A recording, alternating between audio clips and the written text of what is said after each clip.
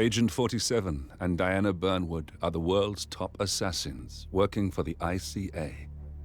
Unknowingly, they have been hired by a shadow client to target a number of operatives of Providence, a secret organization working in the highest echelons of power. Providence's controller, the Constant, approaches Diana and makes her a deal. Eliminate the shadow client and learn about 47's past. But when 47 discovers that the shadow client is Lucas Gray, his lost childhood friend, he and Diana switch sides to fulfill an old pact: destroy Providence.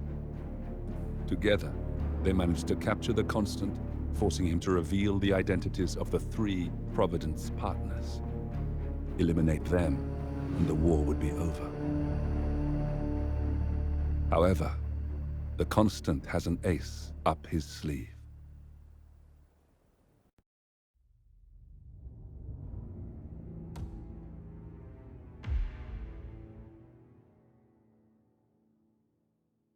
Look closer. In the shadows. Behind the everyday world. Beyond the headlines and the seats of power. A hidden hand.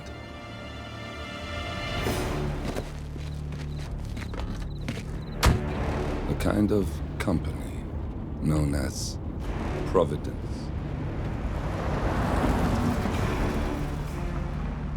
To it, we were just assets. To use and throw away. To do the unthinkable. The unforgivable. And it never gave us a second thought. Until now.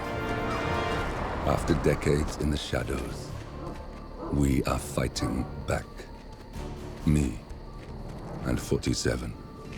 Much has been lost, but we are closer than ever. We trapped the Constant, Providence's chief controller, and finally learnt the names of its 3 partners. In their downfall, we lay the past to rest. And, just maybe, look towards the future. 47. It's time.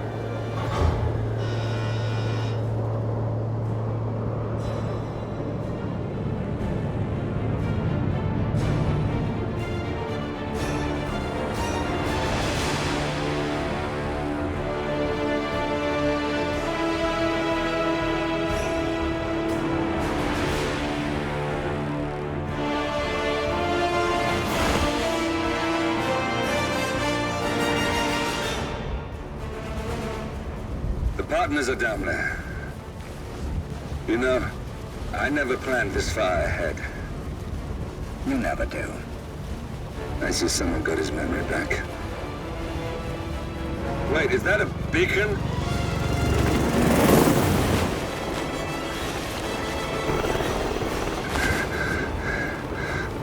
What the hell? Base. Alexa Carlisle's helicopter just took off. Confirm target locations, over. Diana, what's the status? Right. We have a situation. Carlisle has left the building. And I think I know why. The Constant has escaped. He persuaded one of the sailors into setting him free. And since then, he's been seizing control of Providence assets and resources. I can only assume Carlisle is rushing to contain the damage. If she slips away again... We'll keep track of her. Make sure she doesn't. Meanwhile, the plan stays the same. Your destination is the Scepter, the world's tallest building where the partners are laying low, courtesy of their host, Sheikh Omar Al-Ghazali. Marcus Stuyvesant is 5th-generation old money. His family made its fortune in real estate and banking, and were at one point the chief landowners in New York. Carl Ingram is a powerful Washington kingmaker whose family grew rich selling gunpowder during the American Civil War, and later established a globe-spanning empire in oil, coal, and steel. Both families long since retreated from public view, but their quiet dominance endures to this day. Now, the partners likely suspect that we're coming, so Mr. Gray will infiltrate building controls and disable all electronic doors and elevators. Stuyvesant and Ingram are about to find They have nowhere left to run. Right.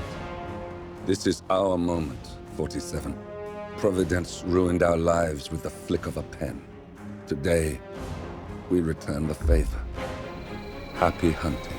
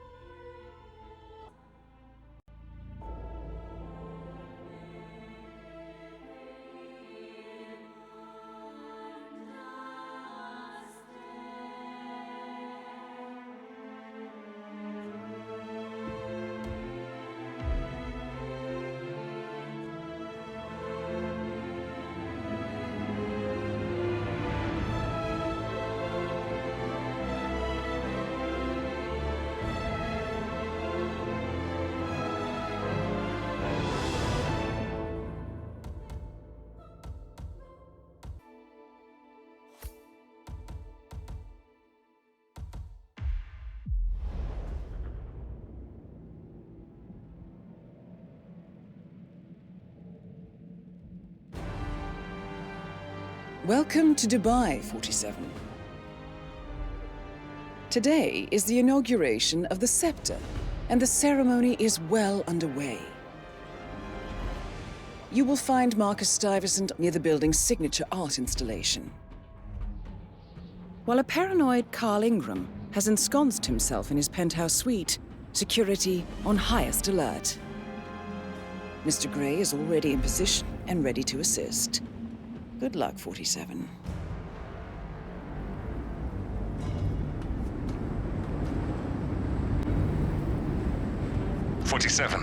Come in. 47, do you copy? I'm here. Are you in position? I'm heading towards the point of entry. Good. Get back to me when you're there.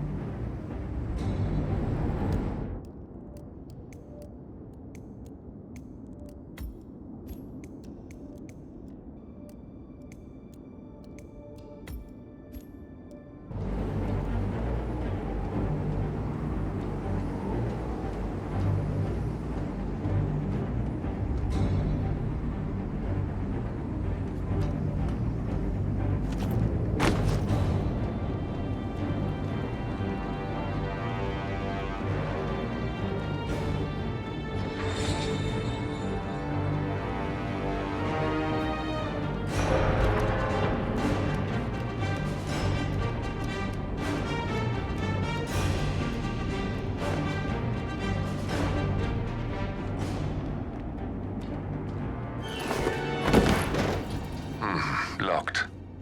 47, use your camera and scan the lock, will you? I think I can override the Windows controls from here.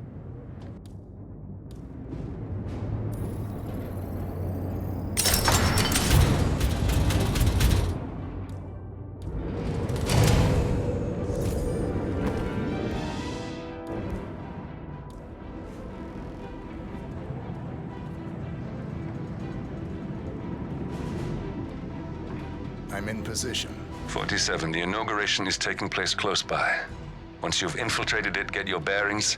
I'm sure there must be floor plans somewhere. Understood. We need absolute focus on this one. If Ingram and Stuyvesant are alerted to our presence, we may lose them for good. We are so close, 47. Don't worry.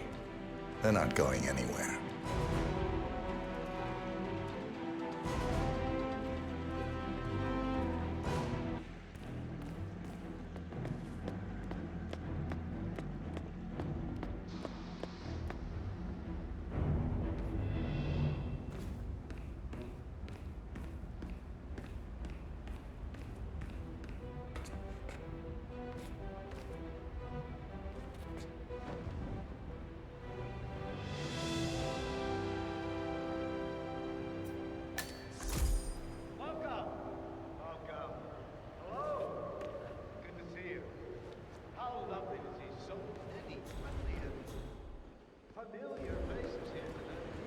Welcome to the Barge Al Ghazali.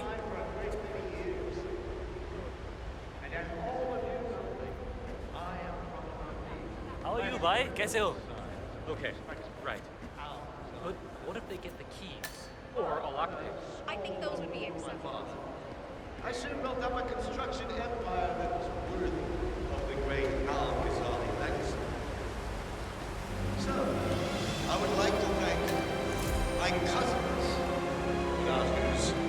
friendship, influence. You don't find this awkward? Because I find it. Thank you. I'm proud to yet again immortalize our great family name. But most importantly, this building is for all the people of Dubai, which is to date the tallest building in the world. I think I'm very proud to actually keep it in my home. So, I'm humbly proud to open the Burj Al Ghazali. Oh, if you don't like that, the scepter. Hardly have a name to. Now, please, be my guests and celebrate. And thank you.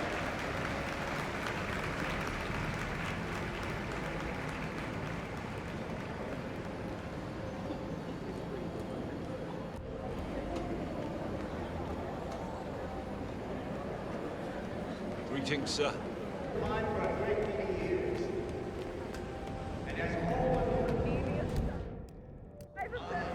Oh, you're here!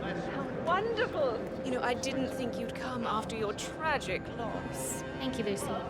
I would love to chat, but Marcus Stuyvesant was a god to us struggling artists. His and your generosity helped so many. that's kind of you. But I have a meeting. Ooh, with who? Can I come? No, Lucy. This is a private matter. Besides, this is your big day. You should mingle, have fun. Oh, don't worry about that. My art speaks for itself. Well, I have to go. I'll call you when I get back to New York. Lucy, you are needed at the inauguration. And there are some other issues I'd like to run by you. Oh, wait. Cornelia, don't go!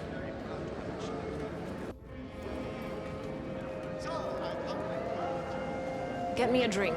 A strong one. Yes, of course, miss. Any preference? It doesn't matter. Sorry, Lucy, but there is more. There seems to be an issue with the sun installation. Oh, I'm sure you can handle it. That's what I pay you for. I know, but this could be a serious problem. Darling, you know how it works. We've gone over this 1,000 times. See what you can do, and if everything fails, then you get me. This is my day, and I pay you to make sure I can enjoy it. Understood? Yes, Lucy. Good. Now off.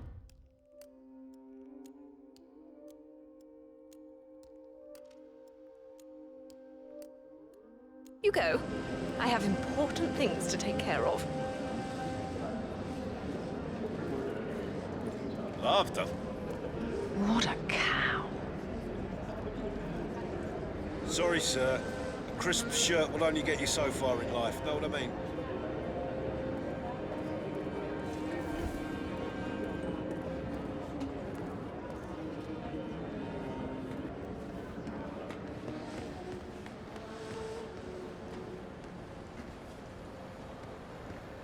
It's just a drink.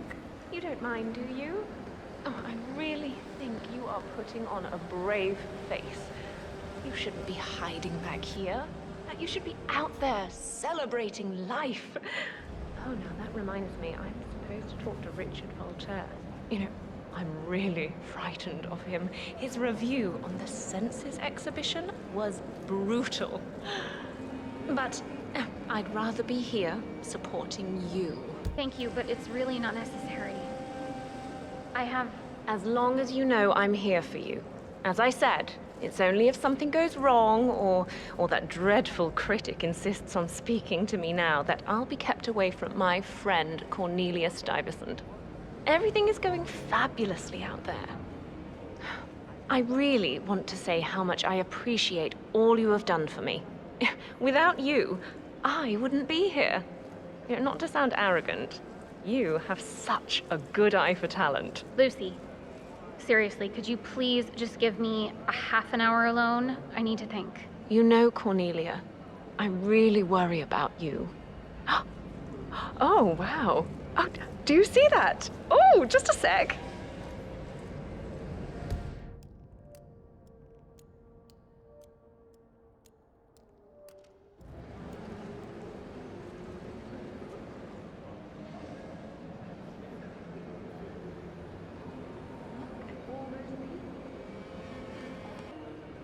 Oh, shit. Find out what that was. Understood.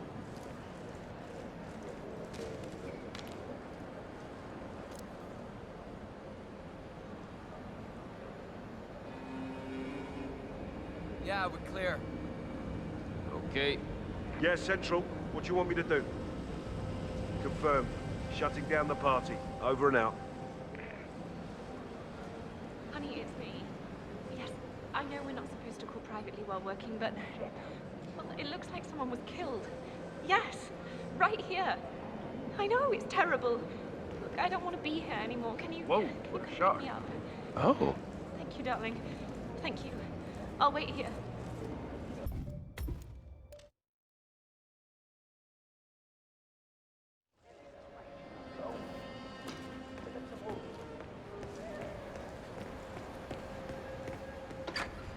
Any news on the new guard assigned to codename Pinky? I got word that he entered the building, but he hasn't reported. Probably still.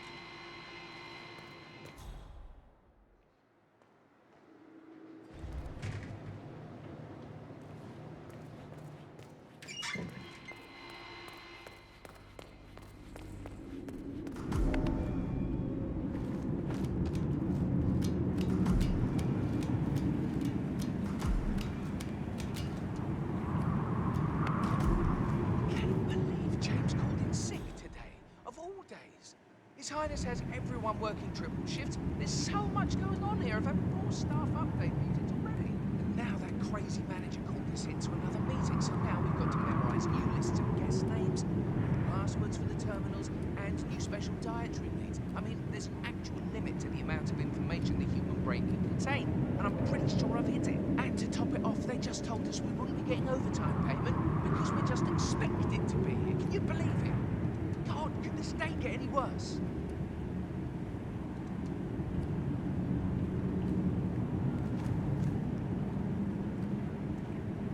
Blessed silence.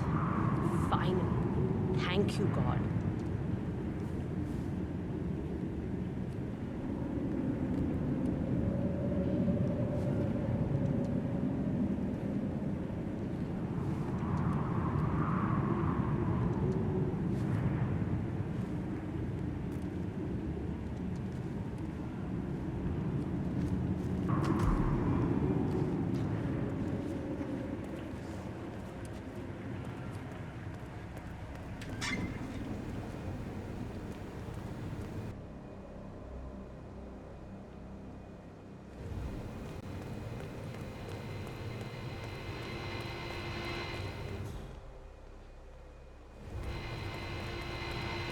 Look, this is gonna make me look really bad. Sure, it's around here somewhere. Don't you worry. A colleague is also out there looking. But this is awful. I mean, I'm in my boxers and you are a woman. It's just so embarrassing. Oh,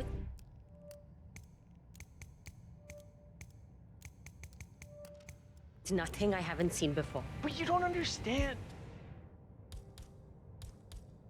I'm military. We military men are used to punctuality. I was supposed to be ready and present my papers half an hour ago. Yes, you men in the army with your papers. Super punctual. I get it. Yeah, are you making fun of me? That's so cruel. Do you know what a man is without his gun? Man in his boxers. Crying like a baby. Ugh. You women will never understand. And I don't think we ever will.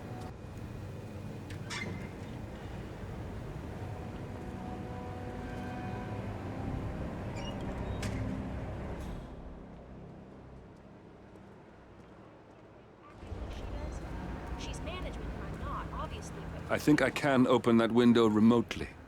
Scan the lock with your camera and I'll have a try. Ah, shit! Oh, isn't that just... Oh. This is ridiculous. Someone else deal with this shit.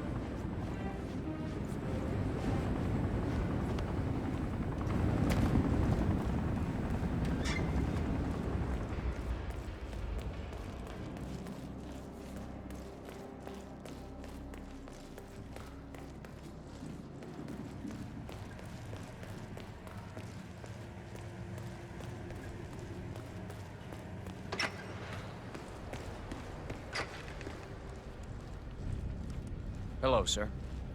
Reporting for duty. About time. Our client has been going out of his mind waiting for you. Do you have the papers? Yes. Good. I'll call him now. How should I address him? It's classified, so you don't call him anything. But officially, he's just known as codename Pinky.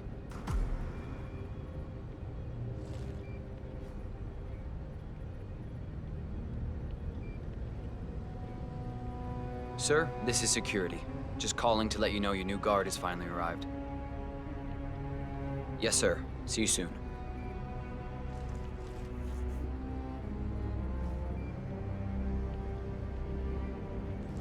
Okay, wait here. He'll be here shortly.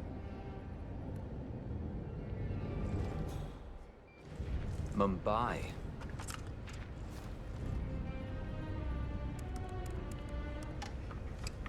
Okay, you must be my new escort. I have very high standards and trust you will do your duty. You have your credentials on you?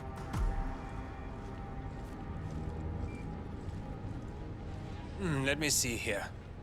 Yes, that looks good. I like it.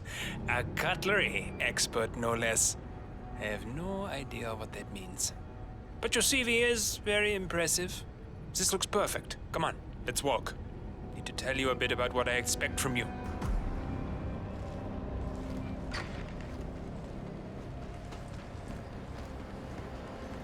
I expect you to be by my side 24/7, unless I say otherwise. Bathroom breaks are, of course, permitted, but only when I say so. I have a very important and delicate meeting today, in which I expect you to keep your ears closed, but your eyes wide open. Understood? Now, your papers were indeed impressive, but I need to see what you can do with my own eyes. My father used to take me hunting. He was an avid hunter. I personally hated it, but always admired his skill with a knife, and grew to appreciate what it takes to gut an animal. Have you ever tried to gut an animal? Yes. Good. Then you know it's not so easy as it looks.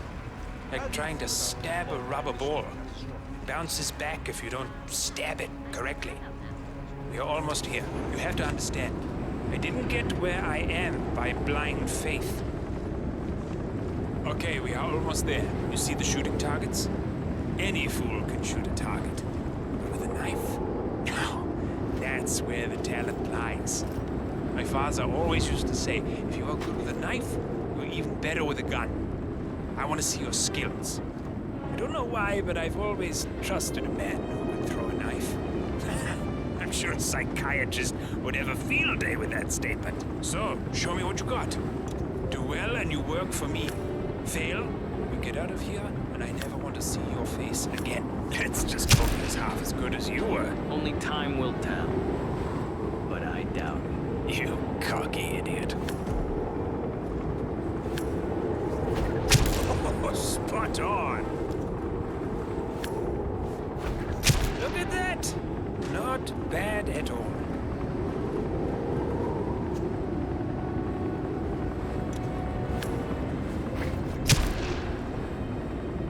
That was a magnificent performance. I like you. I think we will get along just fine. You've gained his I trust. think I got the right man now. What to do with Thank you for all your that services. power? Take the rest of the day off. You deserve it. Thank you, sir. It was an honor. Thank you, sir. You impressed me. You really did. Please, give me some space. Now. You impressed me. You really did.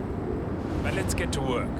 Some things you should know about me, and this is very much on a need-to-know basis. I am here incognito. So I want you to stay close, but not too close. Especially when we are out in public.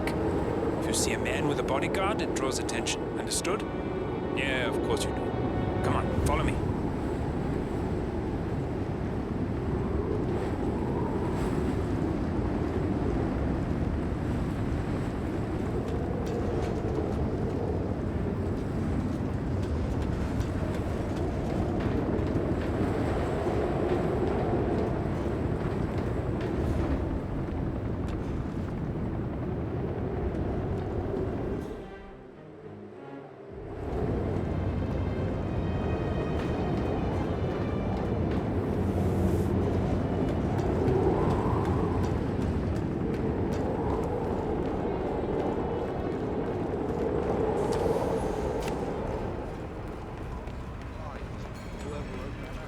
The second they're using the word catastrophic, I stop caring about the actual odds.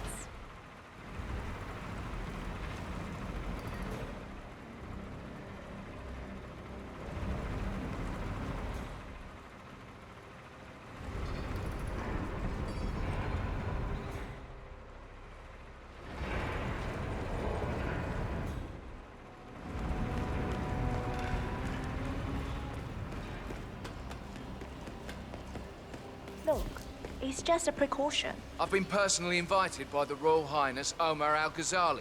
I should have clearance. The name is Zaina Kazim. Sir, I understand. Zana Kazim, aka the Vulture. One of the top agents working for Crystal Dawn, the Pan-African terrorist organization. I almost hired him myself once, but chose the Maelstrom instead. Now what is his business here?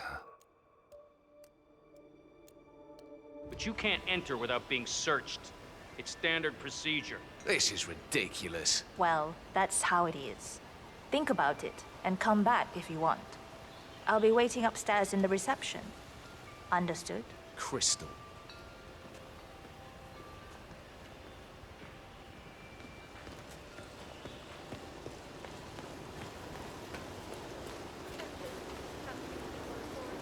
Listen, I want to talk to the partners directly. Make them understand why all of this is happening. And that terminal gives me an idea. There's a server room near the Sheikh's personal reception. If you can gain access to it, we might be able to recover useful intel from it. We'll have to work together to hack the system, but it's our best shot. Directly into my body. Smoking area, if you don't like it. Piss off. Just asking nicely. No, you were being a bitch. Now go away and binge eat some celery or whatever idiots like you do. Or I'll do something worse than blowing cancer in your face. Oh my God, what is your problem? You are sick. You have no idea.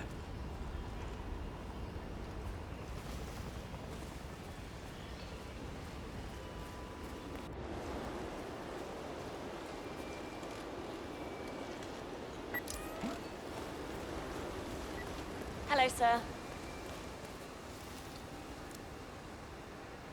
Okay.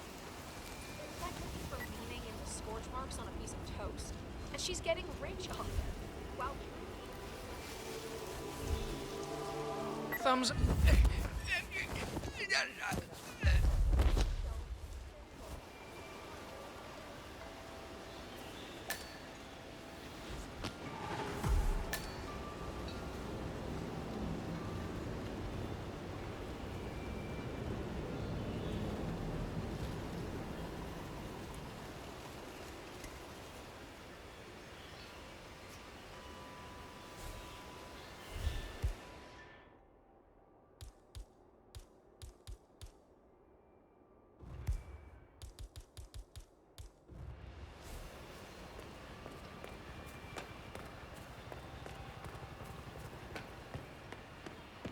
What's up?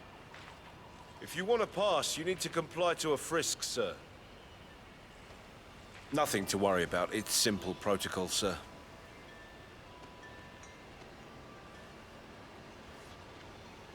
You're good to go, sir. Thank you for your patience.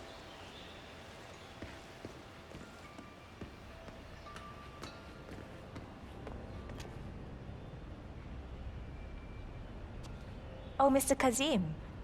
I'm glad you changed your mind. Arrogance can be a dangerous trait. Yes, indeed, it can. Mr. Ingram has been expecting you. We have a conference room set up for you.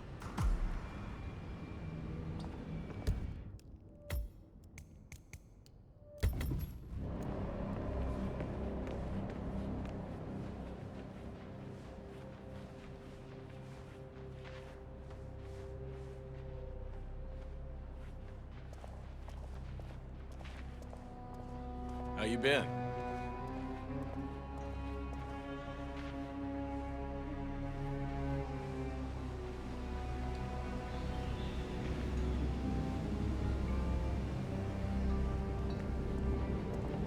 Please, go in and make yourself comfortable.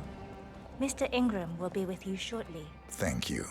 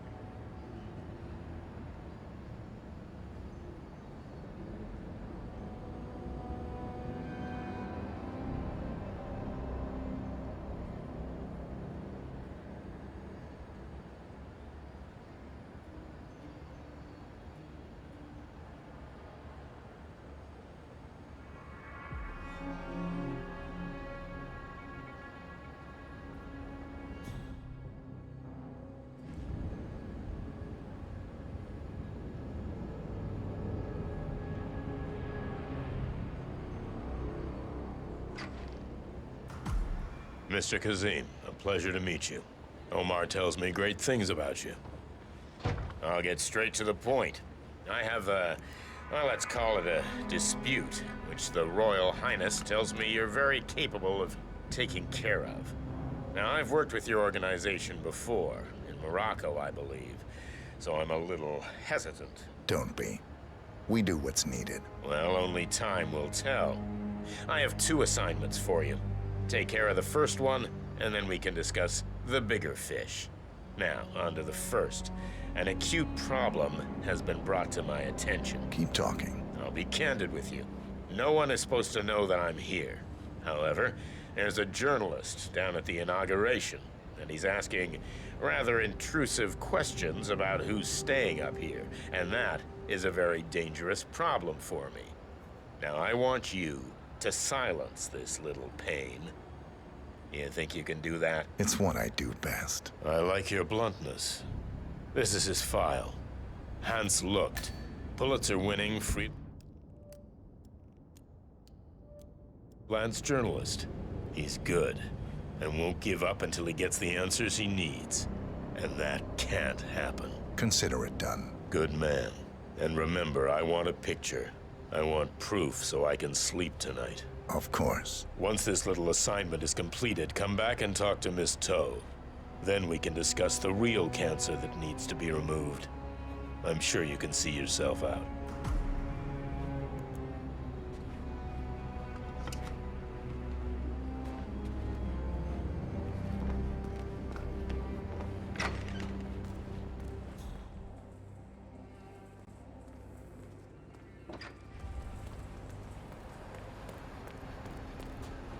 Hello. Yeah, just wanted to remind you about the lockdown.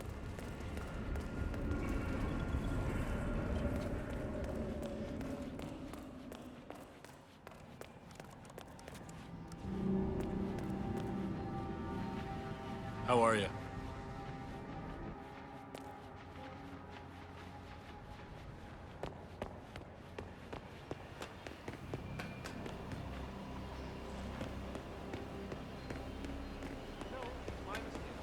Hello, I don't mean to pry, but upstairs, do you by any chance know who's staying there? I hear it's not just the Royal Highness. I'm going to ask you politely to move along. I don't appreciate your line of questioning. Well, I was just curious, but thanks for your time. I thought this was a lead. Maybe not. I'll keep asking. Mr. Lucht, I hear you're looking for information. Oh, really? Okay. You know what's happening upstairs? I know more than you could imagine. But we can't talk here. Follow me. Great. Lead the way.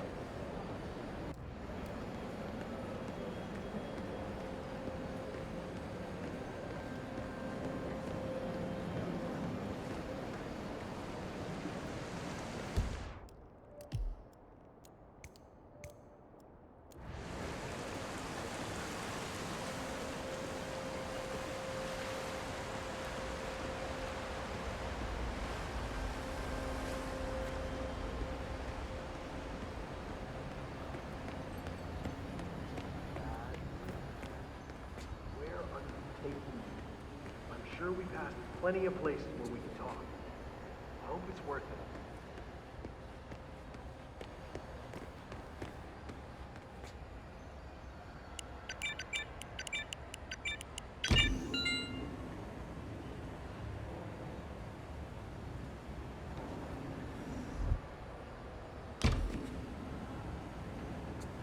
Wait, no. No.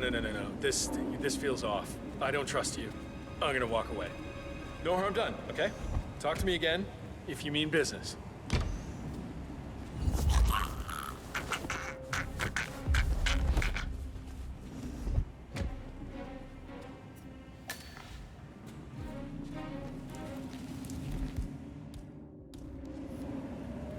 Yes, that's it.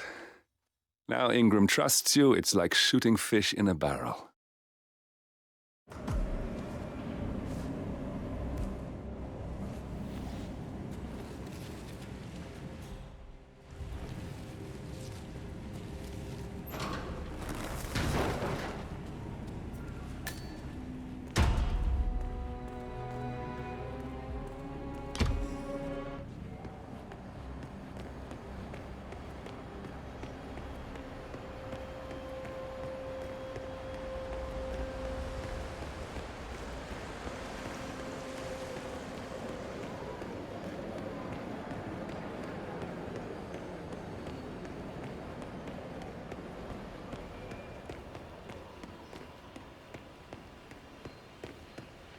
Greetings, sir.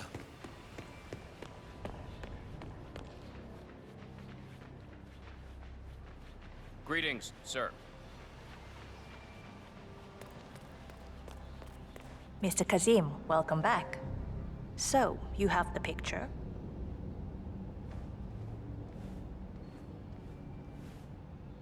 Yes, here. Good. Our guest will be delighted. Please follow me. He's waiting. Mr. Kazim, please, follow me. Hello, sir.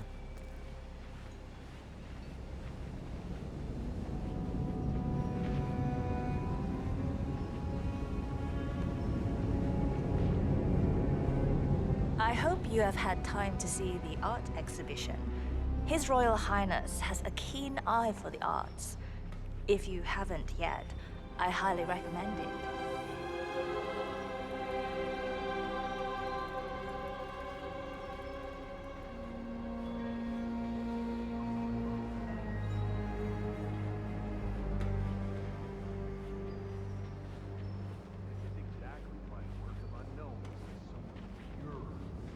Have you seen the view yet? It's quite spectacular. On a clear day, you get a wonderful view of the Arabian desert. It's a sight to behold, the vastness of it. Back in China, this would never be possible, because of all the smog.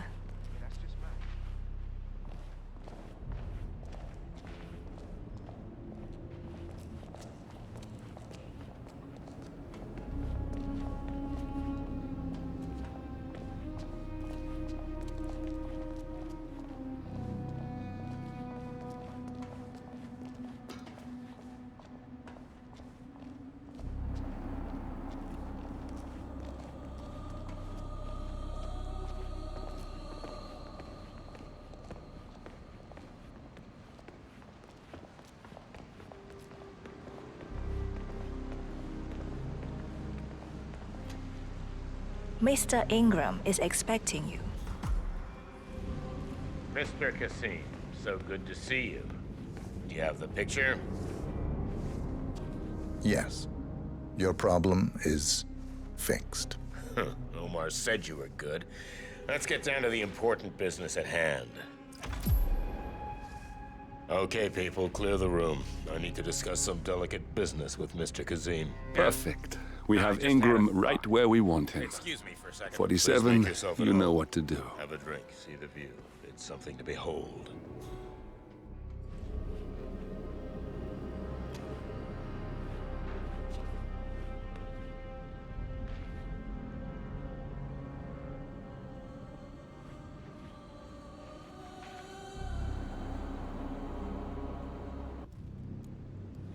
Now, where was I? Oh, that's right. My man here will stay for the meeting. I assume that will not be a problem. Either way, you have no choice in the matter.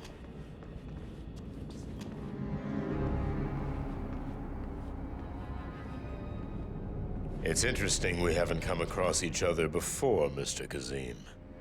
Well, maybe not. I usually have my people talk to people like you. I can imagine. I don't know how much Omar, the Royal Highness, has told you. But my guess is very little, so let me get straight to the point. My organization has been hit by an unpleasant cancer that can only be removed by cutting it out of the gut, if you get my drift. Yes, I do. Good. This little turd is spreading his vile, toxic cells, and I want him stopped. Brutally. Chemo won't remove him. Only the knife. I have his file here. Arthur Edwards. A sly little devil, if there ever was one. Me and my associates, well, we underestimated the little worm.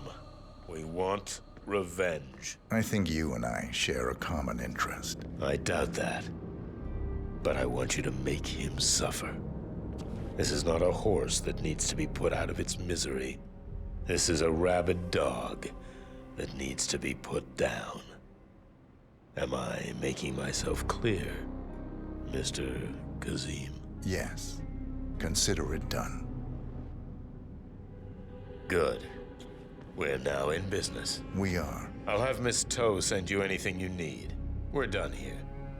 Oh, one last question. I'm just curious. You're nicknamed the Vulture. Why?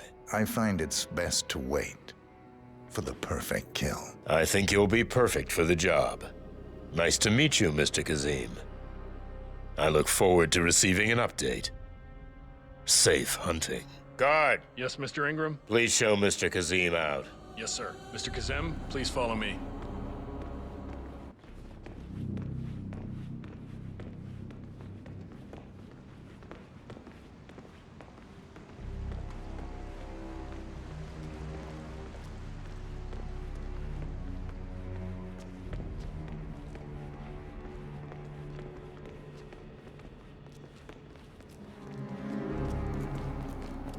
Mr. Kazim, you need to listen to me. Follow me and don't get sidetracked.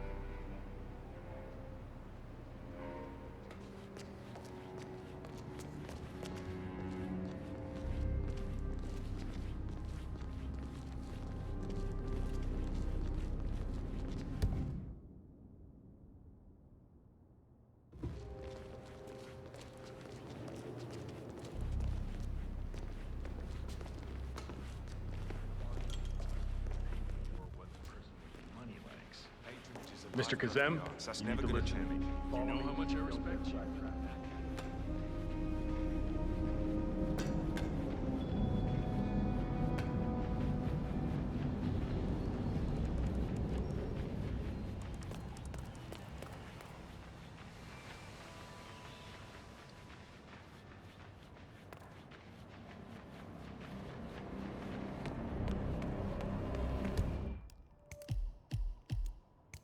There's quite a bit of security here.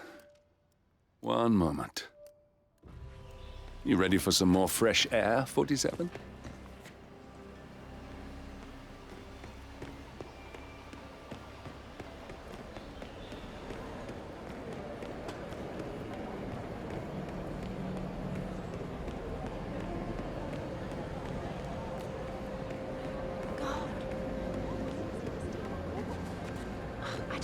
remember. Every few years, it's like you just... Hello.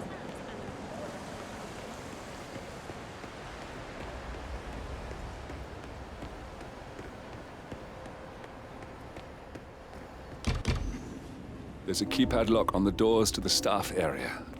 One moment. All right, try this. 4706.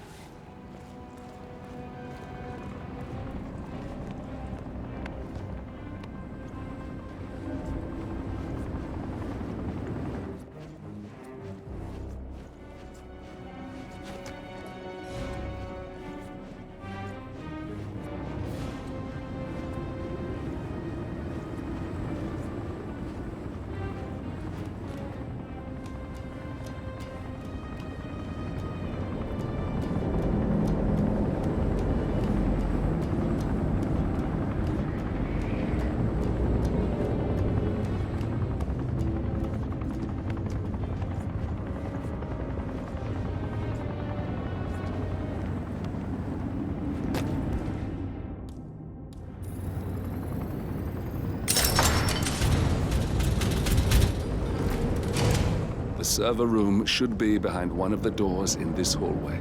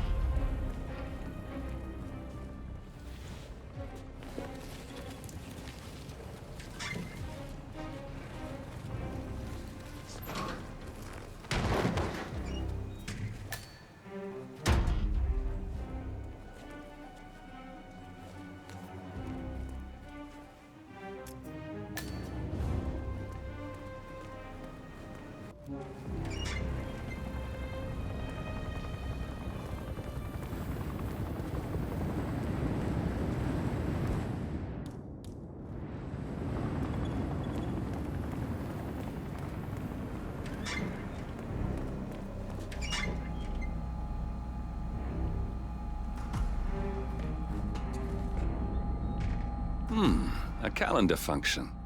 We can use this to summon the partners to a fake meeting, 47. All right, I'm no hacker like Olivia, but I think you need to pull one of the racks here to gain access to the terminal.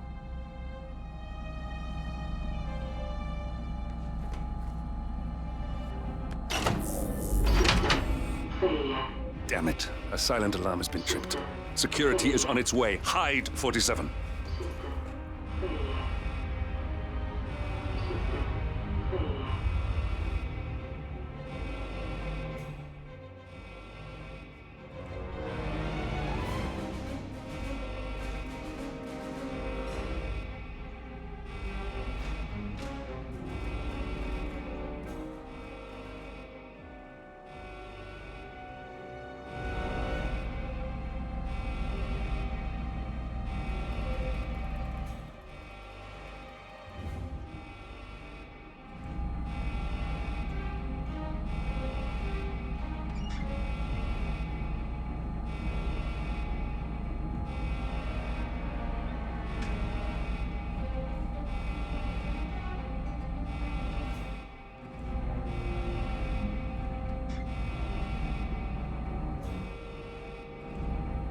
Everything looks just fine. Damn IT guys and their stupid equipment. I'm sick of coming down here. System online. Yes, sorry about that, 47. Let's try again, shall we? I think I've got it. We'll need a keycard to gain access. Someone in maintenance should have one we can borrow for a spell. Hey, it's me. I thought about what you said. Yeah, I changed my mind. It was an insane idea to start with. Exploding golf ball. I don't want blood on my hands. I've never taken things to such an extreme before. Stop. I know I have issues. Admit it. That's the first step, right? Anyway, I locked the golf ball up in the main space. Not that many of us have keys, and people tend to stay out of that room anyways, so no one will get hurt. I'll take it home when my shift is over. I love you too. I'll be home as soon as possible. Bye.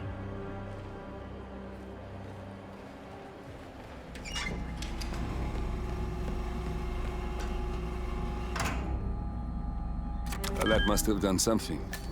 Can you see anything different in the room?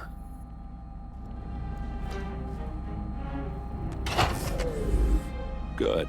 We're in.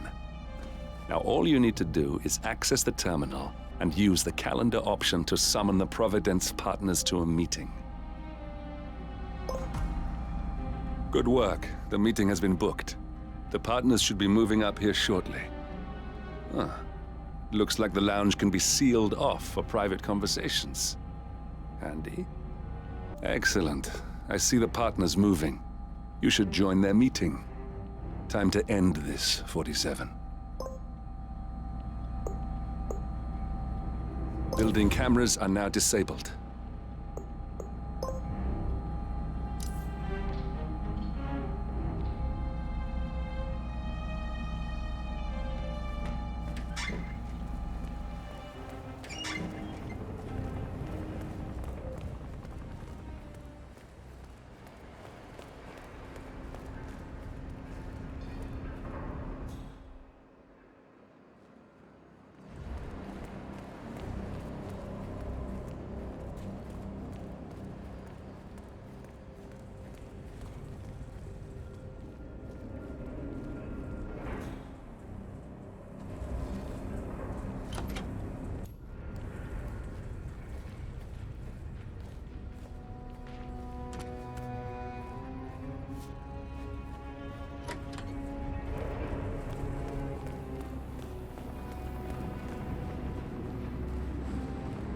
Just keep calm.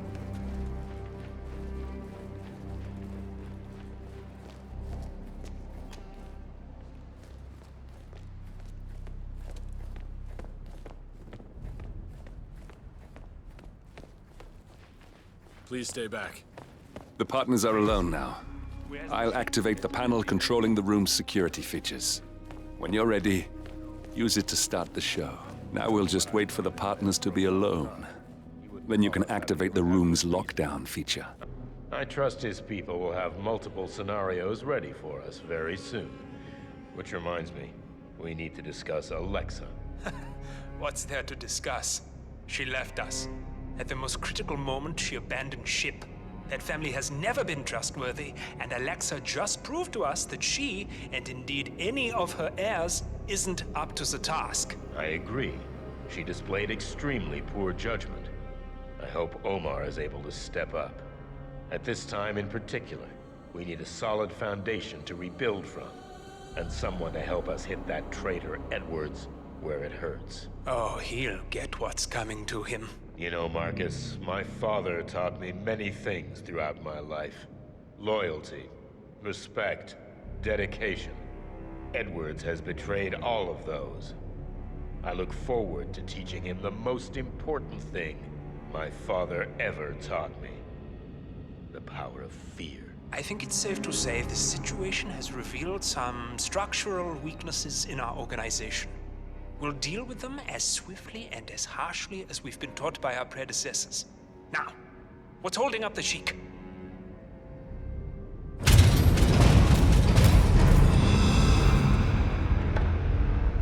What's this?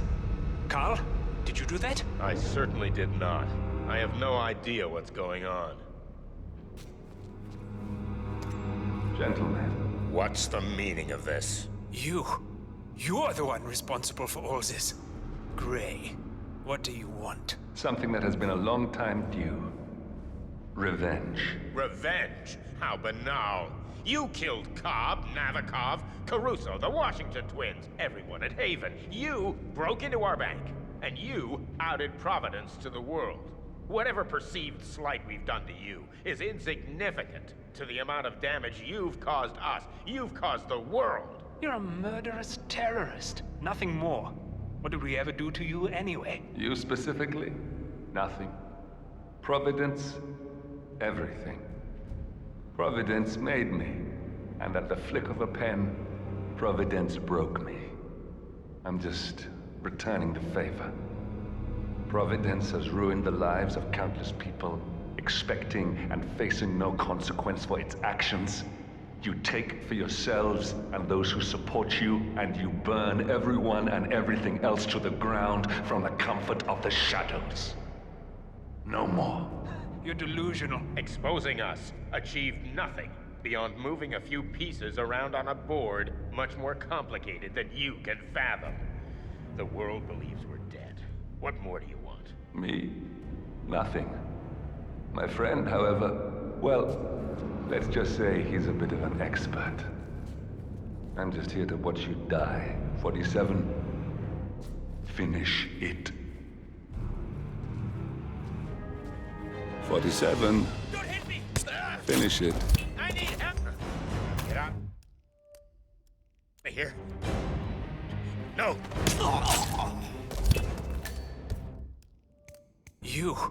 You're the one responsible for all this. Gray.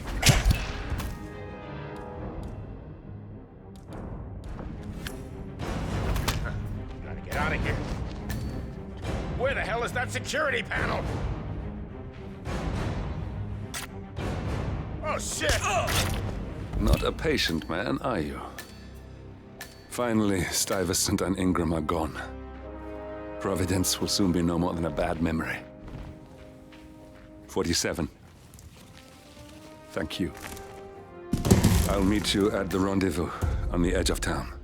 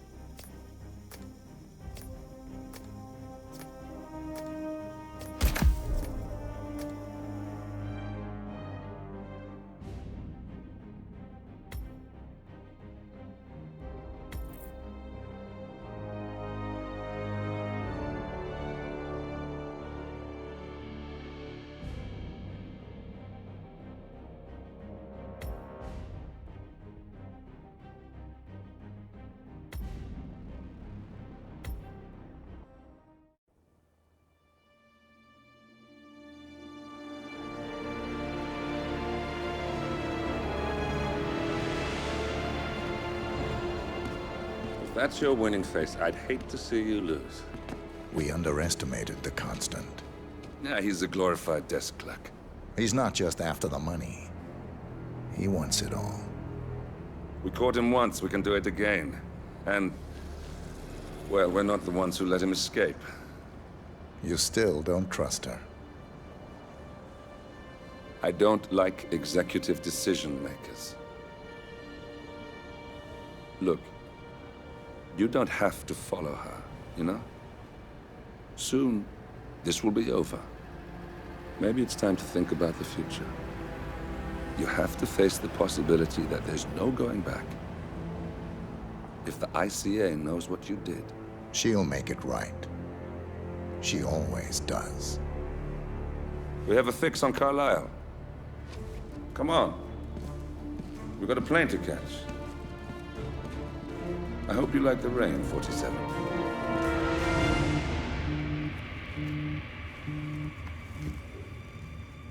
Miss Burnwood. How did you... I have everyone's number. You really ought to know by now. You planned this? All of it? Don't be silly. I just played the hand I was dealt. We'll find you. You had me. Where'd that get you? We handed you an empire. It's for the best. The partners were complacent, set in their ways. But power is more than just security. Providence can be an agent of change. Surely you understand. Or you will. Soon enough.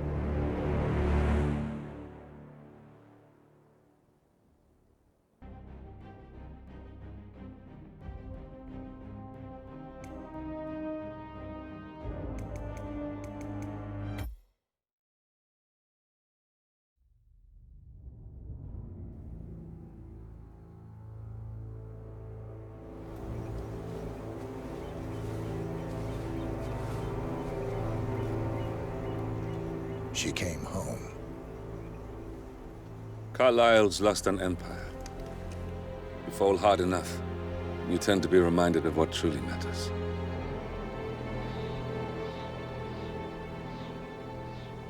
So, the end of the line. You ready for this? Are you?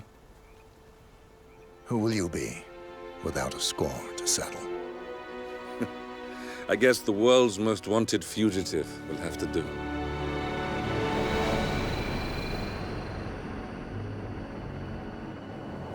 Alexa Carlisle is dead. According to the funeral invitation, that is. So naturally, it caused quite a stir when the late matriarch turned up at the breakfast table, alive and kicking. Carlisle, wisely sensing that her number is up, has emerged from exile to tie up loose ends and secure the Carlisle legacy. She may be a monster, but you have to admire her due diligence. Carlisle descends from an ancient line of warrior aristocrats. Her great-grandfather made a killing in the Second Opium War and established an empire in shipping, railroads, and newspaper publishing. While largely unknown to the public, the family still asserts its quiet dominance over global transport and logistics, media, and technology. Most senior of the partners, Alexa Carlisle, is cold as ice, tough as nails, and sharp as a razor. Incidentally, it was her late father who first brought the three families together after the end of World War II at this very house, meaning that this gentleman is the birthplace of Providence.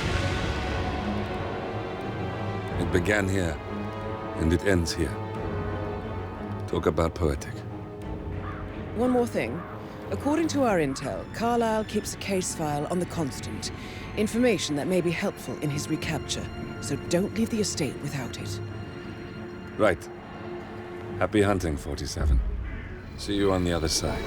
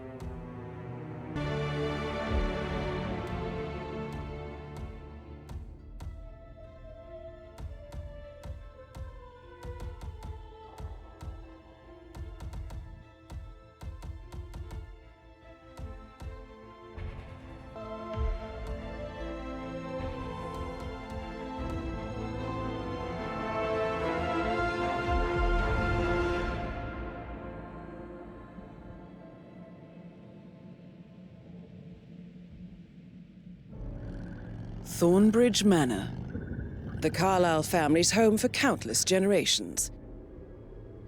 The Revenant Alexa Carlyle and her 3 adult children, younger brother Zachary, grandson and daughter-in-law, are all gathered to conduct Carlyle's sham funeral.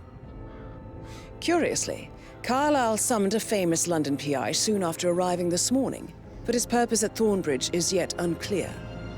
Now, the target knows that you're coming, and her guard detail is top-notch.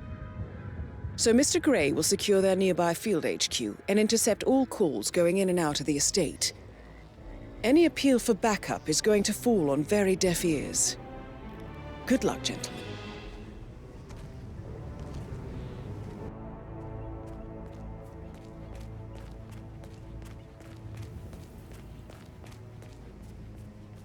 This is a private area, sir.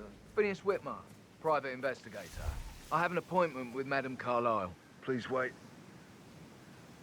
Mr. Whitmer is here to see Madame Carlyle. You can go right in.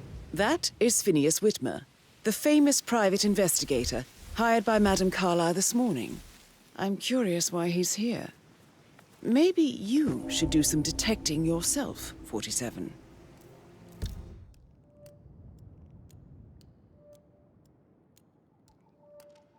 A famous private investigator summoned by Alexa Carlyle has arrived at Thornbridge Manor. If you take his place, it may be an opportunity to get close to Madame Carlyle.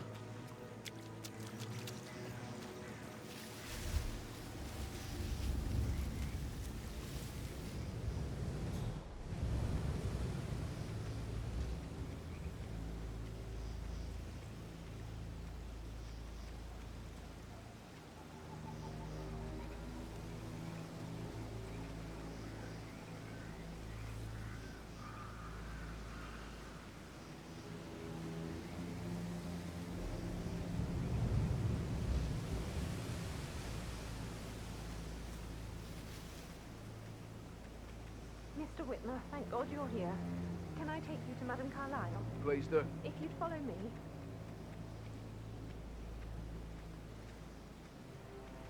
I know I oughtn't say anything, but I'm so relieved you're here.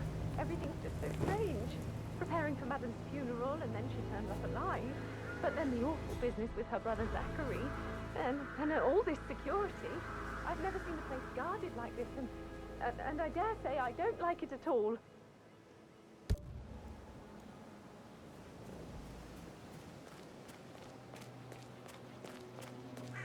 Oh, by the way, I told Kate about this text.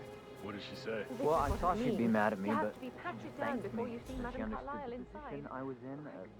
We had a really good talk about it, actually. Now, what did I tell you? She's a sensible woman. And that stuff from your ex was like I just need to check 101. That's a bit excessive. I know. I think. I know. Considering the fact that I guess I thought she was going to read into them and freak out. And say I must have done something. You know what we're doing, sir. Don't worry about that. Shit, man. Caroline really did a number on you.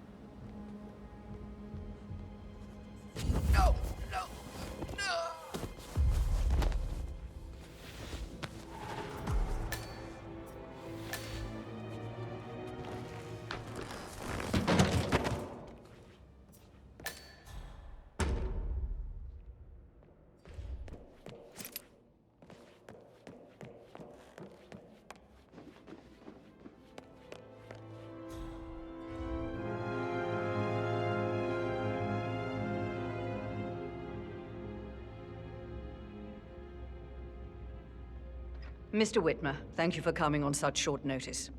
A great tragedy has fallen upon us, and I need a quick resolution, handled with absolute discretion. Results and discretion are my speciality. Very well. I suppose you will want to start at the crime scene. In my experience, a thorough examination of a potential crime scene is half the job done. Good. Fernsby will take over from here.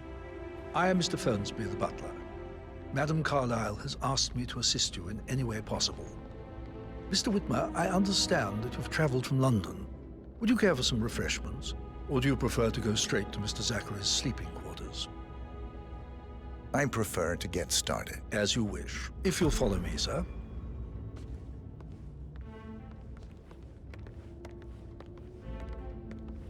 I think Patrick is giving you a really hard time. You deserve better than that, Lauren. I feel obliged to point out that current affairs surrounding Madame Carlyle are of a delicate nature. You may be familiar with the recent announcement of her death. You will probably learn that a staged funeral is scheduled to take place tomorrow. Madame's children were not informed until this morning that their mother was in fact not dead at all. So please bear with them if they seem affected by the rather unusual situation. I trust I do not need to remind you that there will be consequences if word gets out that Madame Carlyle is still alive. I'll consider her dead when I leave. Before you inspect the crime scene, I will tell you this. The case concerns the death of Mr. Zachary, Madame Carlyle's younger brother. He was found dead in his bed this morning. The door was locked from the inside, and a suicide letter was found in his room. However, Madame Carlyle suspects foul play and will not accept that he took his own life. I've prepared some information for you, so please do come and see me when you've finished your investigation of the crime scene. This is Mr. Zachary's room, to my right.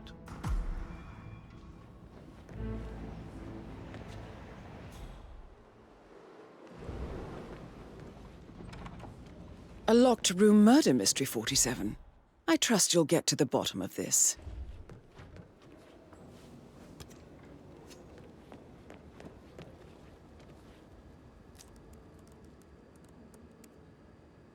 Zachary was shopping for new Wellingtons last night. Not exactly what you would expect from someone suicidal.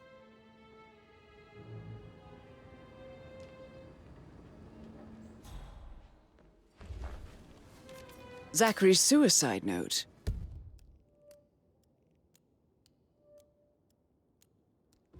Also, a sample of handwriting. It could be relevant to compare to other samples to establish its authenticity.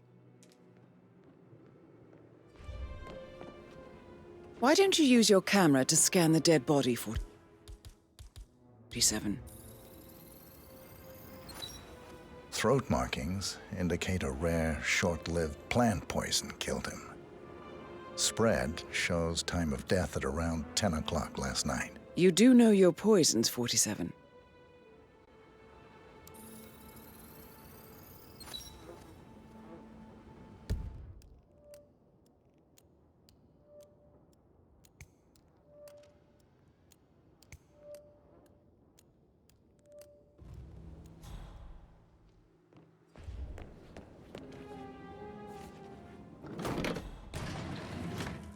A hidden door. It's a secret passage. This could explain how the door was locked from the inside.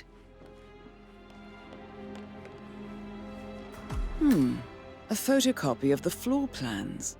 Somebody's been researching the secret ins and outs of Thornbridge Manor. I believe you've done a thorough search of the crime scene, 47. Maybe it's time to see the butler. I'm curious about the information he's prepared for you.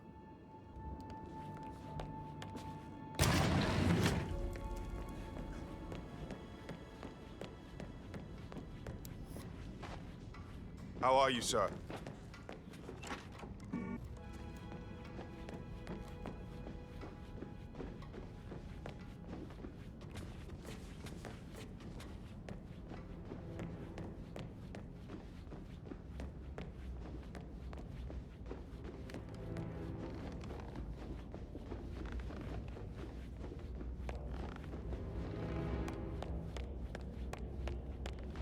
Mr. Fernsby, I'm done with the crime scene. Did you establish a time of death? Zachary died around 10 o'clock last night. Well, that means the staff were off duty.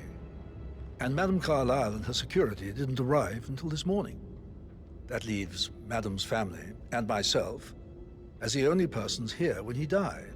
And before you ask, no, I do not have an alibi. I was alone in my office at the time of death. Here's the material that I prepared for you. It's a list of the possible suspects and their quarters. Hopefully that will help you keep track of your findings. Please come and see me when you've solved the case, and I will take you to Madame Carlyle. This is very useful information, 47.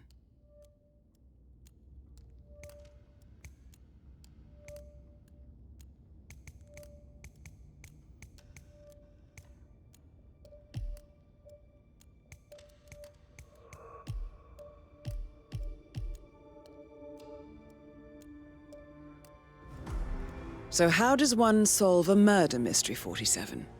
Motive, means, and opportunity, I believe. May I suggest you ask the suspects for alibis? Or perhaps you prefer searching the manor for clues first? Calm down. Yes, I understand. I'm sure we can come to some arrangement, but you really need to talk to Anthony. He's the man with the papers. Listen, you know who I am, who my grandmother was, right? Just relax. It'll be fine. You'll get your returns. Don't worry. Give Anthony a call, okay? Patrick Carlyle, can you tell me where you were yesterday evening? Shit, it's that sneaky butler, isn't it? He ratted me out. Elaine, give us some privacy, would you? Don't tell Mother, okay? She's really tense these days, and the last thing I need is more hassle. I took that pretty blonde, Rosie, for an evening stroll. I mean, how the fuck am I expected to cope for an entire weekend in this shithole? I'm bored out of my mind. If that's all, I think I'll get back to my slow death by boredom. What did you think of Zachary? Creepy as hell. No ambition. Imagine deciding to live in a museum. You know, Father says Zachary and Alexei used to be two of a kind. He had a great future ahead of him, then suddenly, he just gave up everything. What an idiot. Thank God Daddy chose looks and brains over pedigree when he married Mummy. I don't have to worry about the inbreeding so customary in these circles. So, is that it? Did you see anything suspicious last night? No. I reckon Zachary topped himself. I know I would have. Or perhaps Mr. Fernsby. I don't like him. He could have done it.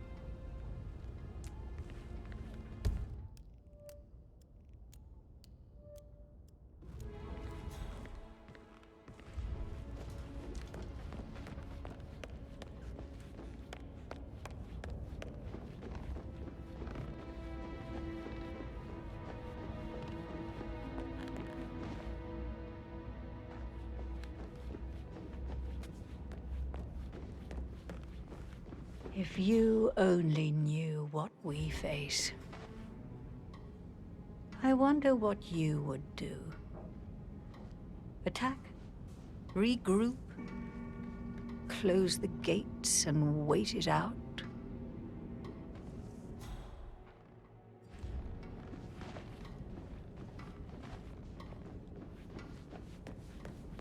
Weird. That is the door to Rebecca's room.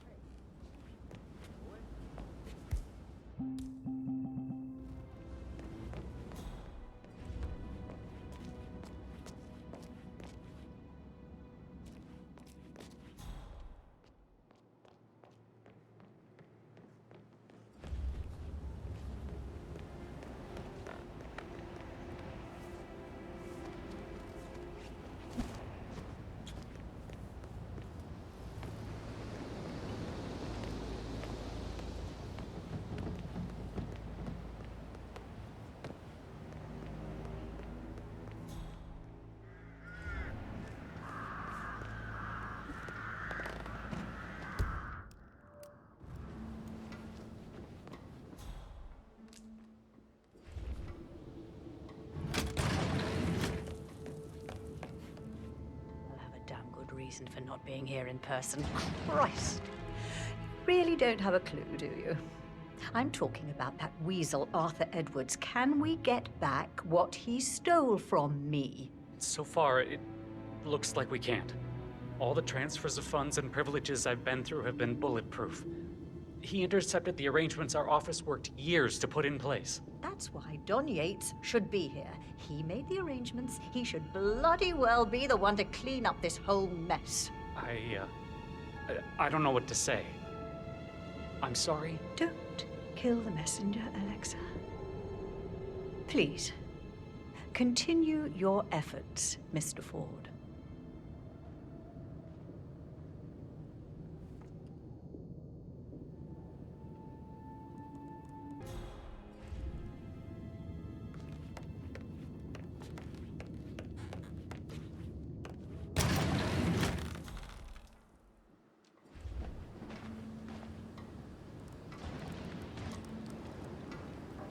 I can see from the log that Rebecca was in a conference call from 9 p.m. to midnight last night.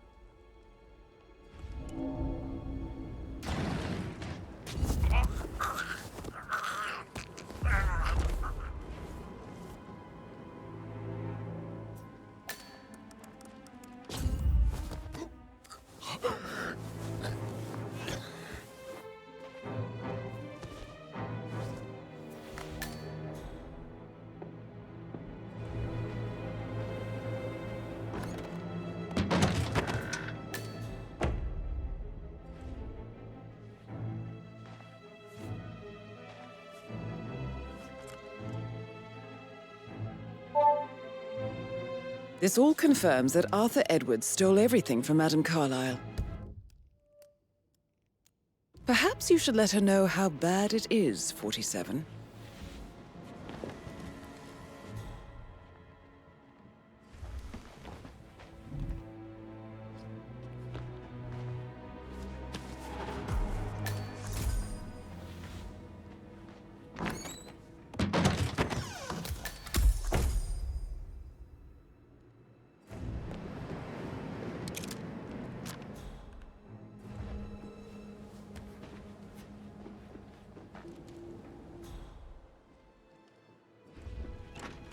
I received the vault token for the Milton Fitzpatrick London Bank. Did I understand correctly that I should give it to Rebecca in case of your death? Exactly. She holds the other one. I want her to have the file on Arthur Edwards if I die. You're not fearful she'll be in trouble?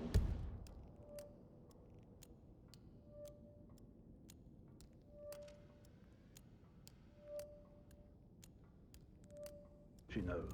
She will start digging when she realizes things don't add up, inevitably getting her in trouble. I'd rather she knew who she's up against. She's clever and resourceful. Who knows, maybe she'll be able to hit him where it hurts. But I don't want her to get involved prematurely. Hopefully she'll never have to get involved at all.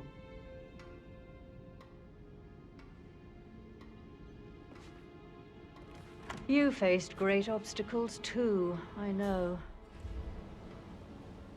We will persevere. It is my duty to make that happen.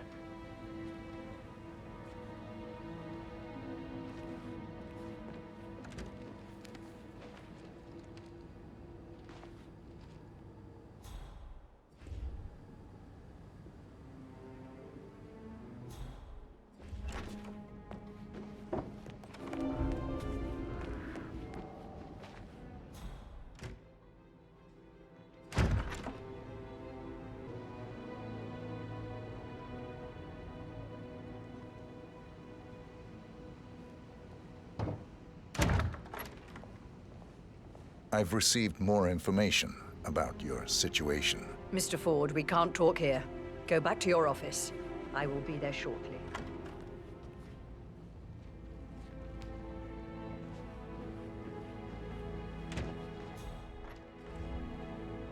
What's the verdict, Mr. Ford? Undoubtedly, some of my assets must be safe. No, everything is gone. Thornbridge Manor, surely. That too. But that's not possible. I'll kill him, I swear, if it's the last thing I do. Thank you, Mr. Ford. That will be all.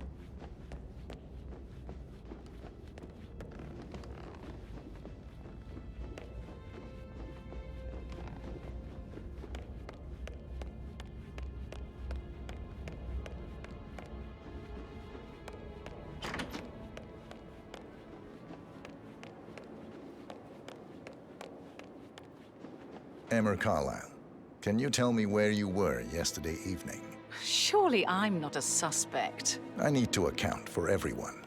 Well, I spent the evening with my family, but I got an awful migraine and had to take to bed. Everyone can attest to that. I believe I went up when the boys sat down for a drink around 8 o'clock. Is that all?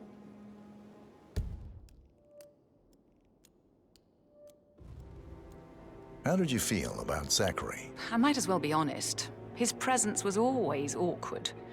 How do you have a meaningful conversation with a man who only cares about plants? In my opinion, Alexa bears some responsibility for how this ended. She supported his self-limiting behavior by letting him live here. Anything else you want to know?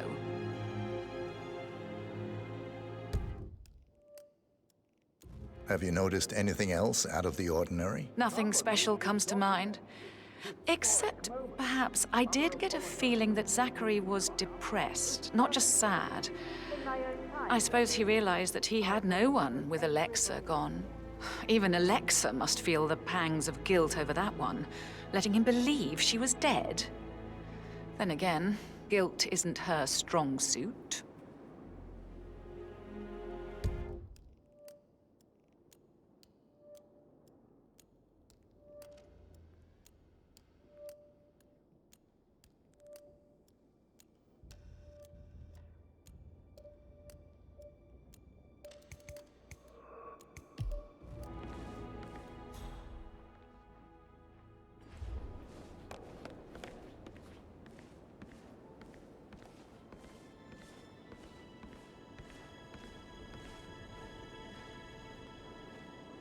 Right, let's get started.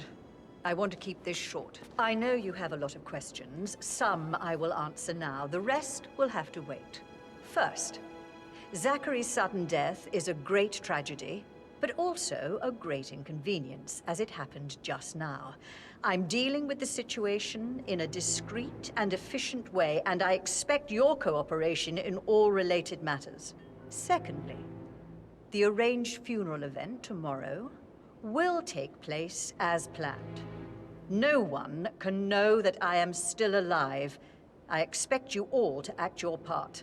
Last, as you all know, I have a lot on my plate and need to focus on sorting everything out, so please do not disturb me with your petty concerns. You are all adults, and as part of the elite, You will eventually have to deal with difficult situations like this. It comes late for most of you, but this is a chance for you to show what you are made of. That will be all. Rebecca Carlyle, can you tell me about yesterday evening? We don't really see much of each other, my brothers and I. What an exit. I suppose it takes our mother's funeral to bring us together, and even then, it's not like we sit on each other's laps. Now, Edward. Patrick, This is your Gregory's chance. son, Oh, God. disappeared straight I have to after finish dinner. that eulogy. You know, I think he might be in some sort of trouble. Edward wanted to go as well, but Gregory convinced him to stay for a few drinks before they went off for a pint at the local at 8:45. I swear Gregory enjoys Edward's discomfort over staying here. I had a conference call with my New York office at 9, so I spent 3 hours on my laptop in my room and went straight to bed afterwards. I don't know about Emma. She did act a bit strange. You know, I bet she was making lists for changes needing to be done once she gets her hands on Thornbridge Manor. Quite the shock she had when Mother arrived during breakfast. Is there anything else you want to ask me?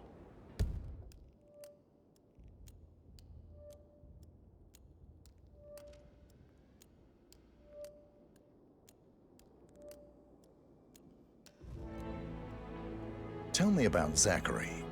Did he act strange last night? You know, now you mention it, he was a lot more chatty than usual. He wanted to know about my connections in the publishing business. Apparently, a friend of his is writing a book, which strikes me as very peculiar. I didn't think he had any friends. Is that everything, Mr. Whitmer? I do have a lot to see to.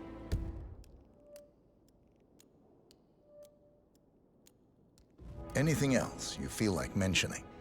I may be wrong, but I saw Mr. Fernsby, the butler, leave Zachary's room early this afternoon. And he seemed a bit startled when he saw me in the hallway. It's probably nothing. Oh, and one more thing. Please be kind to Edward. He can only take so much. Ah, my perfect mother. Ha!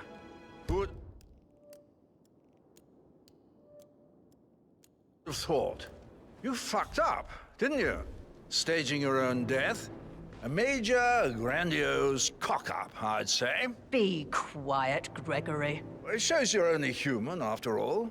I never would have guessed. Gregory Carlyle, can you tell me where you were yesterday evening? Oh, you're wondering about my alibi, Mr. Detective. Well, I left Thornbridge around 8:30 for a pint with Edward. I wish I hadn't. Quiz night at the inn. On the other hand, staying here with Zachary, my obnoxious sister, and the wife sporting another one of her headaches would have been a fate worse than death. The short of it, Zachary was very much alive when we left.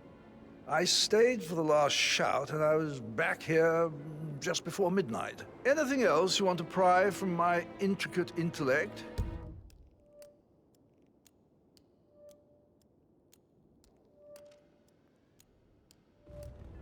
Tell me about Zachary. Zach? Huh. Such a sad old sod. A bit heavy on the bottle, but who could blame him? Only company he had was his rare plants and mother, who travels more than she stays here. Honestly, I can't say which is the bigger bore. He's better off dead. Is that all? Not very thorough, are you?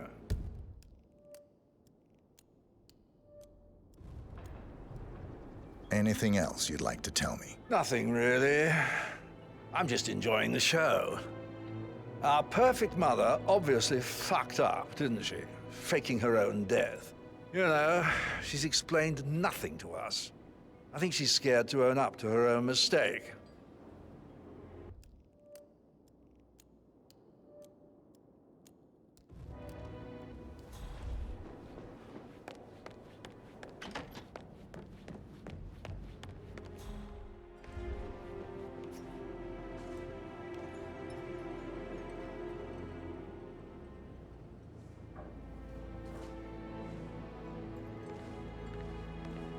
Professor Edward Carlyle, can you tell me your whereabouts for last night? Oh, yes, this dreadful business with Zachary. I stay at the local inn. You see, I prefer not to spend the night here at Thornbridge Manor. My brother Gregory came along for a nightcap. He'll never admit it, but I think he understands that I find this whole thing upsetting and wanted to provide some comfort. I believe we went to the Stag's Head around 8:30. Anything else I can do to help?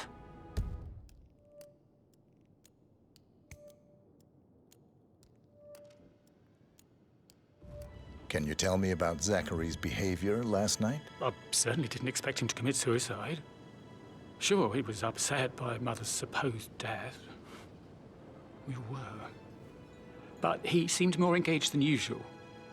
You should ask Rebecca. They had a long talk. Did you know that he hadn't left Thornbridge Manor in nearly 50 years? His plants, Mother, and the staff, all the company he had. If that's all, I have a speech to write.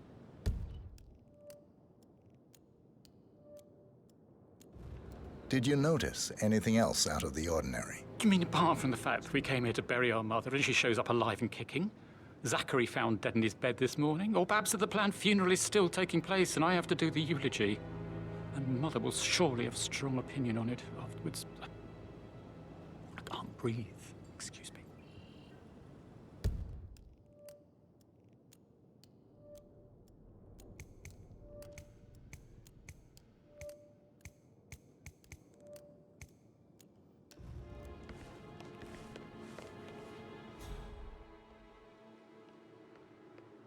You always led by example rather than by words and meaningless gestures.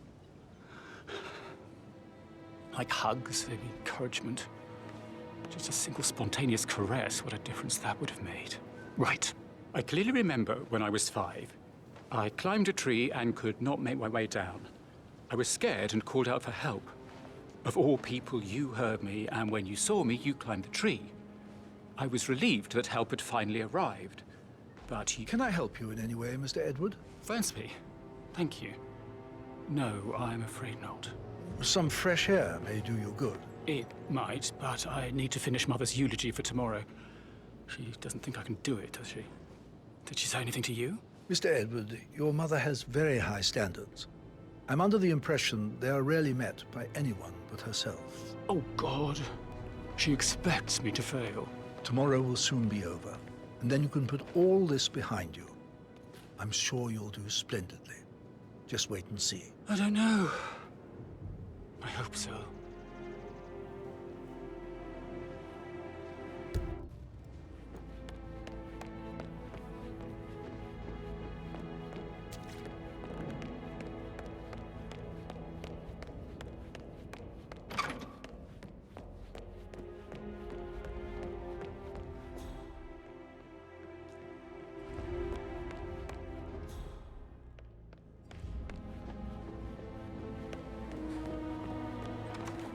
That is the door to Mr. Fernsby's office. No good's gonna come of it. Stick to your own kind. You mean like Chris? He treated me like shit. All he wanted to do was play his stupid video games, never any romance.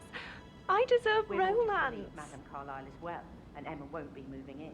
All things do eventually come to an end, Edward. Did all the groceries arrive? No, sir. I heard some of the delivery people were unhappy with the security at the gate. To yourself. Well, that is safe with Ethel. She never misses a step. Gossiping and work both. Fake funeral tomorrow. Zachary found dead upstairs today. Death is everywhere. I never thought of it that way. Oh, God. It's such a big responsibility having a baby. I have to protect it, right? How are things coming along outside? Will everything be ready for the funeral event tomorrow? I would say so, Mr. Fernsby. As long as the birds don't make too much of a mess. May I add that the undertaker, Mr. Parsons, is not happy about putting on a pretend funeral. He's worried about his reputation if it gets out. Yes, I expected as much. These certainly are strange days. I suppose we'll never get an explanation. It's not our place to question Madame Carlyle. No, I know. Can't help but wonder. I'm getting a headache from all the decisions. I mean, pram or stroller, comforter or not. Should I ask her to marry me? What if she says no? And then this big funeral thing tomorrow? It's the last thing I need. I remember how it was with the first one. The ones that come after certainly are a lot less of a worry. Rosie, tell me what you did last night. I'm in trouble, aren't I? I spent the evening with Patrick. We met after dinner and I went home at 1 in the morning. He said he needed someone real to talk to. When he looks at you, it makes you feel like the center of the universe. Like a real princess. But now he just ignores her. Well, he's under a lot of pressure.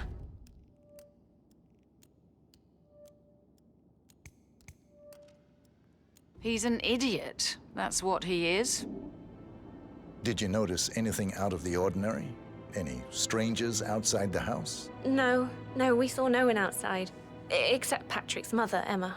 We were sitting on the bench behind the greenhouse talking when she came out and, we had to hide. You won't tell her about me and Patrick, will you?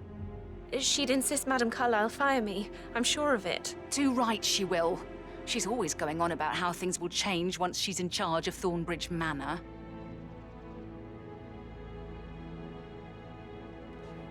How are things coming along inside?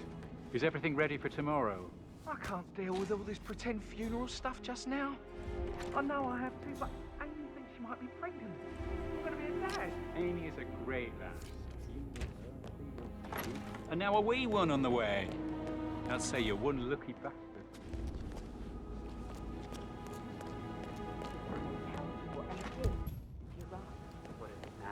She turned up and demanded to be put up in Madame Carlyle's bedroom. We're the new head of the family office. It is bitter.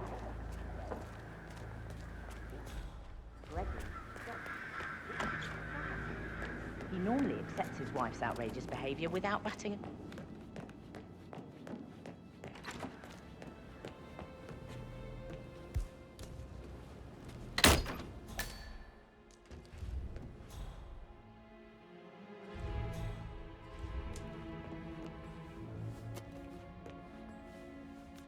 Zachary's diary.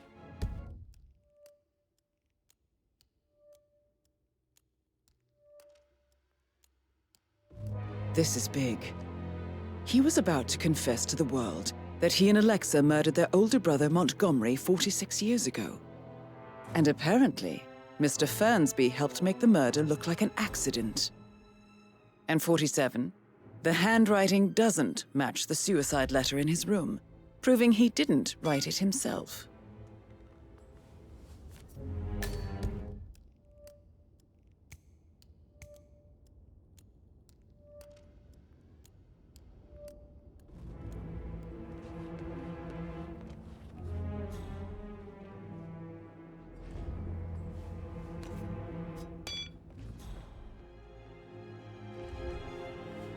Painkillers.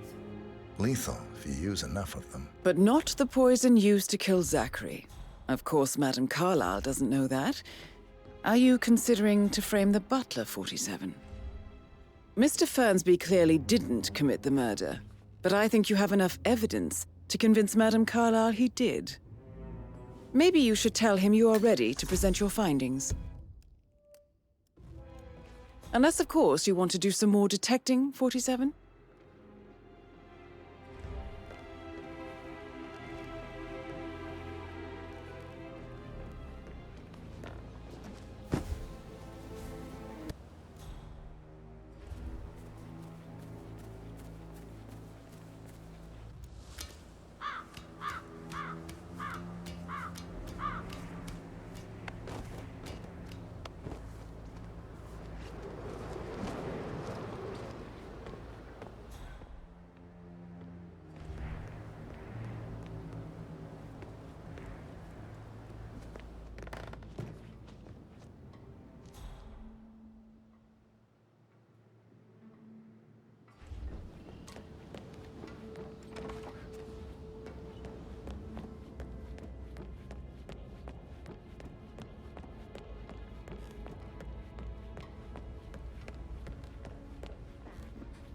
Have you ever fallen I actually... Yeah, I should let you go. Yeah, same. That door leads to Emma and Gregory's room.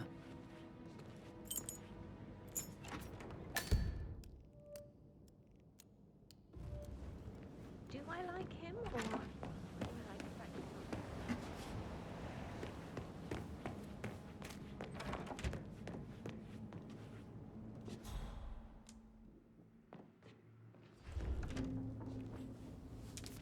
A keychain pendant for the greenhouse. What's that doing in Emma and Gregory's room, I wonder? And why is the key missing?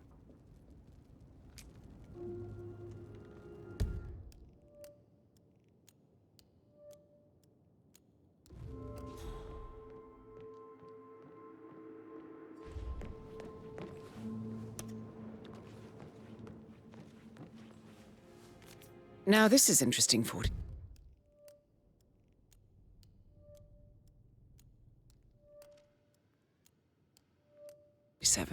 A letter from Emma's mother stating that Emma is the illegitimate child of Alexa's late older brother, Montgomery. And listen to this. She claims to have witnessed Alexa and Zachary murder him. The plot thickens.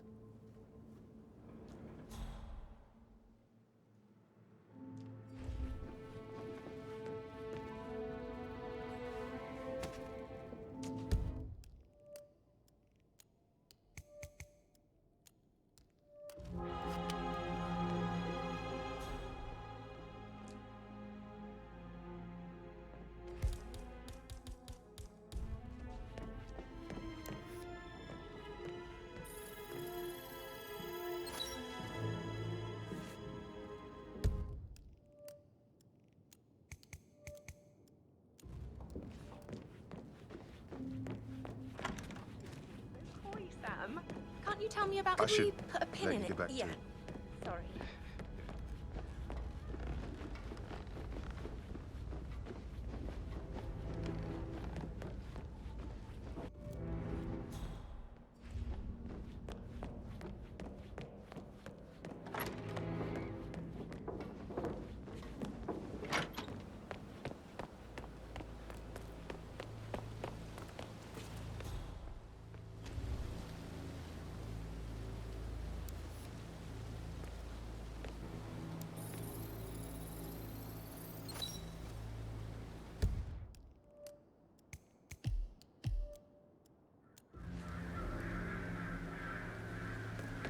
Bad news, I'm afraid. We don't have any extra fuses. Ethel looked everywhere. Oh, you've got to be kidding me. No power, no portrait.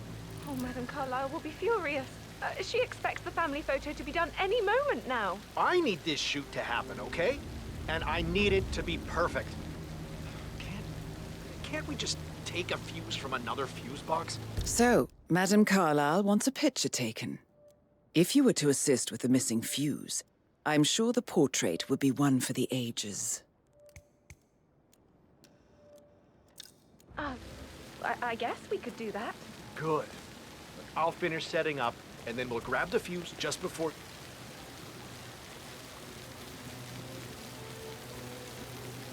Good. I'll finish setting up, and then we'll grab the fuse just before you call down the family. Good. Yeah, that's a good plan.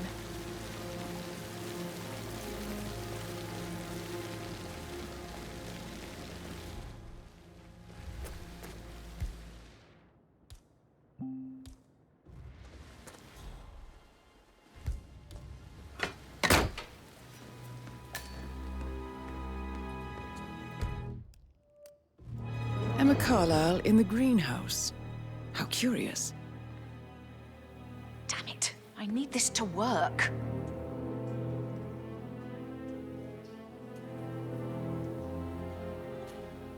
Oh! You startled me.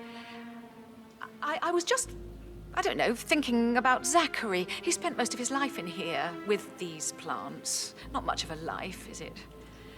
Well, anyway, I'll be outside if you need me. If you'd excuse me. Broken lab equipment. It looks like it was recently used, though.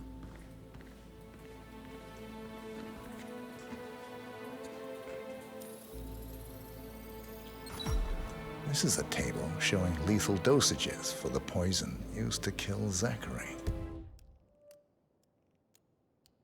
Something is circled, 47. Female, age 65 to 79, 60 to 64 kilograms. I'd say Madame Carlyle is next in line for a poisoning. You have uncovered enough evidence to tell Madame Carlyle that Emma is the murderer. Quite the detective, 47. I'm impressed. I suggest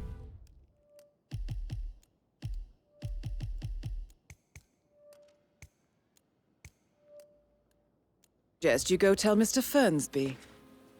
Unless you think there are more secrets to uncover.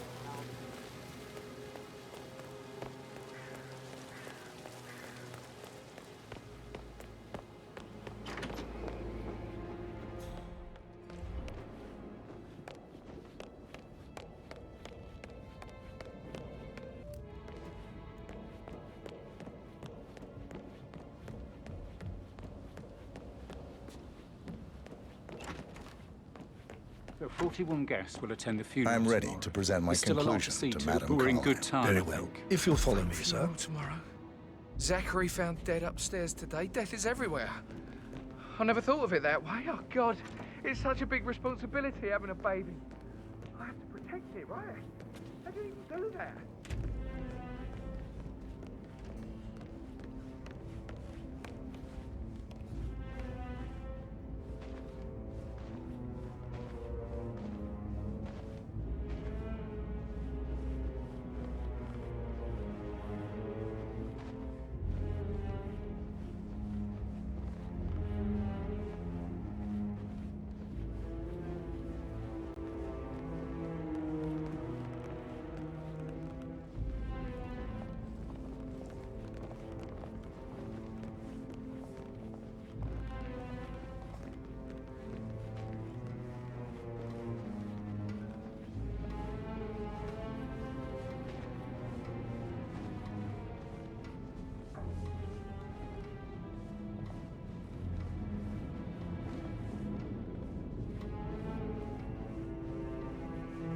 Hi there. Are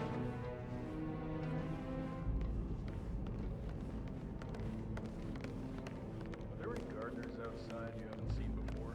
There are a lot of them on the grounds. Talk to Mr. Fernsby. He's in charge of the staff. This is Madame Just wanna keep Carlyle's Madame office. Carlyle safe. Please step inside.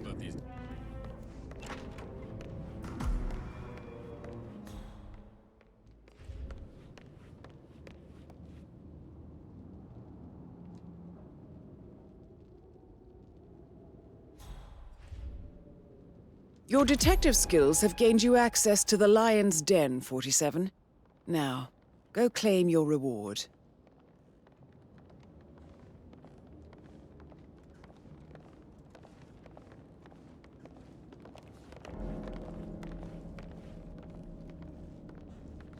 So, Mr. Whitmer, you've reached a conclusion. Take a seat. Please, go ahead.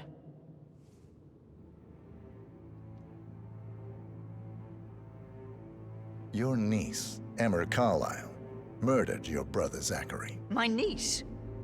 Emma is not my niece. She's my daughter-in-law. And your niece.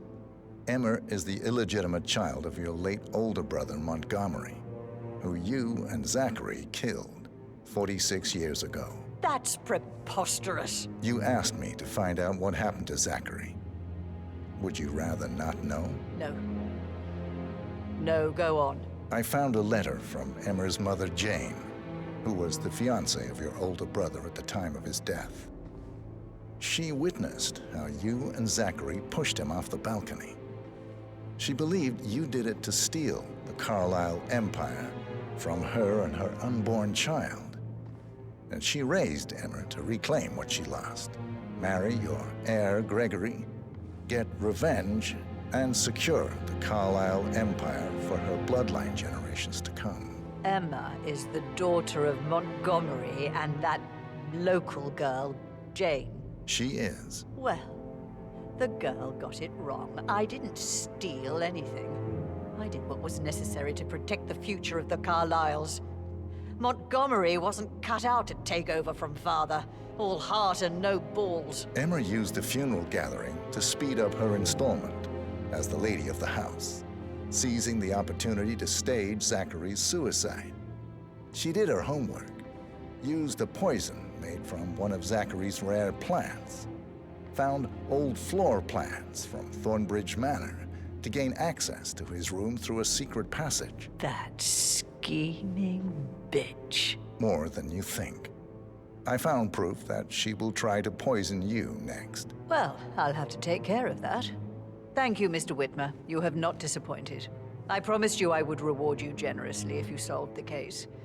So, what do you suggest? I want the file you have on Arthur Edwards. Edwards, the Constant. But how do you... Oh, I see. I expected you might show up.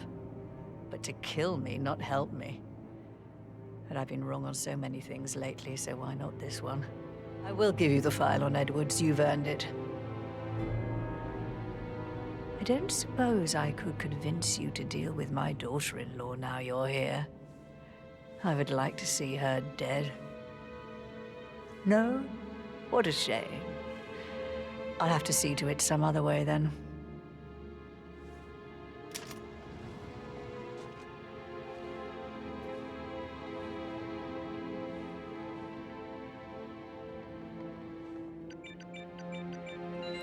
The file you want is in the safe. God, I hope you get Edwards. Greetings, sir. Make him hurt. I need some privacy. Thank you. Good work, 47. That's the file on Arthur Edwards secured.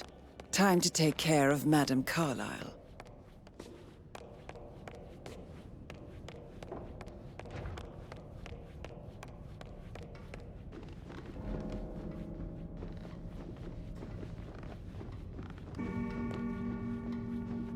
Hello, sir.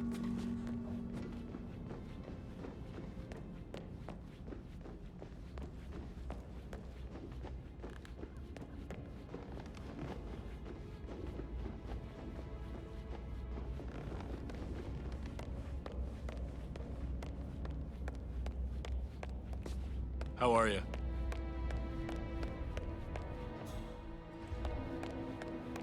Gregory, don't say more to that weird detective than you need to. I was just having a laugh, dear. Must admit, he's pretty good. What if he believes we had something to do with Zachary's death? Oh, please. He's circling us.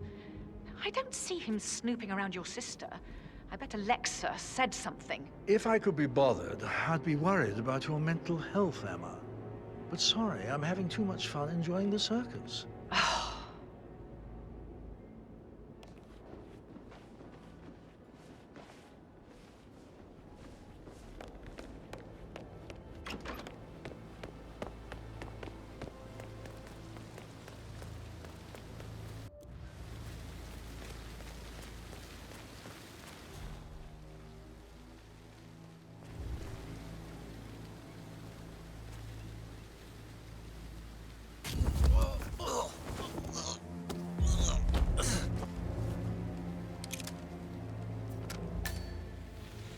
Forget how the rich do things. All this fuss for a pretend funeral. And why not do a photo shoot because we're all gathered? Talk about messed up multitasking. And who's carrying the load? Needs to step into this century. Us. It's not Everything safe needs at all. to be ready for the funeral. This was back home. It would be a lawsuit waiting to happen.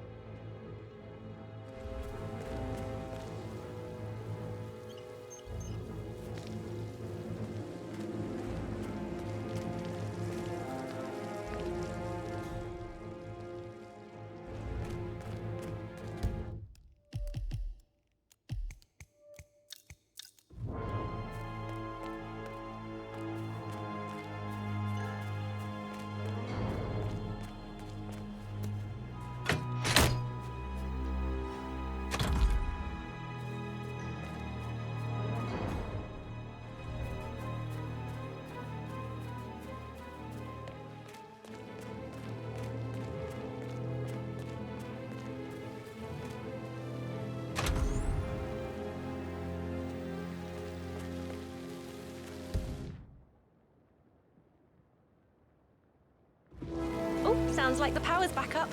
Why don't you take a picture to test it?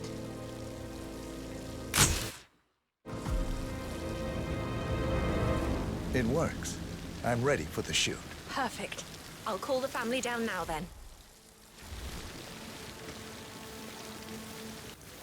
Excellent, 47. Madame Carlyle is on her way down for the family photo shoot.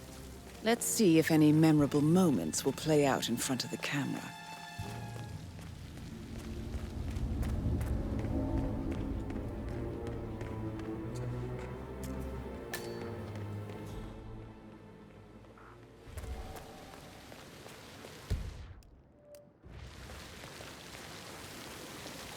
It's just in front of the fountain.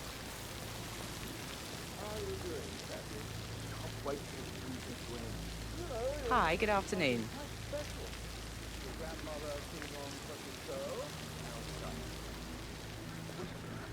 Such a joke with the whole fake funeral tomorrow. It is, isn't it? It won't last, though. My mother will have things back in order in no time. That's what she does. Create precise order in all her affairs, never letting coincidence touch her. I'm the youngest. Guess I just flew under the radar when it I came to wonder her if he attention. does down by the fountain. I don't think so. She really respects you. If you just stopped craving her approval. You're nearly 50, Edward. I know. I'm such a loser. But you're not. You're a professor, you're artistic, you've got your music. I mean, that's really something. It's not exactly expanding the Carlyle Empire, though. But thanks. That does help a little.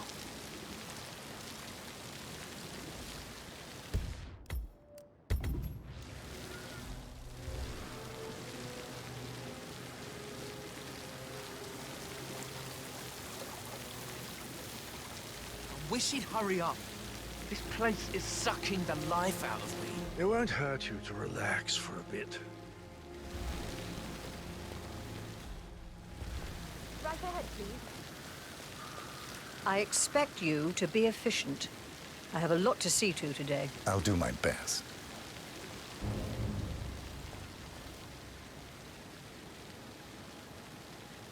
Right, get in position. Let's get this over with.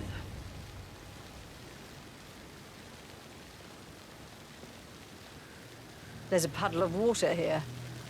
Oh, never mind. Let's just get this done, shall we?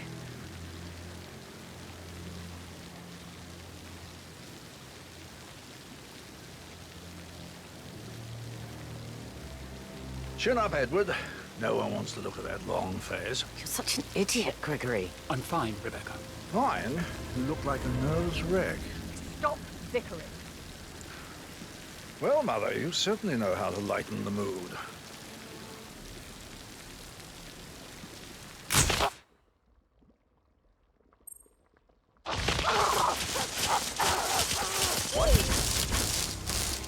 Man, this one looks like an accident. Mission complete.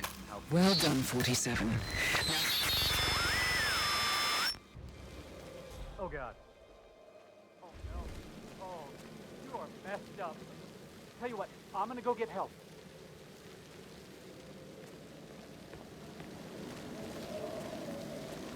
Man, It feels like I can't breathe in there. The tension is off the charts. yeah, Frank is busting our balls down here, too.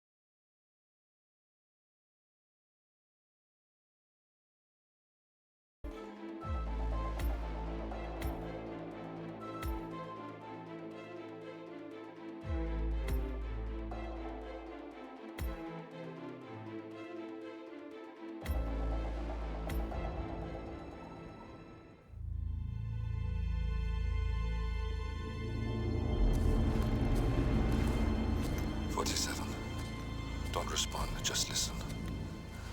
Diana can't help you now. You need to find Olivia.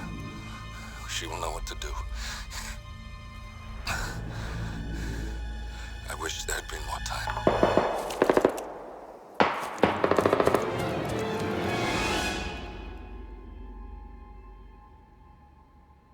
And then there were none.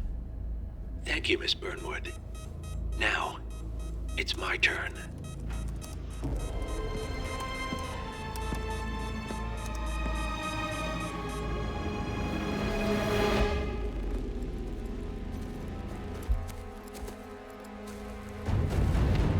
Stay down. Boss wants you alive. Yeah? How about now? Over here! Cover me!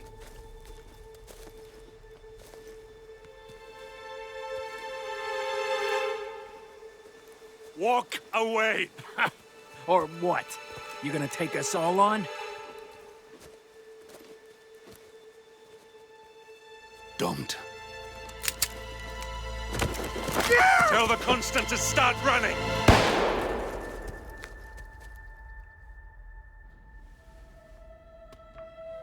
You think you've won? 47 is out there. And 47 never misses his mark. Neither do you, Miss Burnwood. That's what makes you valuable. You're delusional. You think I would betray 47? Trust me, you owe him nothing. What is this? I told you we could help each other, and I meant it. I'll look forward to your call.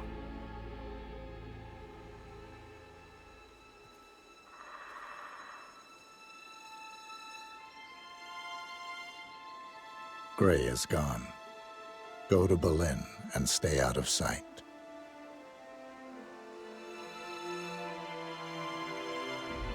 We're all that's left now.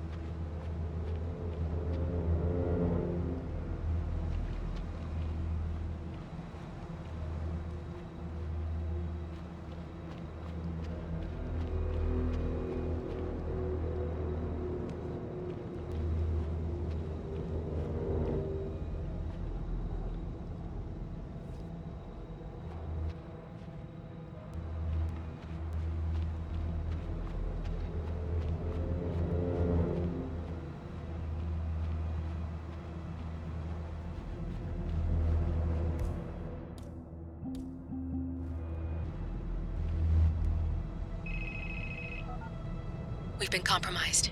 Abort and walk away now. Who? ICA. They tracked me. Don't know how. It's what they do. How many? One prime asset and a whole pack of up-and-comers. They've infiltrated the club searching for us. Christ, I think I killed one of them. Get out now before they spot you. No. They found us once. They'll find us again. Keep your head down. I'll take care of this.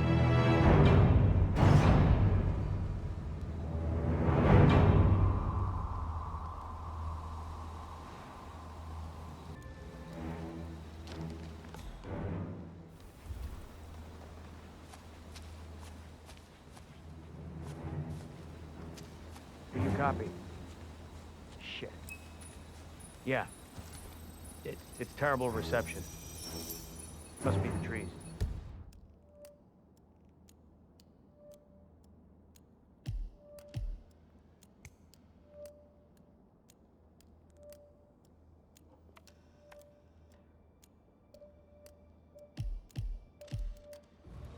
No trace of our target yet. Agent Yes, Price. I will. I always work by the book. You don't have to worry about that. Hello? Hello? Crap.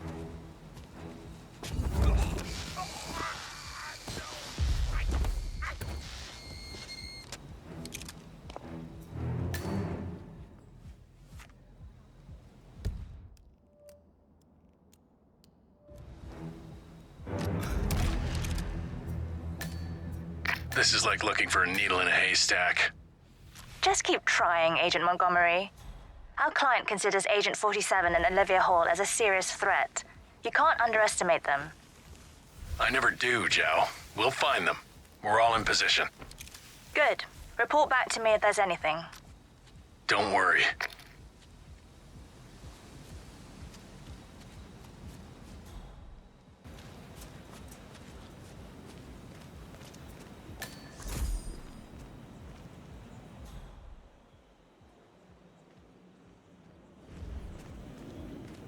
Hello? Yeah, it's Hellfree. Yeah, I'm outside, but someone seems to have moved my bike, and, you know, that's where I kept our allergy pills. Well, I'm sorry, but you know me. I just start talking to people, and then I just forget. Yeah, well, don't worry, I'll find them. Yeah, okay. I'll meet you inside.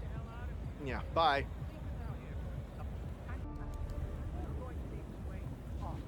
Yeah, hello. Excuse me. I was wondering if you could help me find my bike. Now, I have lost my allergy pills, if you know what I mean. You are I can get you in for that free suit if you help me. good.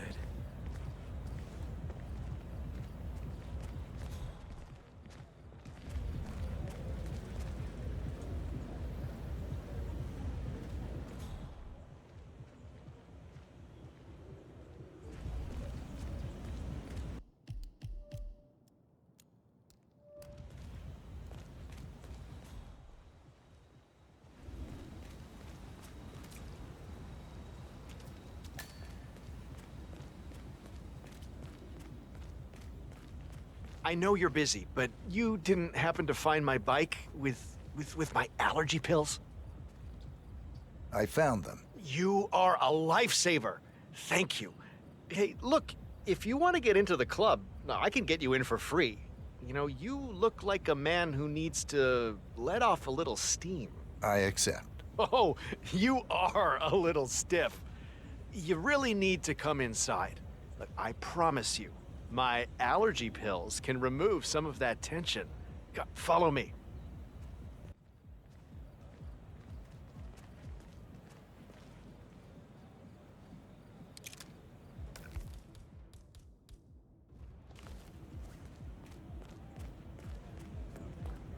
Hey, I should be on the list. The name is Helfried Ziegler, and this gentleman is my +1. All right. Go right in.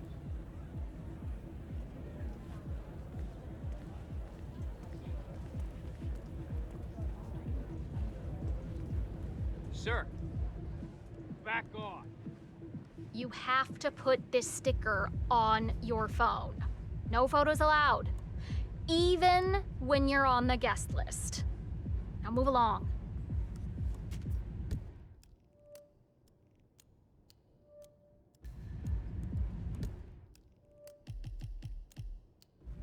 Hold it, sir. I can't let you enter before I have a look in your pockets.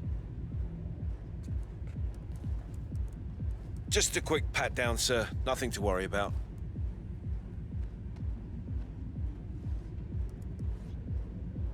Right, that's it. Come on, Keep moving, follow please. me. I can show you around if you want. Oh, this place is fantastic. It's hard to get here, but it's the best party anywhere. Oh, and thanks for your help, by the way. Now, if you want to warm up first, there is a chill out area where you can relax. And oh, don't forget to takes all your allergies.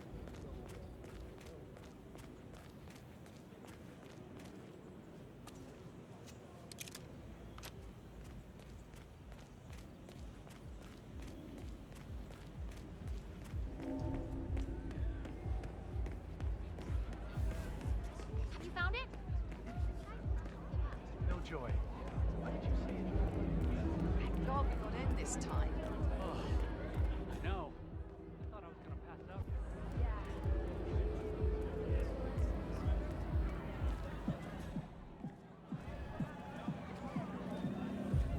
I am really sorry, sir. I can't let you through because of security reasons. Sorry.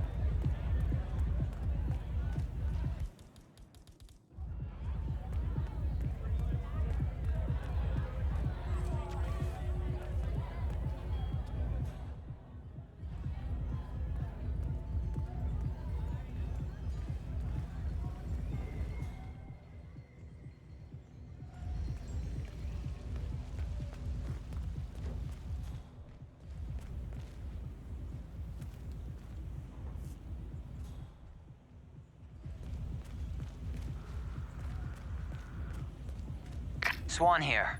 All quiet so far. He's here. He has to be. Don't get comfortable.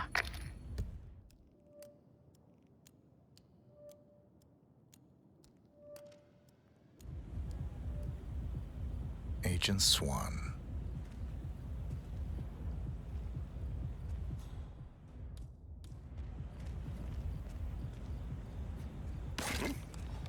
Thanks, hello. Hey, check that out. Oh yeah, I get it.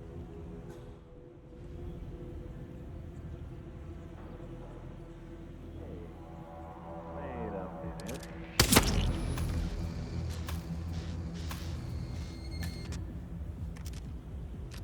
Oh? Thanks. Agent Swan, are you still there?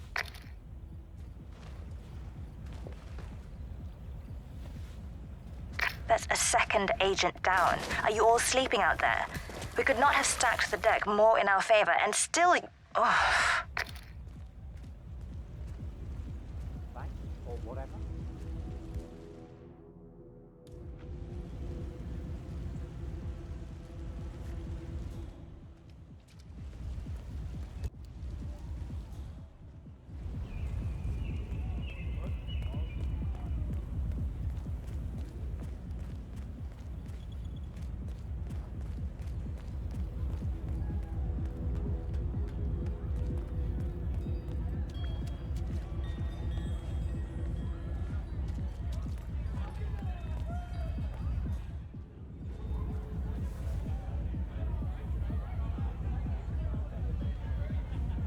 This is Davenport.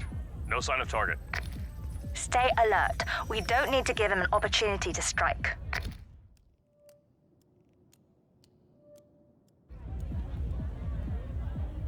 Agent Davenport.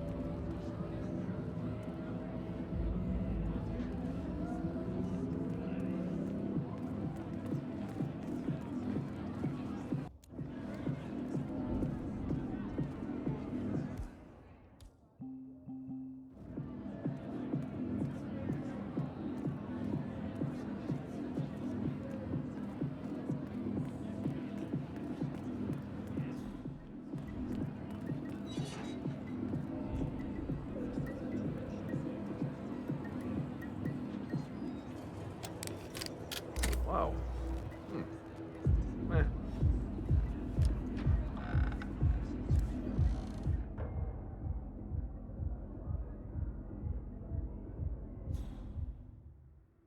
Well, you just gotta know what you're doing, that's all. And it's on.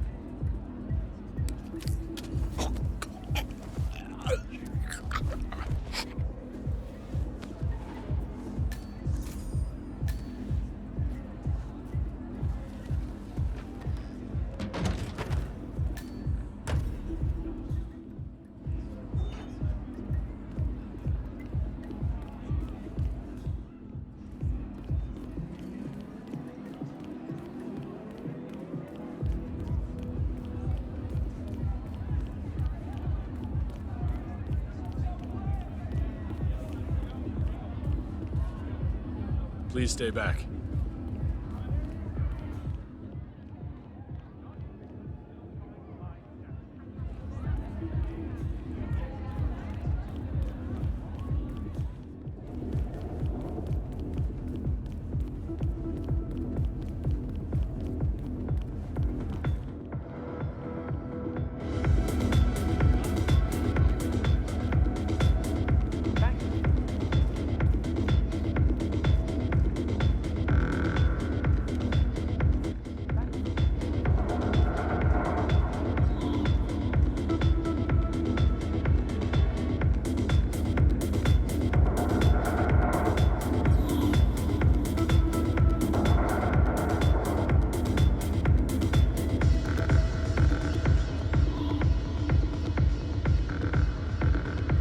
That looks a little precarious, don't you think? What, the tree? Huh.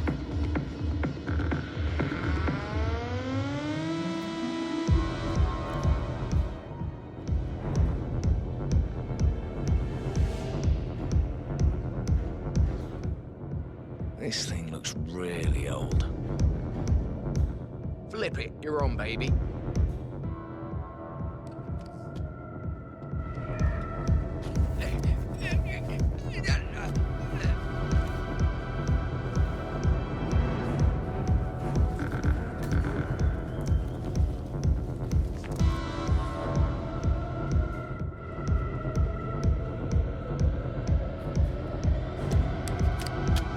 Oh, shit.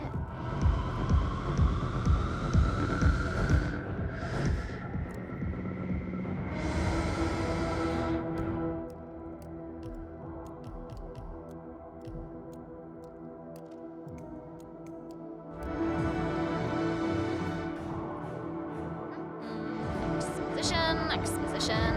Yep. I'm fixing this thing in case anyone was wondering.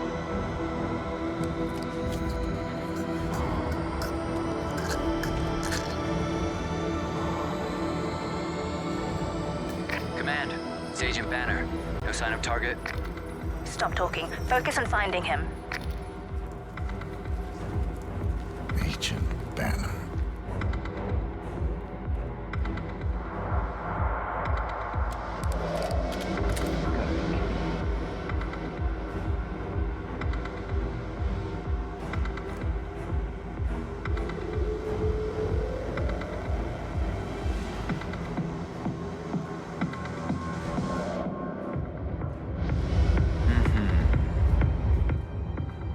And it's off.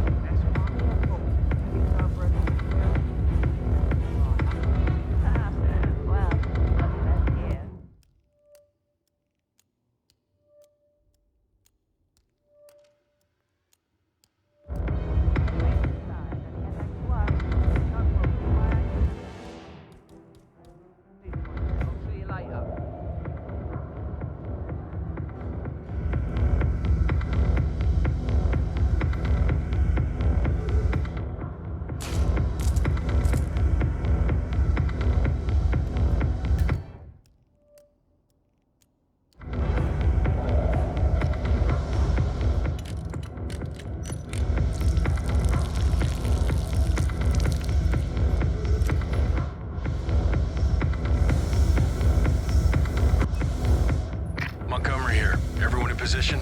Confirm. Okay.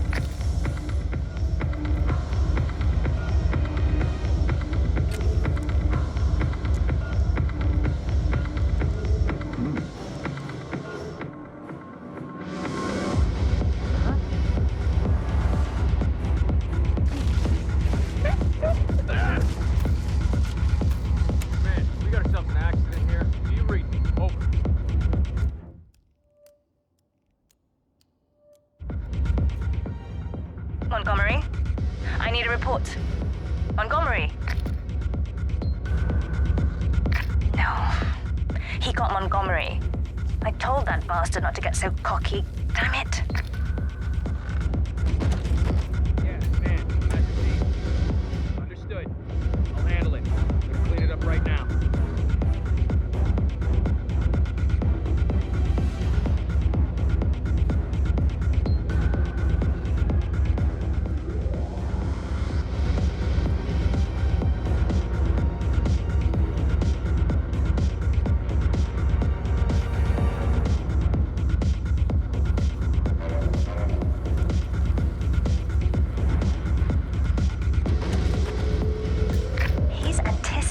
Every move we make. He might be listening in. There's no other explanation for it. Go silent, we can't risk it. Much appreciated.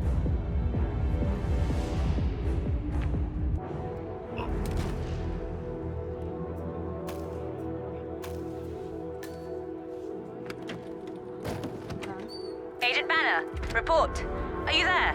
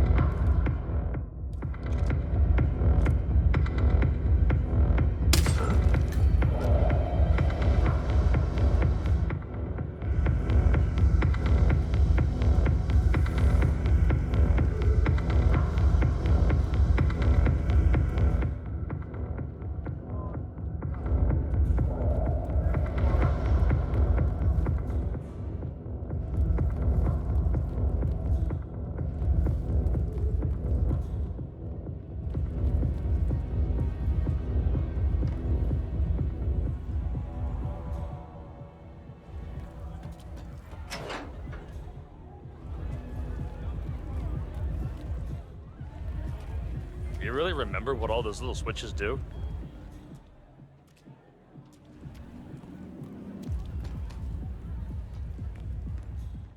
Do you know anything about what's going on in the building? Have you seen the guys hanging around back there? Whatever's going on in there is none of our business until someone tells us. Oh, come on. You're not the slightest bit curious? You don't want to poke around even a tiny bit? Bullshit. They don't pay me enough to be curious. I'm pretty sure it's supposed to work the other way around. What I'm saying is, unless you're gonna slip me a 50 and play team detective with you, I'm not interested.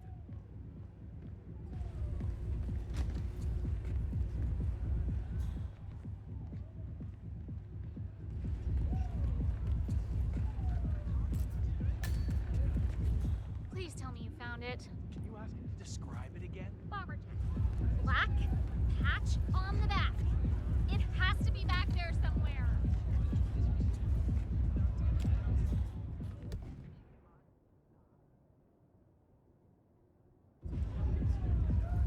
Hey, I'm looking for a man. Regular height, bald, Caucasian. Are you a cop? No, he's a friend. Was supposed to meet him in the chill-out room, but he hasn't turned up. Thought he might have dropped by. It's a pretty vague description you gave. You kind of described every man here. I suppose.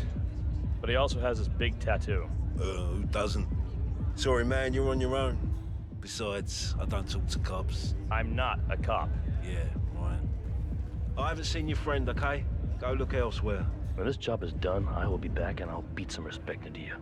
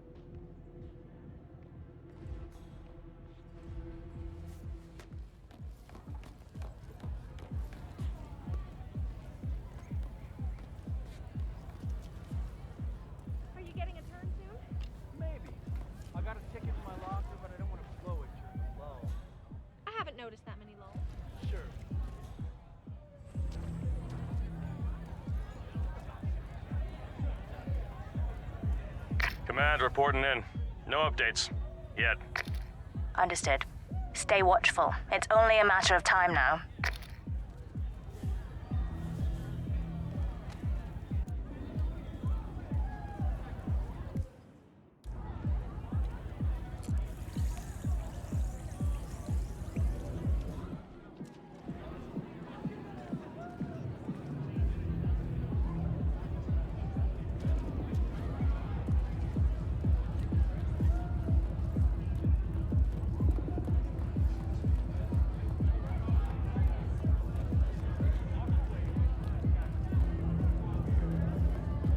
Please stay back.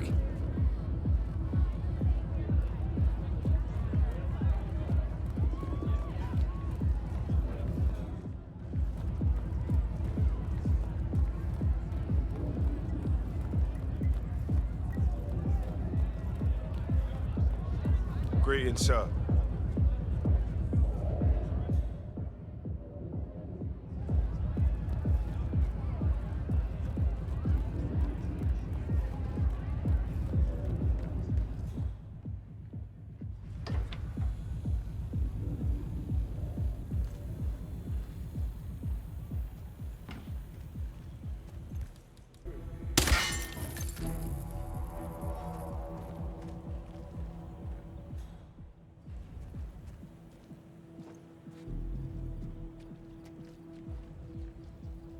Hey, Tim's calling in. Only got visual on stoned idiots. No sign of target.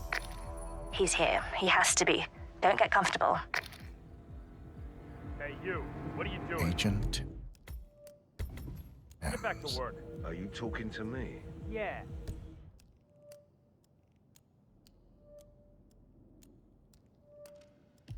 Who else should you be talking to? I am working. Doesn't look like it.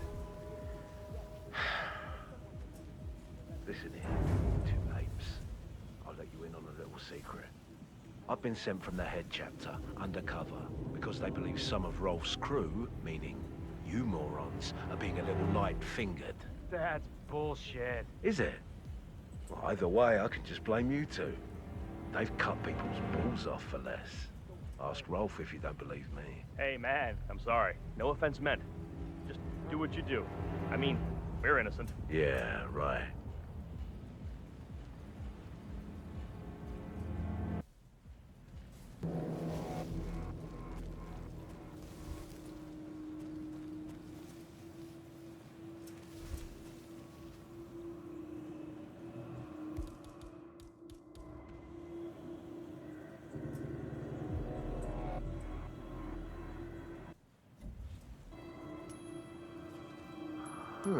Strange. Sweet.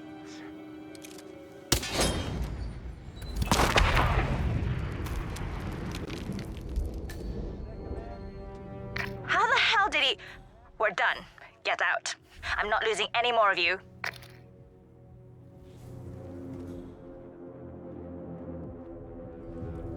Confirmed.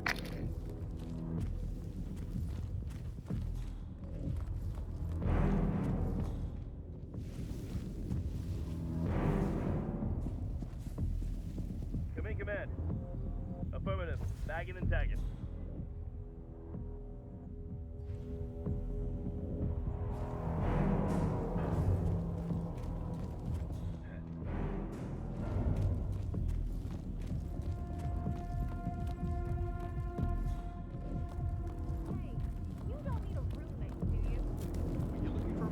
Yeah, I've been couch surfing, but I'm sick of you. You really think we're gonna get all the way up there and not get in? Like, look at me.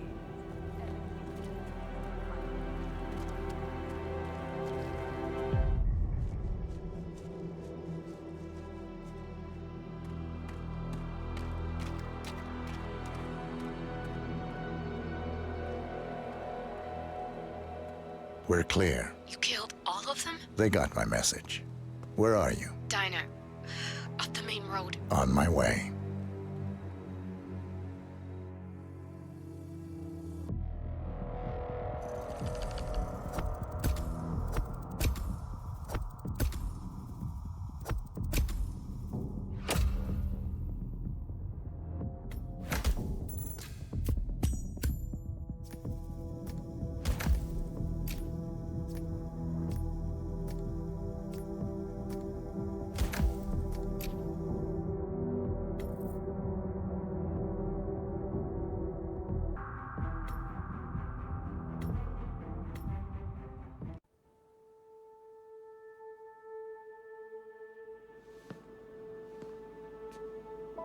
You're hurt.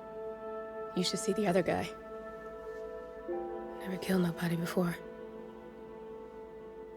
What you did back there. You really are all Gray said you'd be. 47. He didn't suffer, did he? He made it count.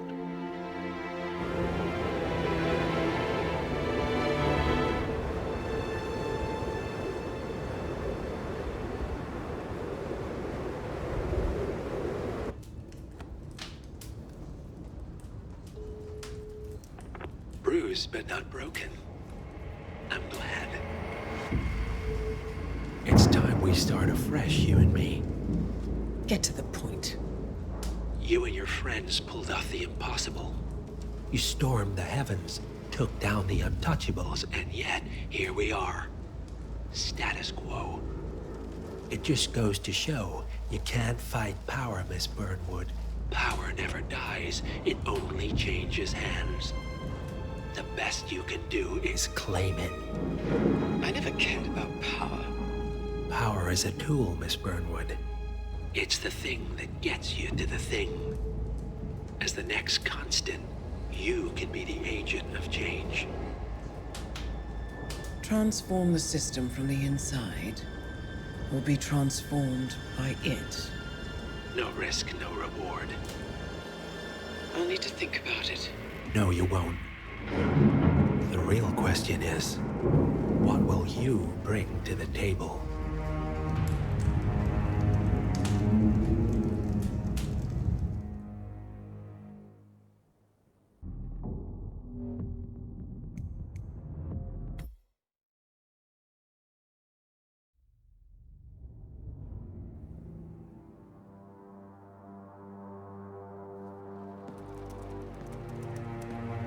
Look closer. I'm telling you, the file is trash. The Constant doesn't so much burn his bridges as blow them up. Arthur Edwards, whoever he was, don't exist anymore. His personal data somehow deletes itself from any system that records him, way beyond advanced. The partners spared no expense to make sure their controller would be untraceable. How untraceable? Look, I did what you asked, but Gray's gone and I'm no Diana. I'm not who you need right now.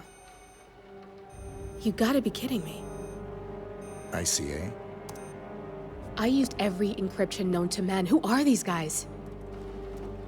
The best. It's only a matter of time before they get lucky. We need to take them down. You and which army? I know where the agency stores its files, mission reports, client data. If we leak it to the public... You want to whistleblow the ICA? It's the path of least resistance. Turns out, you are who I need right now, Olivia. I do this, and I'm out. So, what are we breaking into? Data facility in Chongqing, China. Run by a man called Hush. Of course. The ICA site in Chongqing houses the agency's data storage and analyst division. Needless to say, security is daunting.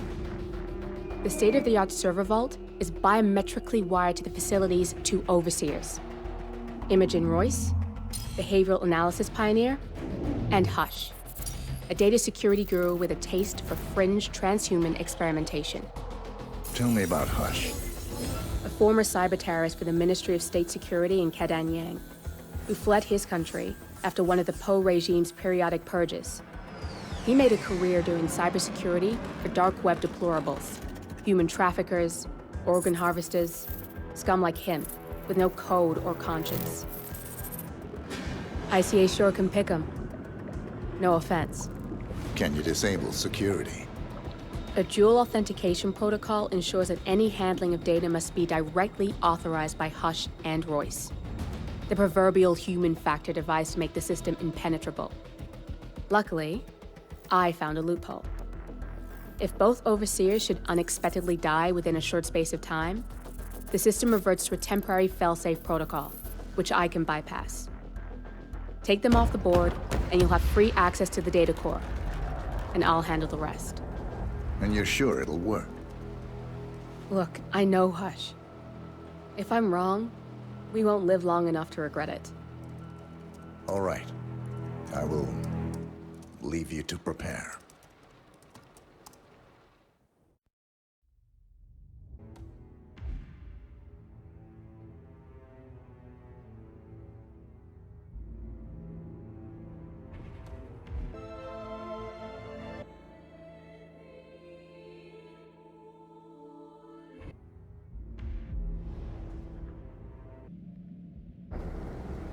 Chongqing, China.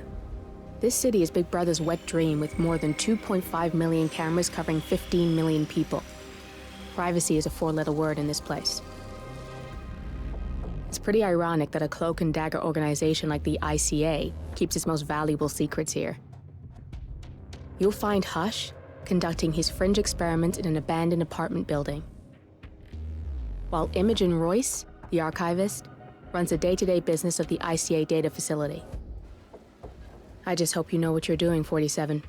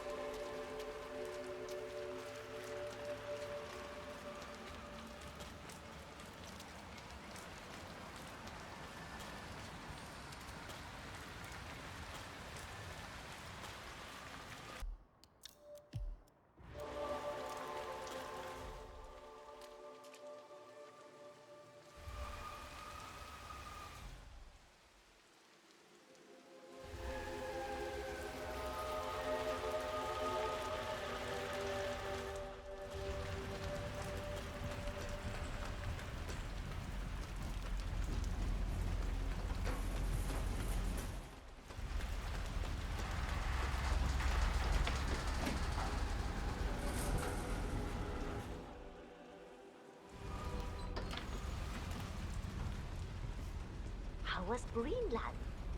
Well, but you must have seen the northern lights at least. No, it was Iceland. And I missed them. Can you believe that? I'm still kicking myself. The one night I decided to stay in town. I just thought it wasn't gonna happen that way. Oh. Imagine paying that much and not even getting to see the things we went for. You should have asked for a Hey! You up there? You find it? What? I couldn't hear you. I said, did you find it yet? Not yet, but it has to be up here somewhere. We'll keep looking.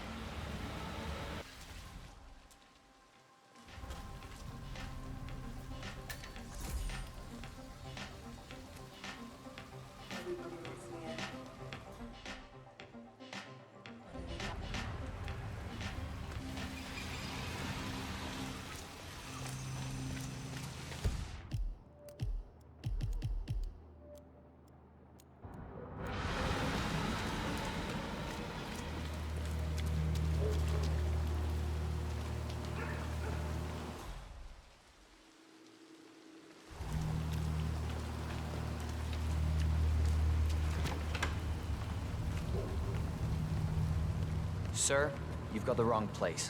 You don't qualify for the homeless shelter. Sorry, sir. Got orders. Can't let you through. Sorry for the inconvenience.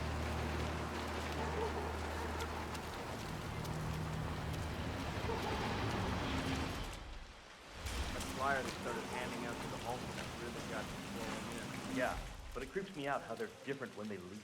Yeah, I'd say they're different when they enter. Come on, you know what I mean. Like they're not quite there. Some of them in a really bad way. I'd never accept participating in those experiments, no matter how well they pay. No one is asking you to. You just need to keep track of the ones who do.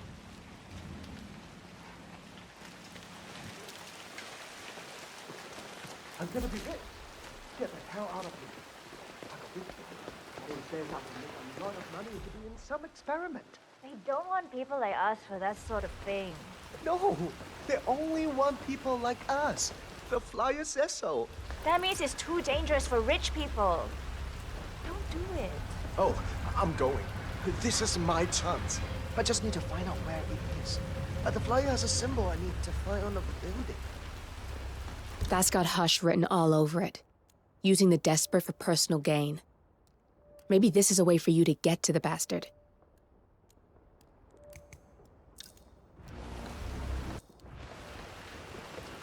I'm gonna get an umbrella when I'm rich.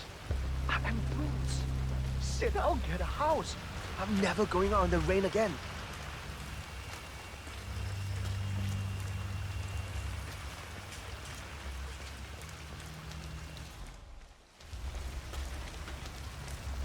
Ah, my knee is so sore. Why is that? I fell over because a homeless woman suddenly jumped up right in front of me. She was hiding in a hole with cardboard covering her. I nearly stepped right through. Wow. So I was laying there, my knee hurting like hell, and she started yelling something about me stealing her past. What's that about? I saw another one pounding a stone to the pavement. He just kept repeating, "How did I get here? I don't understand." Is it just me or have they upped the crazy lately? It must be hell to live like that. At least someone is trying to help them out. There's this building where I've seen them go. I think they helped them out.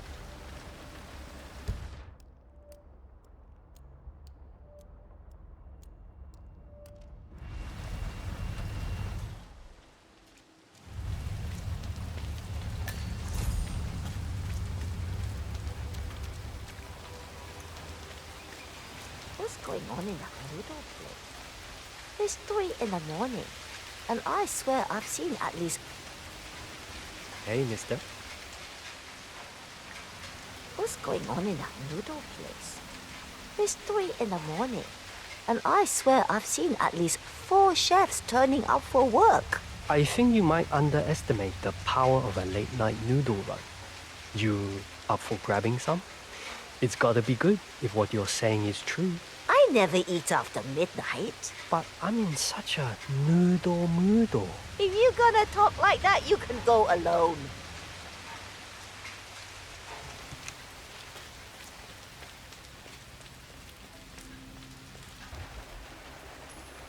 Huh? Okay. Yeah, me here. Checking out a strange sound. Over.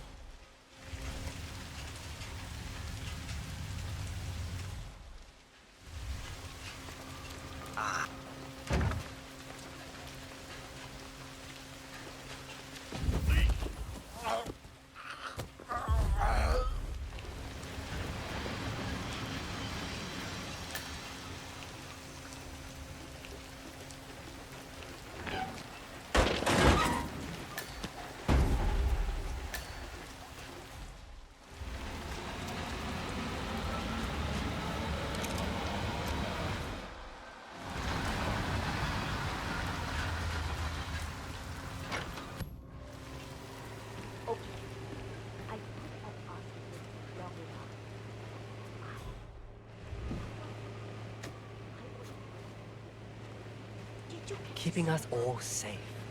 Tell me.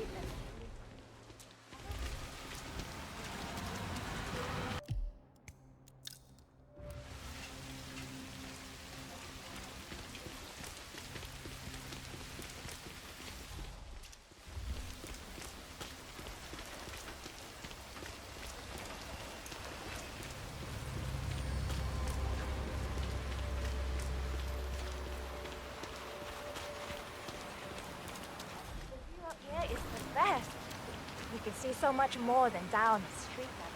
Remember when you were taking those down? Shit. Code 1, 3. No.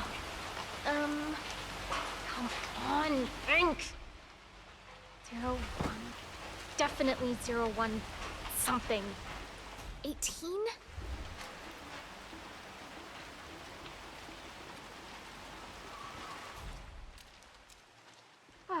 Yes, got it. 0118. Oh, 1,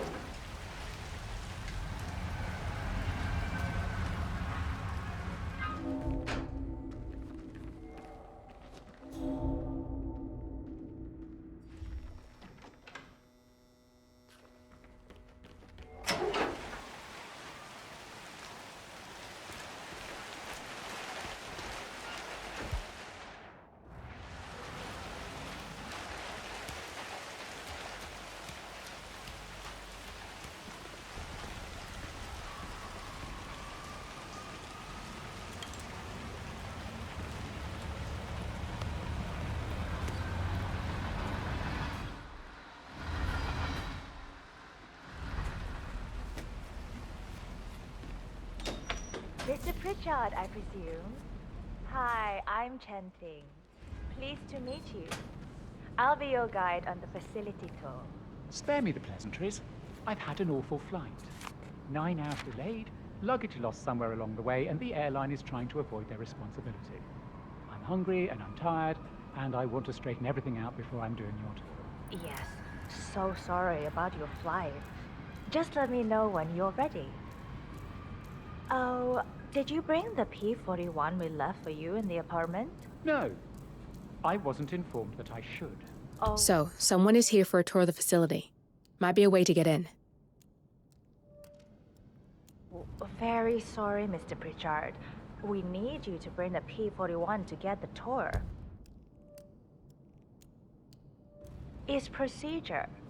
Please pick it up before you come and find me. I'll be waiting by the stairs in the back of the restaurant kitchen.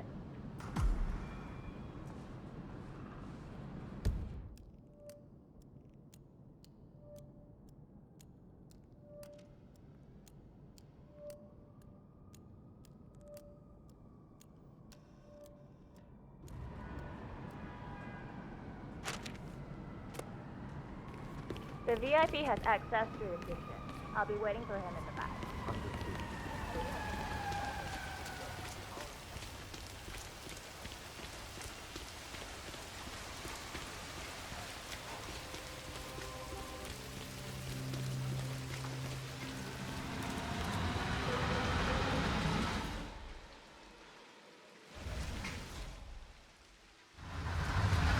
Security, huh? Good.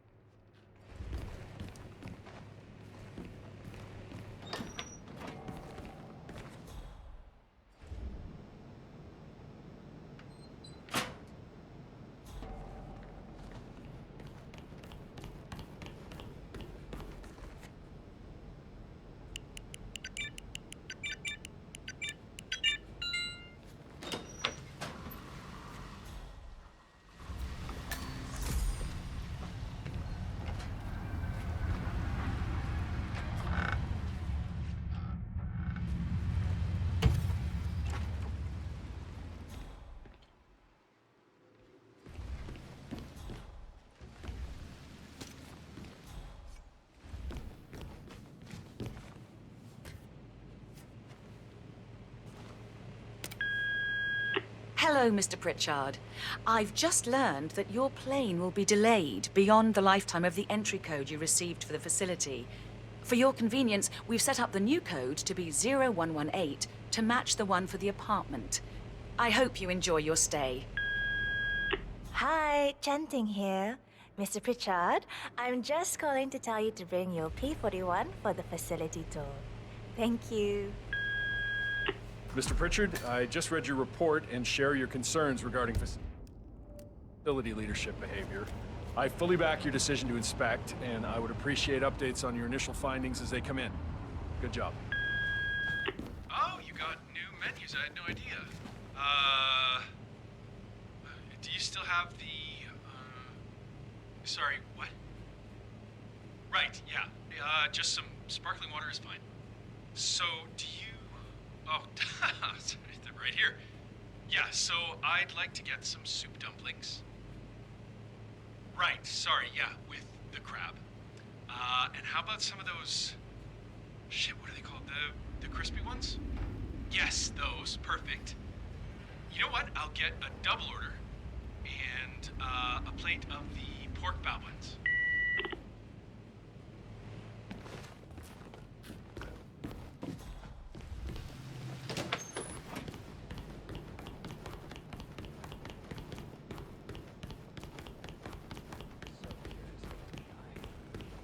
seen his room? Any clues in there?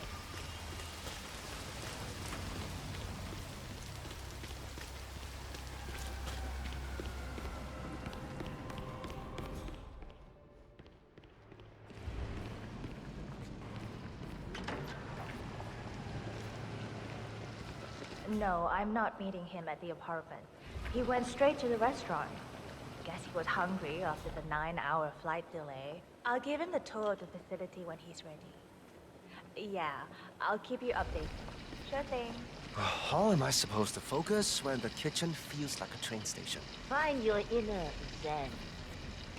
Close your eyes and focus your mind on a discretion bonus on the paycheck. That's what I do. That is a calming bonus. Same here. Mr. Picard is in the restaurant. I don't know when he'll be ready for the tour, but I'll wait for him here. No, he's lost his luggage and wants to handle that first. Of course. I will. Thank you.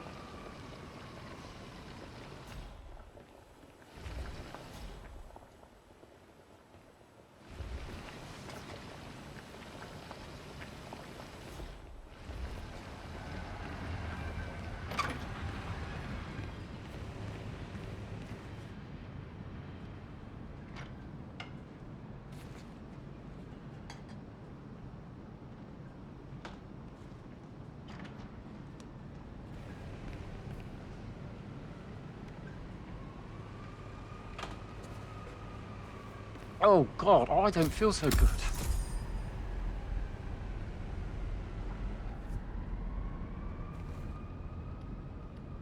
Huh? Just glad it's not me!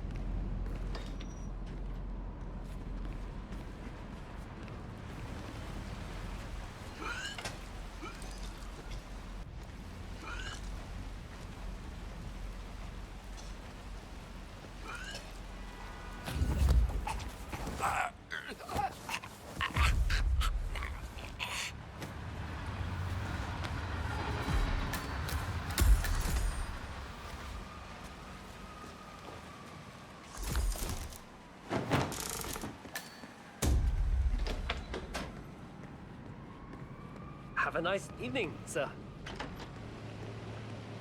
Mom, you can't call me when I am at work. Yes, I know I am not home and that it's in the middle of the night. That was a bit of a hang-up and I had to stay. I am 24 years old. I'm hanging up.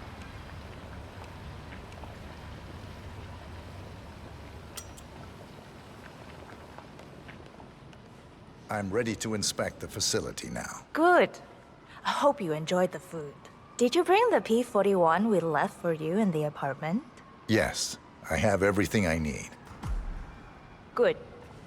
Let's continue the tour. Continue, you may say. We haven't even started the tour yet. But we have.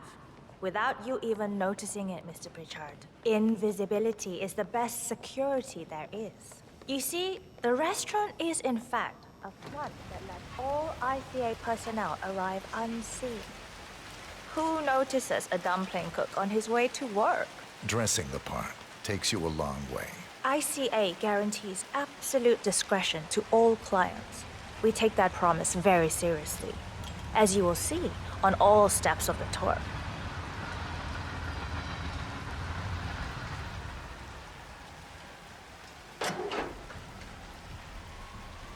Let's step inside.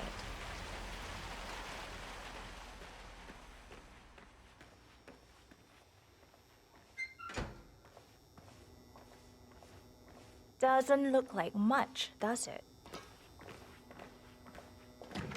Ms. Chen and visitor, welcome. Please report to security desk for visitor sign-in. Will do. I love the facility AI. It's really looking out for us. And we're in. The inside is a self-contained modular build that can be disassembled and removed in less than 12 hours if we are compromised. No trace we will ever hear. I agree.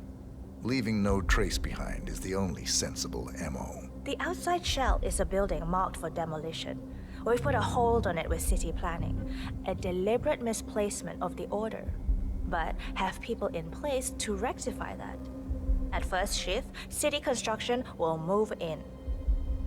Our policy around ICA personnel is that they are a resource, but also a risk. On top of contractual repercussions if breaches occur, we perform detailed vetting on everyone. The first, blunt vetting, is a frisk. We have, of course, never had any employees trying to bring unauthorized weapons inside the facility, but we do consider the step important. I'll need to start the setup of your visitor security clearance here, Mr. Pritchard. Hey, it's me.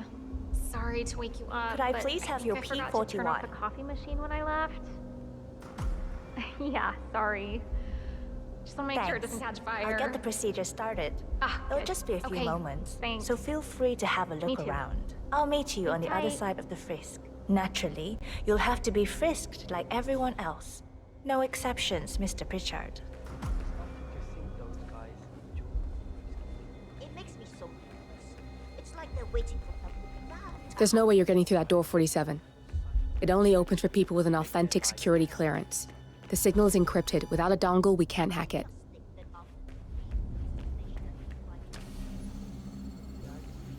I'll get right on it.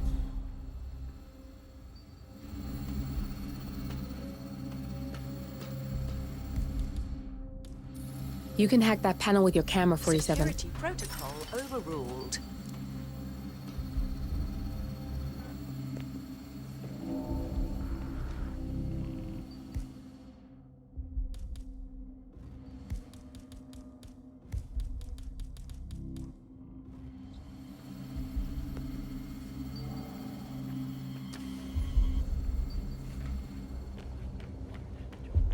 Frisking people, I mean.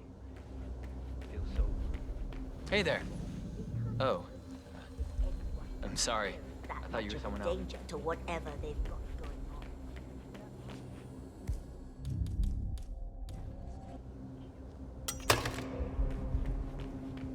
It's about themselves and anyone else. Sir, if you want to pass through, I need to check that you're not carrying anything dangerous.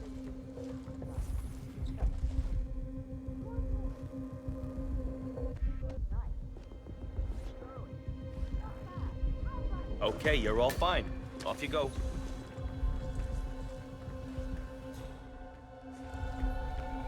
Good, you're here. I've started the security clearance process. It will take a little while since you're covered by the Zero Protocol. All your data will be encrypted and inaccessible without your authorization.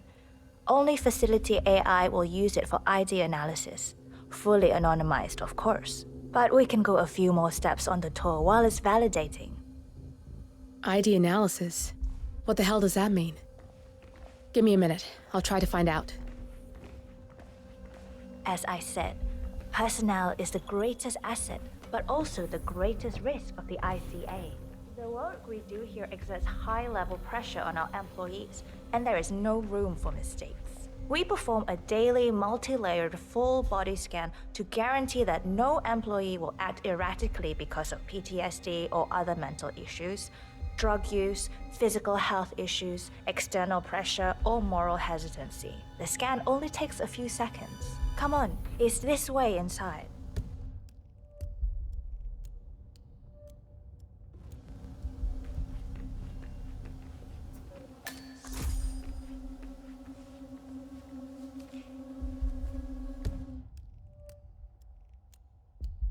I'm sorry, but we can't proceed beyond this room until your security clearance is finalized. So why don't you have a little look around while we wait, Mr. Pritchard? It should be here shortly. Shit. We need to intercept that 47, or the facility AI will blow your cover. Get me into one of those computers and do it fast. You've got 60 seconds before all hell breaks loose.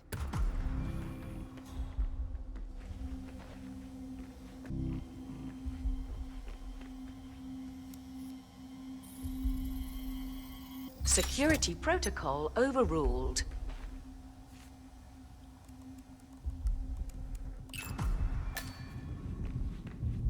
Good, I'm in. And you're safe. That was a close one.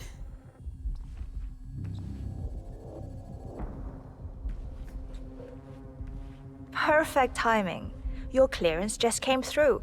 Let's continue. Let's step inside. I'm thinking about getting some of those As glasses. you see, we are very serious about security. What we protect is, after all, core to all ICA operation. We, and we alone, store all legal work, contracts, target profiles, employee files, contract documentation and validation, and so forth. Furthermore, we handle all current operations, effectuate logistics of personnel and equipment. Our analysts do the client vetting, target profiles, and of course, offer real-time contract support to handlers and operatives. Storage and transmission of sensitive information like that takes constant vigilance to keep safe. We have a team of engineers solely dedicated to that task, and on top of that, we have a dual human authentication process set up. All access and alterations to the source are... Oh, good. There she is. Hi, Imogen Royce. I've been looking forward to meeting you. Likewise. That's Imogen Royce. Quite the bitch, apparently. Nothing wrong with her look, though. Edgy. After you. This is the blast and EMP-shielded core room, the nervous system of the ICA, where we store the past and facilitate the present. In general, only a handful of people can access this room. Hush and myself, plus bodyguards and a chosen few of the engineers. I'm the most likely person to meet in here because I perform a regular physical check-in on the core console as a supplement to the remote authentication procedure. We have a strict routine of daily core maintenance. Part of that procedure is a flash process evaporating all biological matter in the room. You can see Reed through that window. It's her job to initiate the maintenance. Don't worry, we're safe as long as the safety mechanism is engaged. Even if Reed presses the button, the procedure will not happen until we leave the core room. The doors to the core room are all equipped with... You know what? Screw this tour. I know why you're really here. Cutting to the chase, I see.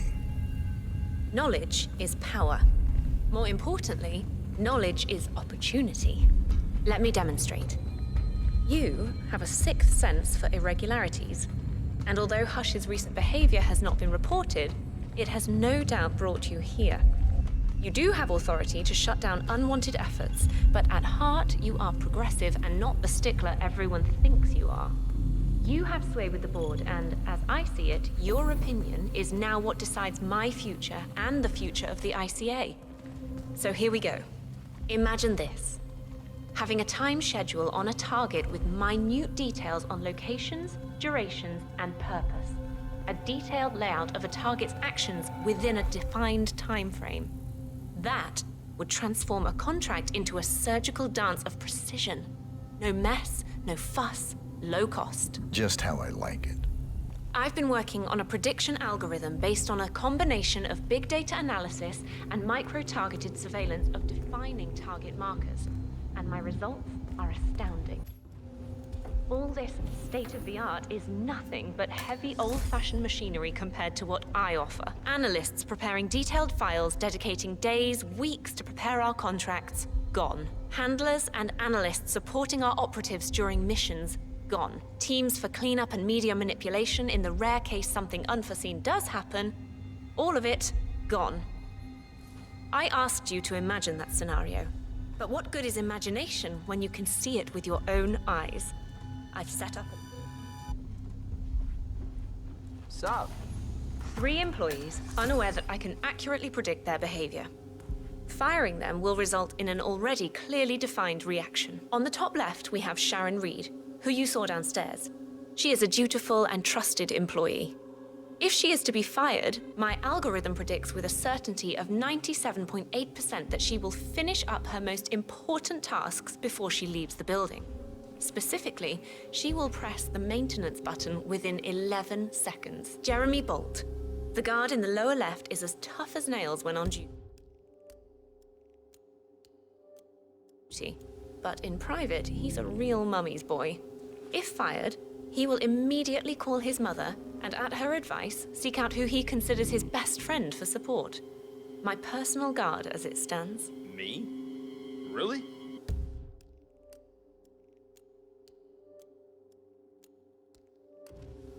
Well, that explains why he's always next to me at lunch. At the top right, you see Alicia Reynolds. Bright and very passionate about her job. However, also very possessive about her contribution. My prediction is that she will try to disable the work she has done for the ICA.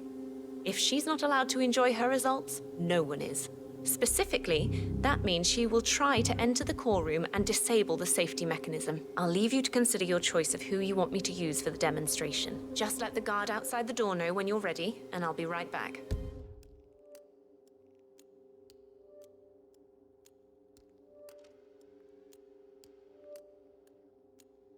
I will have a closer look.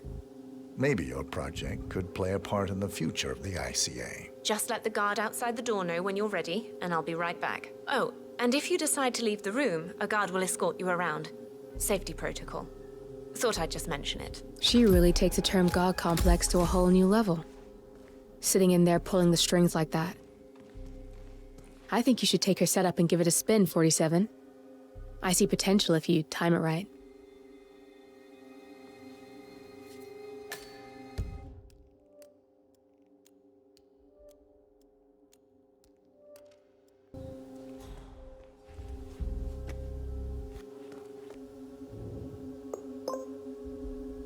Alicia Reynolds.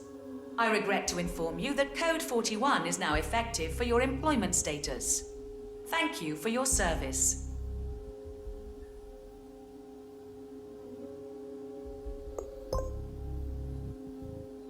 Jeremy Bolt. I regret to inform you that Code 41 is now effective for your employment status. Thank you for your service. What?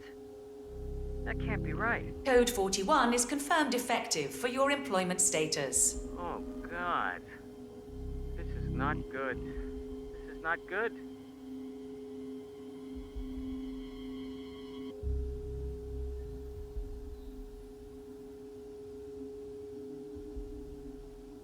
Mom, it's Jerry. I think I've just been fired. I have no idea. I thought it was going really well. I like it here. I can't believe it. But who, though? Friend. Sharon Reed. I regret to inform you that Code 41 is now effective for your employment status. Thank you for your service.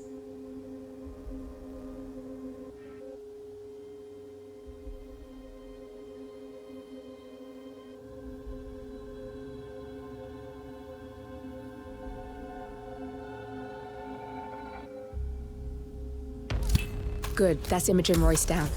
Take care of Hush, and we can get to the core.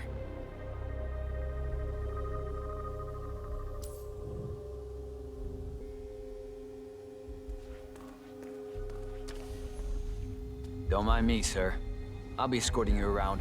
Procedure. This way, sir. Let me show you out. Say it, really. I mean, come along, sir. Royce knew that his girlfriend was breaking up with him before he did. I heard something about that. You know? Oh, What did you hear? Did I do something wrong? I like it here.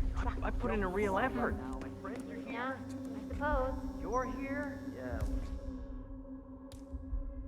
Oh, suppose so. Security protocol overruled.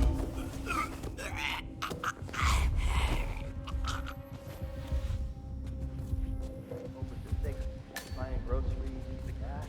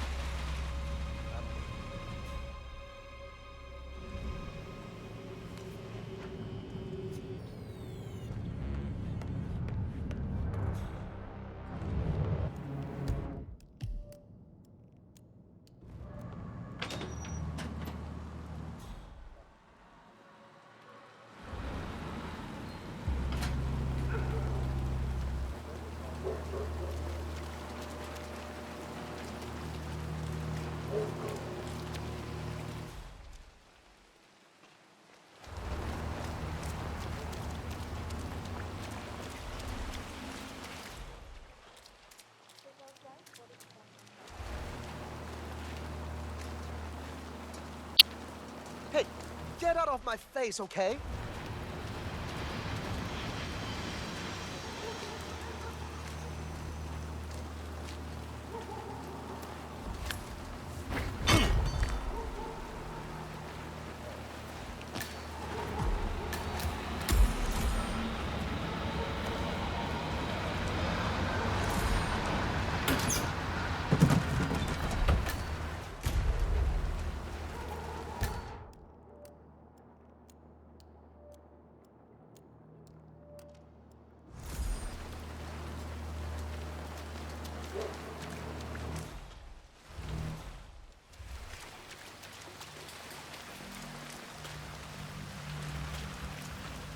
Hey, mister.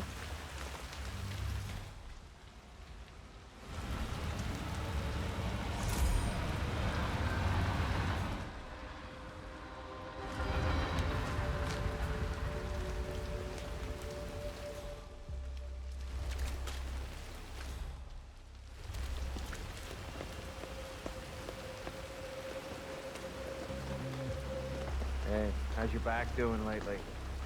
Are you still keeping up with those stretches? It's a little sore, but it's nothing I can't live with.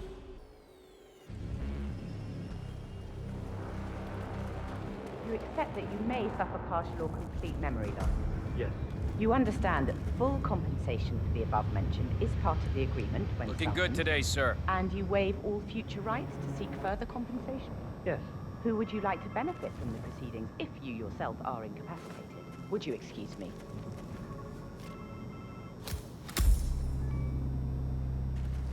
Oh, so Hush likes the last one I sent up to the top floor. He'll be the one to conclude this phase. I knew Hush would be pleased with him. He signed up for the full package. Strong too, all things considered. I'll wrap up down here. Thanks, Junli. I was just informed that we don't need any more test subjects tonight. I don't understand. There's no work? Oh no, there will be more to come. Depending on the results of the conclusion to this test phase, come back tomorrow, and we'll schedule a new spot for you. Come in and take a seat.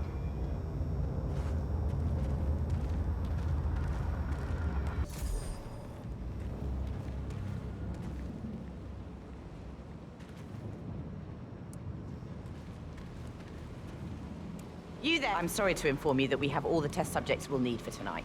But you're welcome to fill in your information now and come back tomorrow. A guard is waiting outside the door. He'll escort you out of the building when you're done. Help yourself to an apple. For your trouble. I do need my vitamins.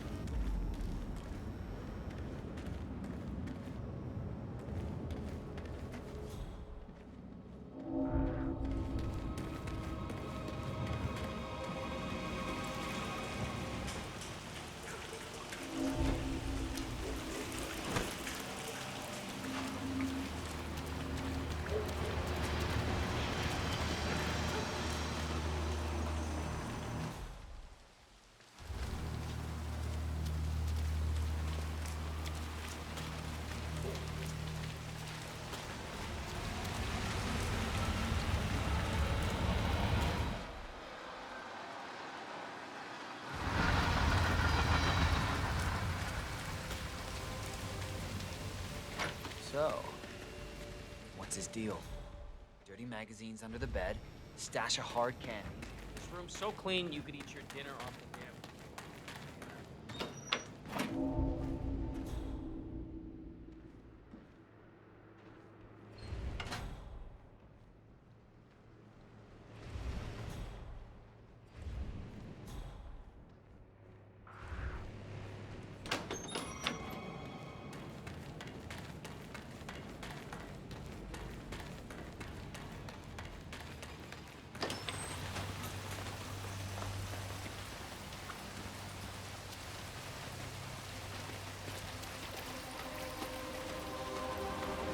Sorry, sir. I cannot let you through here. Please move on.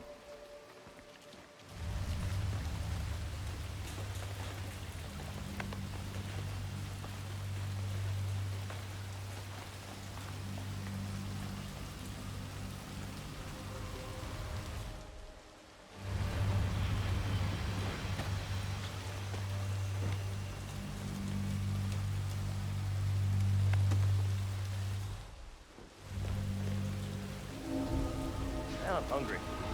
Mind if I head down and get some? Are you crazy? Hush wants to start. He comes out to check the link. Really? Oh yeah. He's convinced Royce wants to snoop on him. And that she's trying to install some spyware on it. I kid you not. Wow. Yeah, I heard rumors he's not doing too well. Condition and all? Condition. Paranoia. Fucked up personality. You call it what you want. I just want to stay clear of it. So keep your eyes peeled. All right? Will do.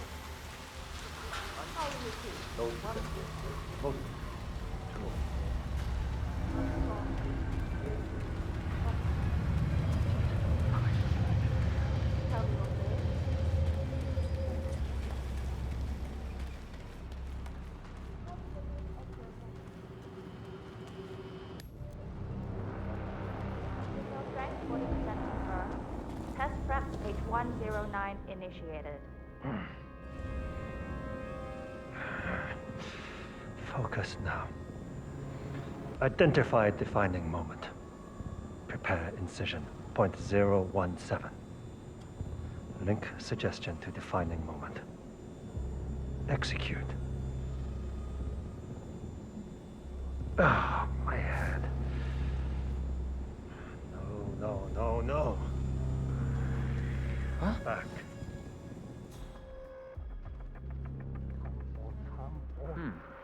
Identify memory marker 19.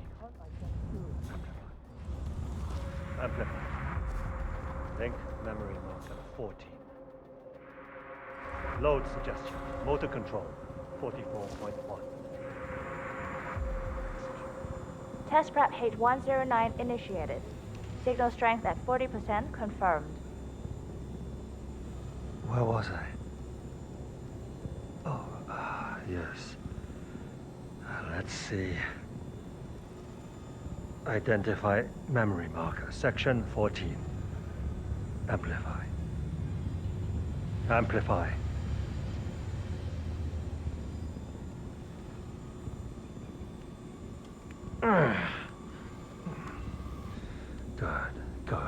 Good.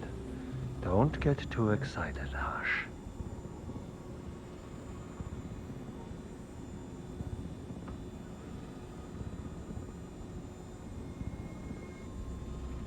Where's the final test subject? Everything is ready to conclude the motor control phase of my experiment. He's in the bathroom, having second thoughts about signing up. Make him come out. I'm trying. Oh, maybe it's good for you to have a bit of a break before you start the final experiment. I don't want to hear it. Get him out. My big break, it just feels wrong.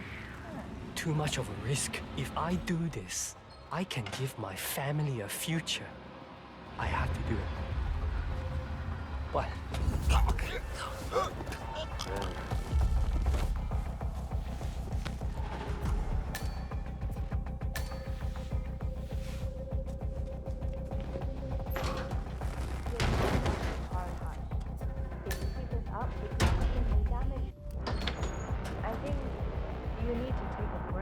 Don't you understand what I'm trying to do here? I won't let pain stop me.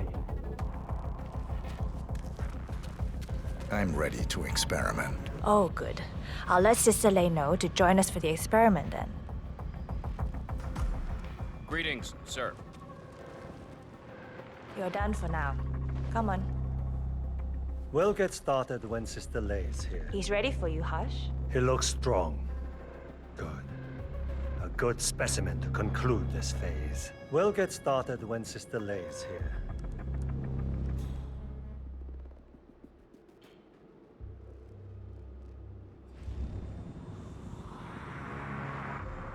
No.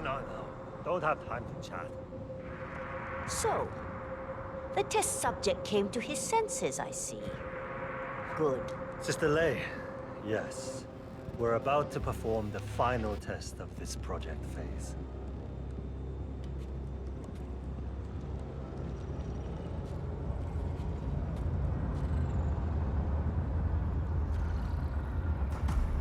Sit. One-on-one with Hush 47. Make him hurt. Ready when you are.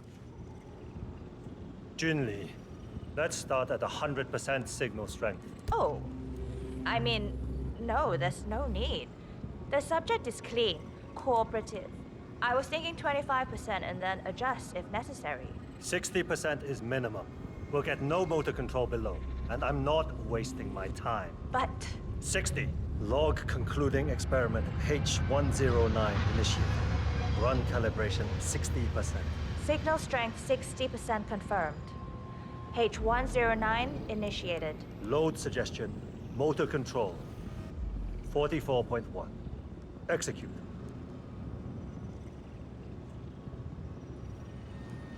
The signal's too low. Shh. I need to focus. Damn it. The signal's too weak. We'll get nothing like this. Go to 100%? It's not safe. You've been working too hard. With your condition, it can cause you real physical harm. It's safe. You're strong. You can overcome it. 100%. Do it. Log. Continuing experiment H109. Run calibration 100%. H109 initiated at signal strength 100%. Now I'll see you dance. Identify impulse string. Load suggestion, motor control 44.1. Execute. It's too low. He's got spirit. Come on! Do this. Damn it. We need to go higher. I can get to him. Just need to focus. Abort! You're going too far. No. He's on the verge to break him. Go higher. It'll kill him. It's already way beyond reasonable intensity. This subject is abnormally resistant. He's no match for Hush. Nothing worth shit ever came to be without pain. I am calling it quits, Hush. You need rest. Okay. A short break. And I'll return with a clear head. God damn that assistant. If they'd up the signal, it will kill him. Stay put or stay close. I want you in that chair when Hush and Sister Lei return. I'll stick around. Away. Right. I'm so glad you decided to go ahead with it. You know, you're gonna be a part of something truly amazing. He's a genius, Hush. And this is groundbreaking research. It's an honor, really. But, he's under a lot of pressure these days, so if you could just go along with it, okay? Don't try to resist the impulses he sends. I don't want him to exert himself. Can you do that? I'll just follow my impulses. That's not, Okay, good. Thanks.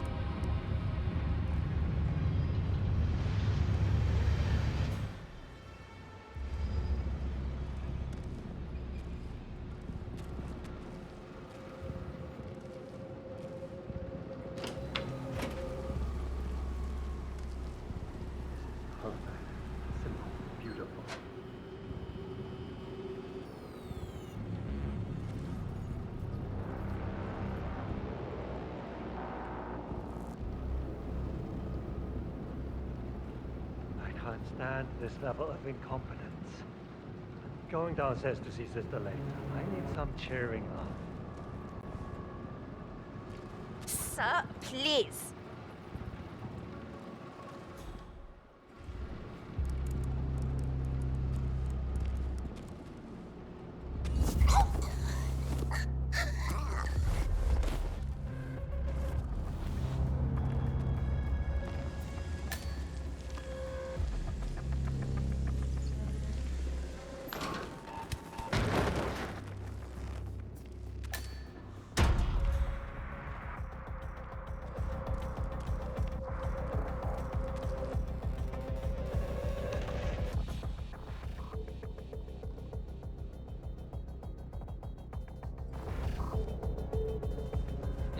I'm sorry, sir. I can't let you through, okay? Please leave the area.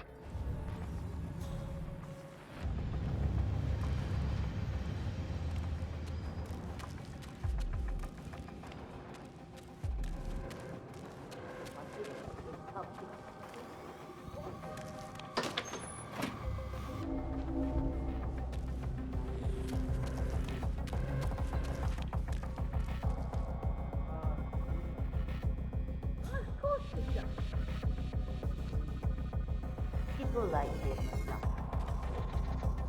No participation, no agency.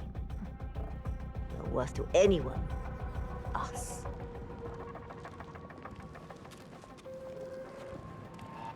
Where's Junli? Never mind her. I'll take over. Let's pick it up where we left off, Sister Lei. At the same signal strength. Yes, 100%. I feel strong. I can take him.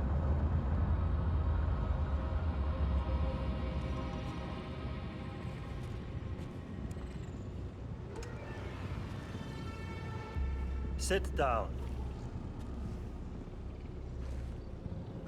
Log, continuing experiment H109. Run calibration 100%. Signal strength 100% confirmed.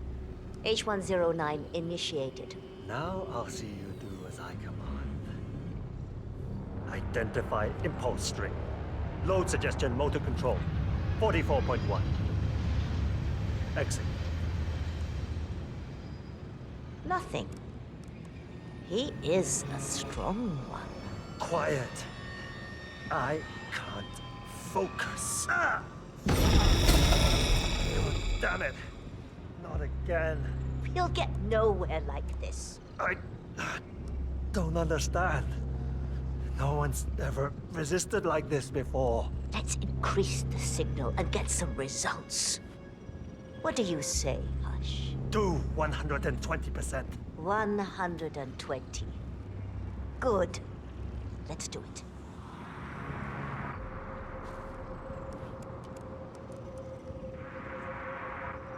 Log, continuing experiment H109. Run calibration 120%. H109 continued. 120% signal strength confirmed. Yes. This is it. It's all incredibly sharp. I feel my mind expanding. Identify impulse. String. Load suggestion. Motor control 44.1. Execute. I feel powerful. I can see you. I'm not scared of you. I could... Both targets down, good. Just give me a second, and I'm in. You can now access the core 47.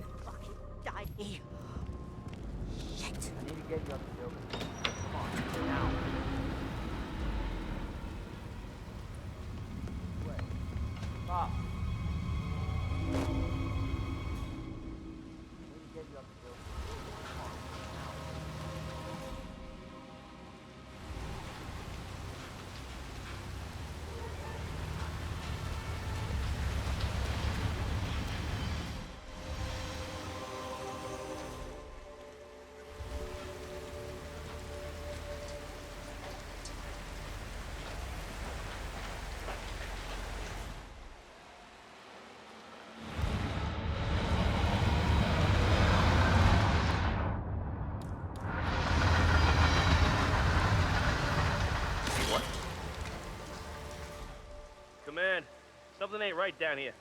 Stand by while I investigate.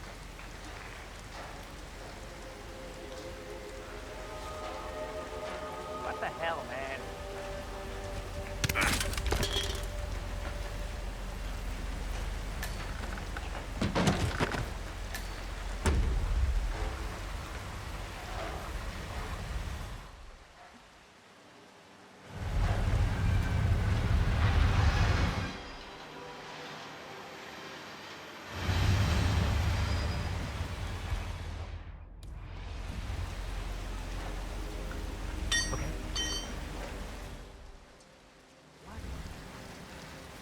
Man, I just heard something. I don't know. I'm gonna go check it out.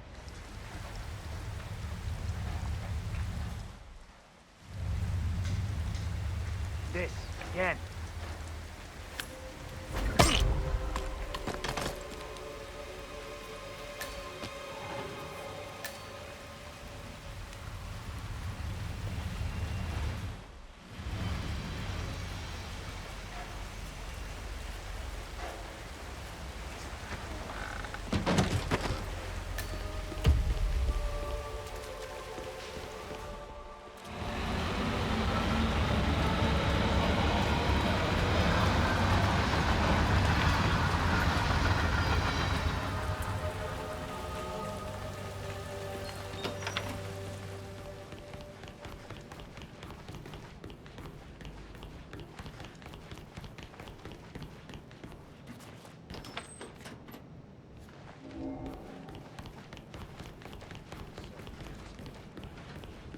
you seen his room?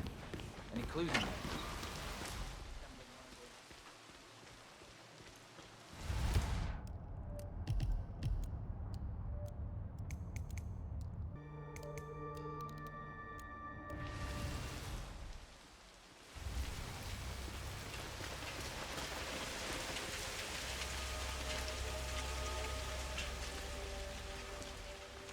Can't let you through, and yes, I know you're a god too. Sorry, buddy.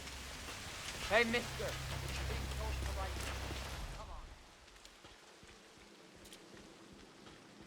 Hi, sir.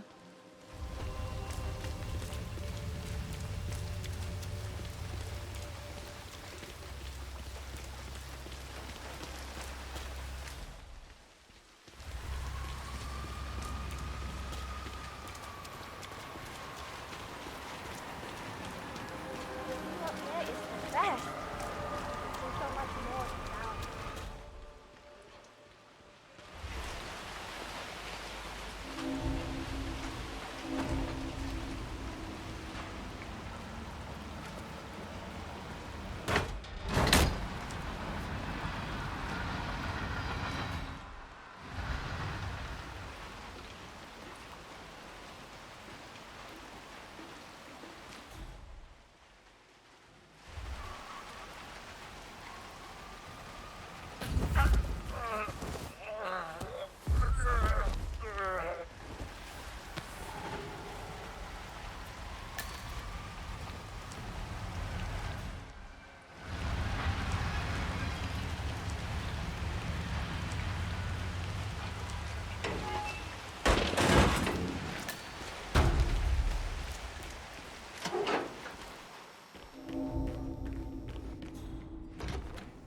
Welcome. Please follow the grey line to security check. Thank you.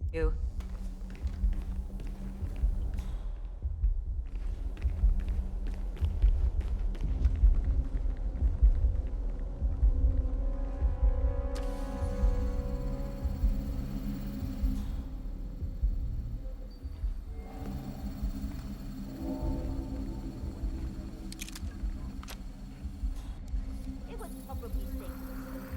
Access granted.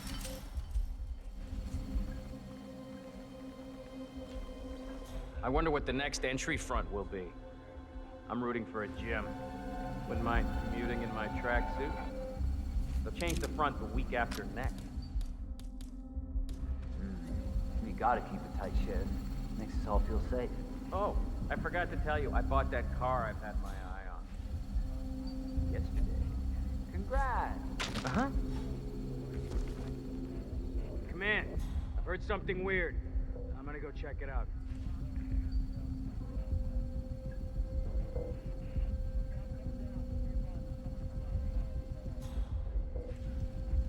Ah, come on! Well, it's not like I haven't been here before.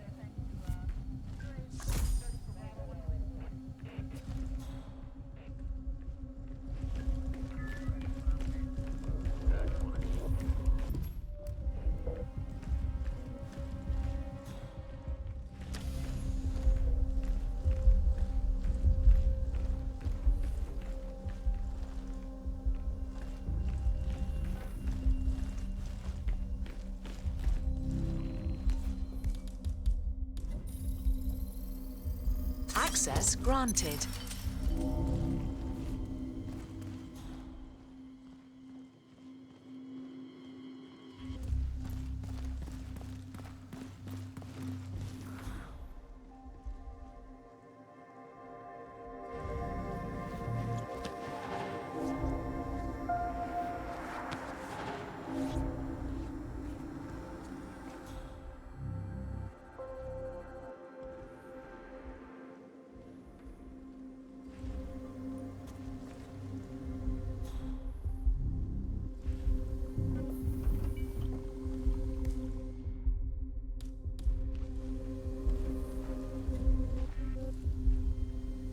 Huh?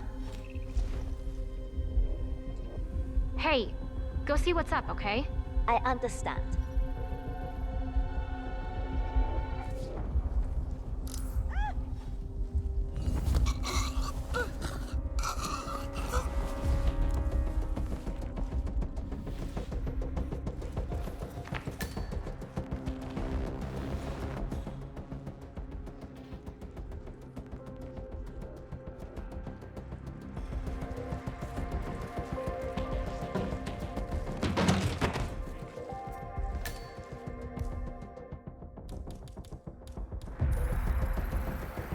Secure.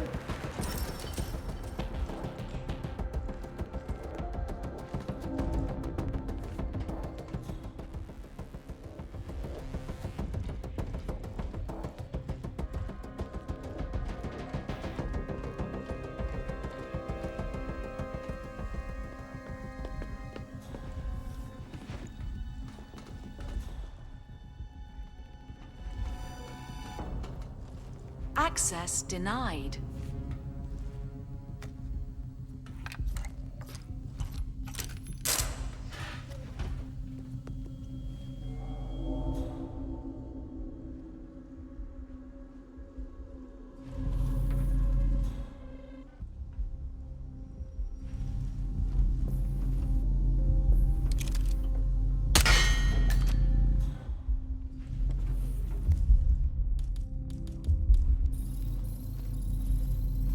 Security protocol overruled. Access granted.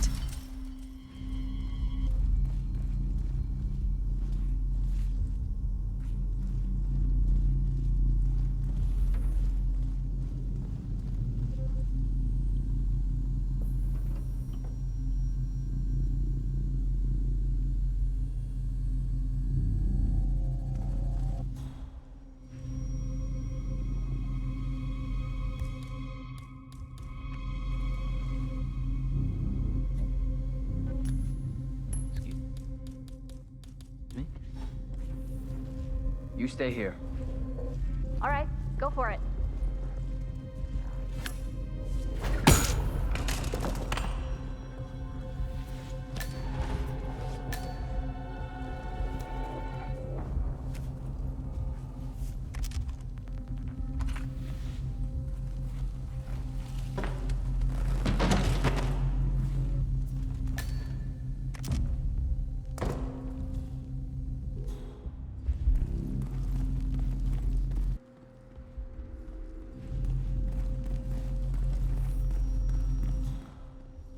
Emitters for the flash heat core maintenance are working like magic.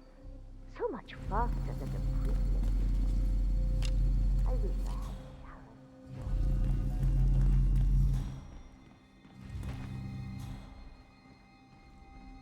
Sure, but scary too. That kind of tech makes me cringe a bit. Can't help but imagine it weaponized, put on huge trucks moving through the street.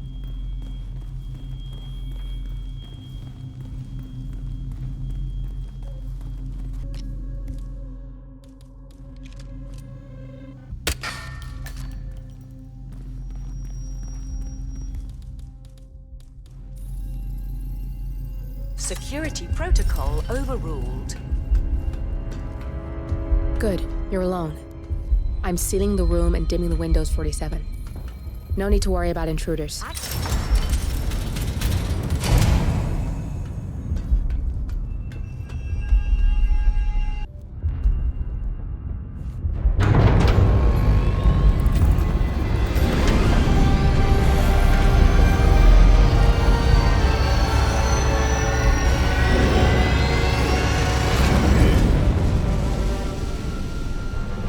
It's all here.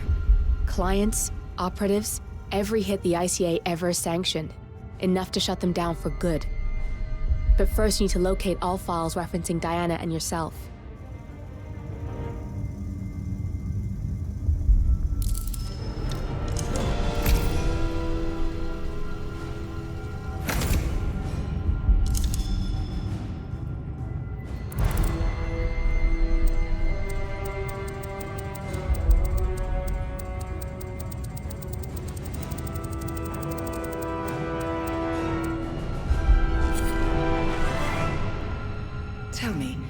What did it feel like? Taking lives? Random. Disorder. Well, we are here. Basic training starts at 0600 hours. I should leave you to prepare. Perhaps I see possibility where others see limitation. I choose him. The two of you go way back. I didn't realize that you... I don't know. I get why you want to protect her. So, wipe all the data referring to the two of you from their system before we publish the rest.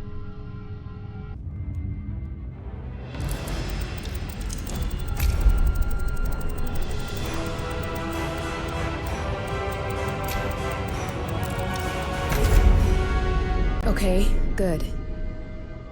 I've set up a link to an information nonprofit site. When you press that button, it's up there and the whole world will know. There's no undo 47. This will shut the ICA down for good. You really okay with this? It's who you've been for so long.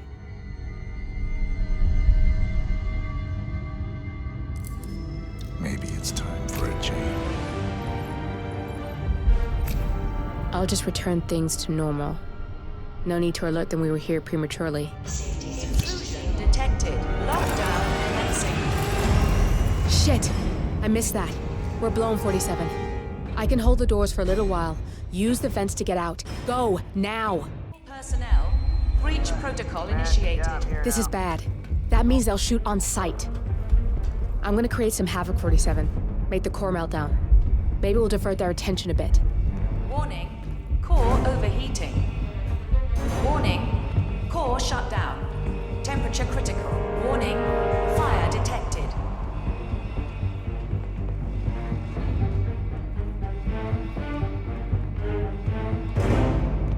Copy. No sign of any pup. Moving on. All personnel, breach protocol initiated.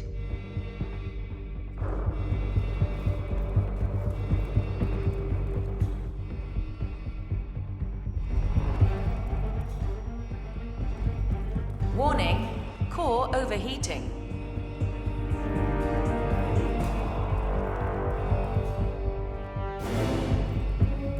Area clear. Proceeding to next sector.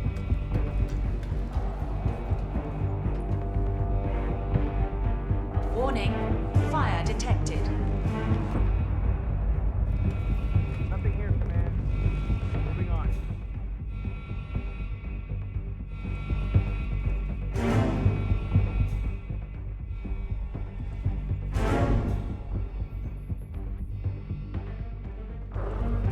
All personnel, breach protocol initiated. Moving on.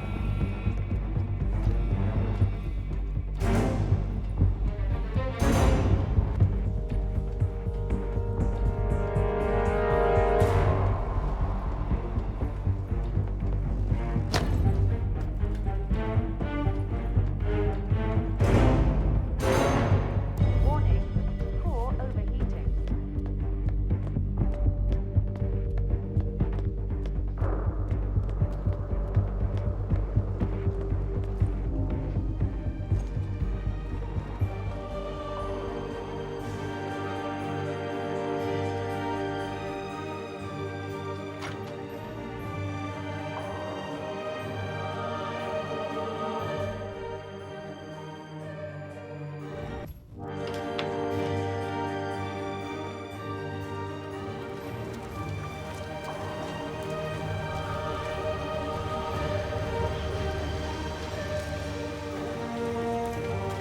Rain, rain, nothing but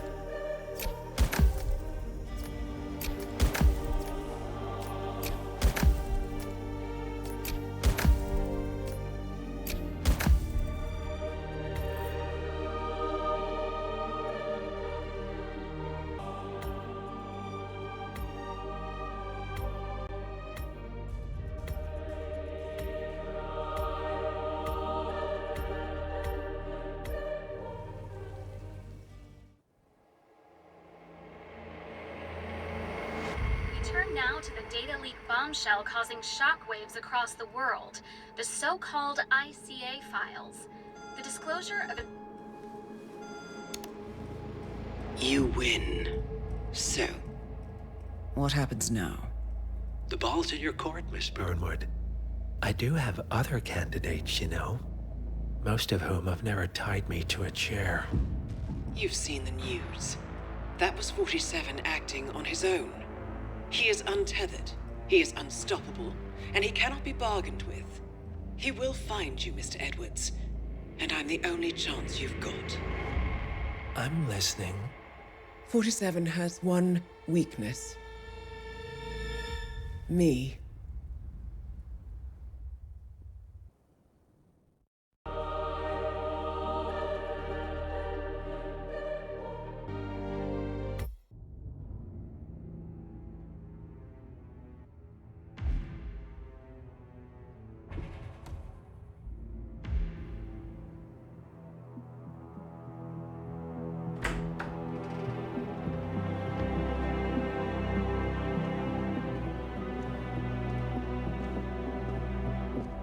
I found something. Buenos Aires International Airport this morning. Now watch this. Heralds. Trail ends at the airport, but turns out that a top Providence operative owns a vineyard in the area. Don Yates, of infamous New York law firm Morgan, Yates & Cohn. And get this, is hosting his retirement party today. She's infiltrated them. She's sending a message. She needs my help. Could have fooled me. You don't know her. Anyway, if you're going after her, you'll need to deal with the Herald. Her name's Tamara Vidal, former CIA asset and political firebrand. She's a master of surveillance and the Constant's most trusted aide. She'll have eyes everywhere. You won't get far as long as she's in the game. Why are you telling me this? I thought you were out. Yeah. Old habits, I guess. Anyway, I need to go.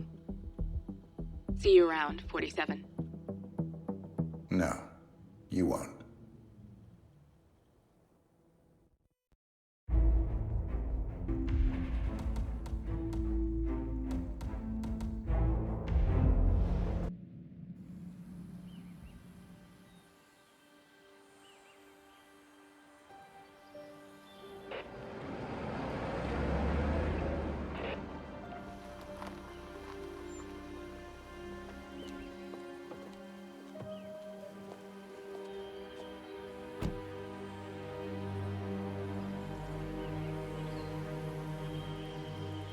Because you're not an idiot.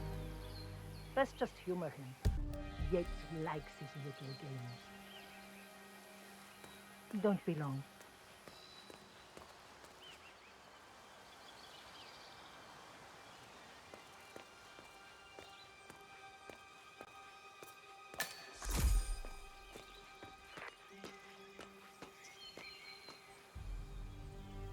You got my message. You'd never get caught on camera. Not unless you wanted to be seen. So what's the play? You're not the only one who's been busy, 47. I'm this close to becoming the next Constant. I'll be able to dismantle Providence from the inside. Only one man stands in my way. Don Yates.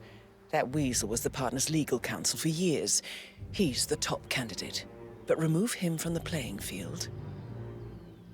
It won't work. If Edward suspects...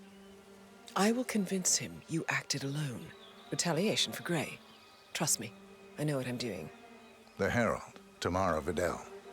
She has eyes everywhere, and they're all fixed on you. The plan won't work unless we take her out. She never leaves my side for long. Whatever your plan is, I'll help you if I can. You're sure about this? As sure as I'll ever be.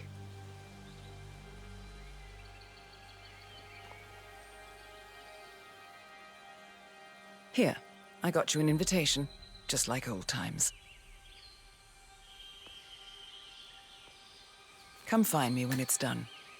Good luck, 47.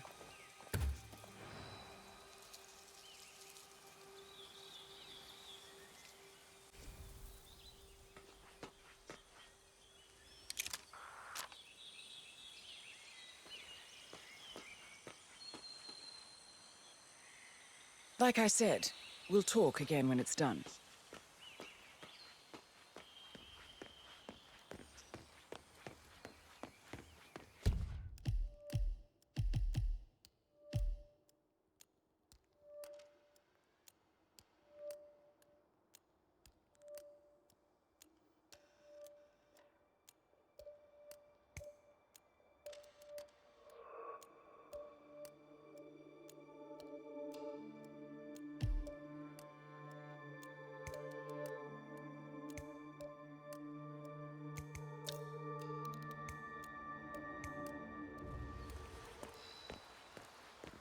Oh my gosh, be careful.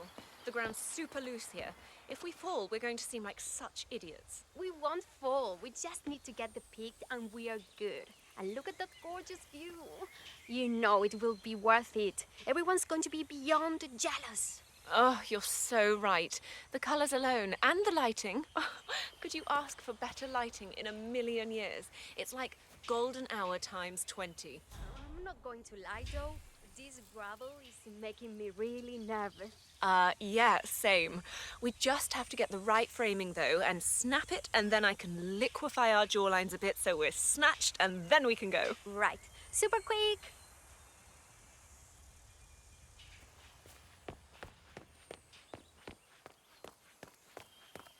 Ready, Pam? 3, 2, 1, and... For more than 2 decades, New York-based law firm Morgan, Yates & Cohn has been among the most successful and the most controversial companies in the United States. Founded in the greed is good downtown era of the mid-1980s by Kenneth Morgan, Don Yates, and Theodore Cohn, the firm quickly amassed an impressive client roster, counting such corporate behemoths as Top Investment Bank, Milton Fitzpatrick, and Van Orton Tobacco.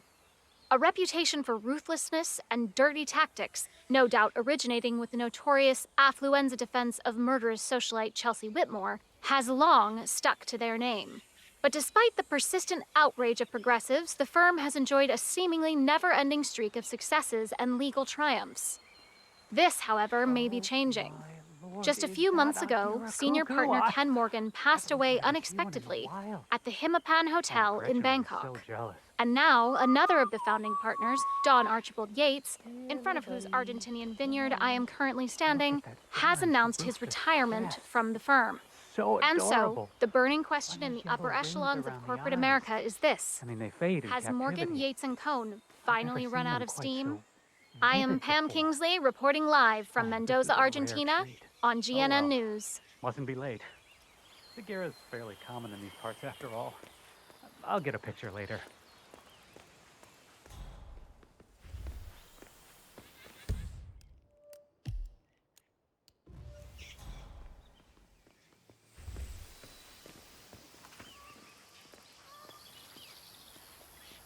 Try not to take any of the border much at all.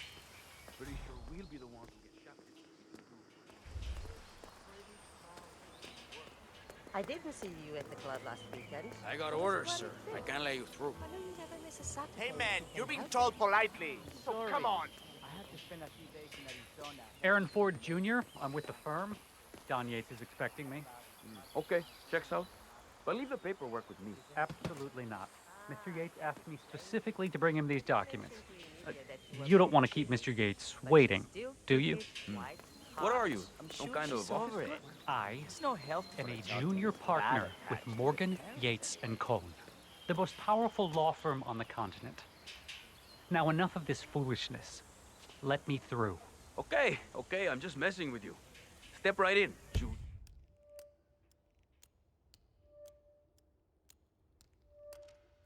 Junior.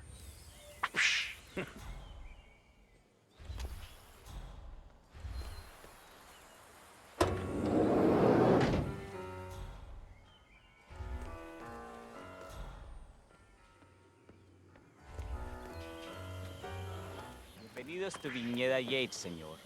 May I see your Looking good, invitation, man. please? Looking good. Gracias, señor. Enjoy the party.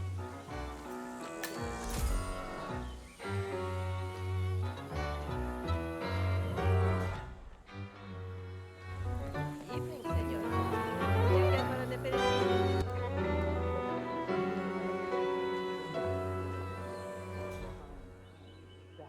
threaten you? For what? I wouldn't be surprised if he considers me a threat. But is he bold enough to defy Edwards? He'd be a damn fool. But they don't call him cojones for nothing. I need to inform Edwards. Let him know something screwy is going on. Don't. I know how to deal with the likes of Don Yates. The one we need to worry about is Corvo Black. Yates' fixer. You know him? ICA regular. I always suspected he was a middleman for Morgan, Yates and Cohn. I never took his contracts. Nasty piece of work. Below my standards. But plenty of my colleagues were less picky. Well, they certainly got theirs. I wonder how your agent will feel if he saw you now. He wouldn't. 47 is a weapon, and weapons don't judge. They go where they're pointed. Oh, that's cold. I like you more already. CEO of Kronstadt. Hi there, say congratulations are in order. Let's head back to the Hi there. Wherever I was you third go, in the line I of go. succession, after Robert and Sierra Knox. Then the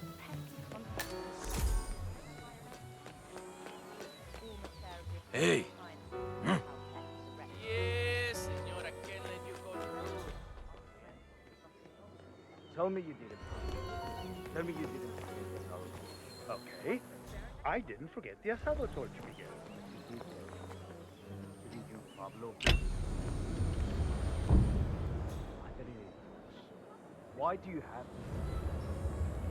There's no need to flex. You ain't going to impress me. What are we supposed to do?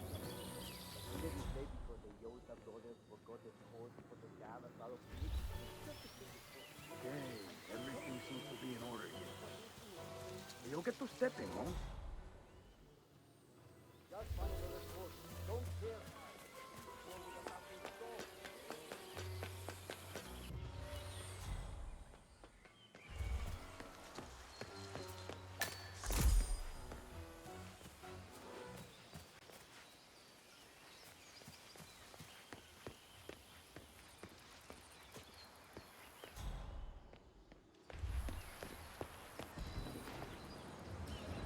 Not just a puddle either. We're talking knee-deep. The whole place looked like a horror flick. Of course, Yates came down and tore the poor sod in charge of the tanks a new one. You'd think there was some kind of fail-safe mechanism or early warning system in place. Yeah, you would, but you'd be wrong. If the pumps malfunction, the tanks overflow. That pretty much sums it up. So, pay attention to that pump flow. Unless you're in the market for an extra orifice. Lightning never strikes twice. We'll be fine. These fermentation tanks are accident-prone. If the pump malfunctions, the tanks overflow. This has happened before, provoking an appearance from Don Yates. It's likely to happen again.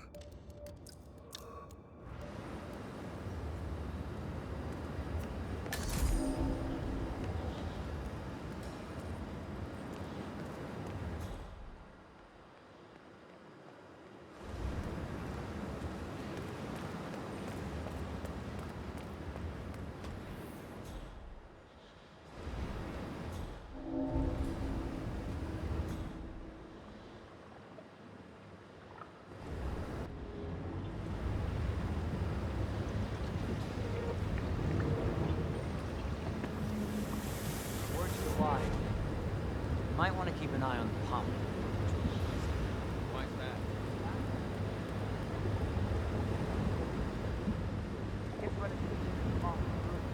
Yeah, we weren't doing much anyway, apparently.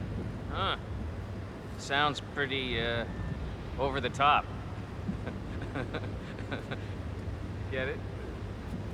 Over the top.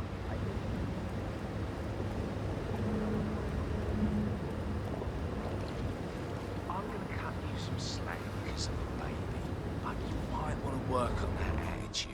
I'm sorry. It's just... Yeah. We've all been there.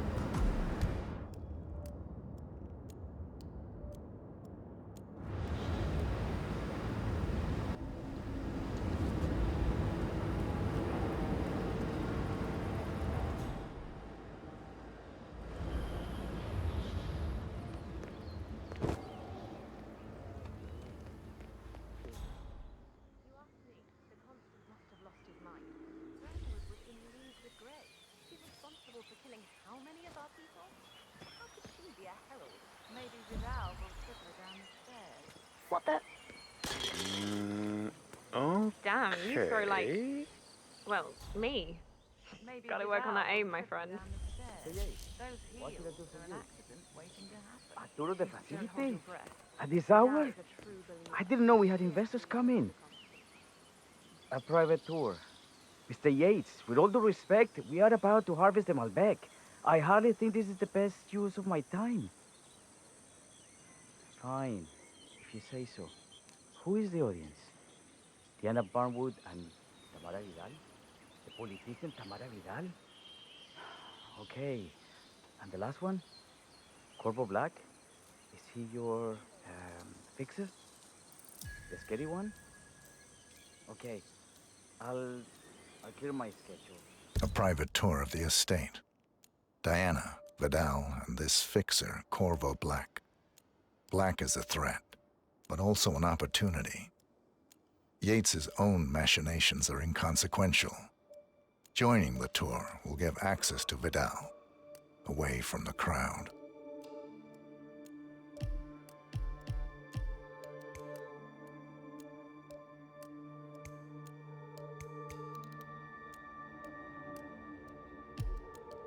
Right. Thank you, Mr. Yates. Enjoy the... Why does he want me to play tour guide to his socialite friends? It's our best day. He probably just wants to show off, Patron. I know I would.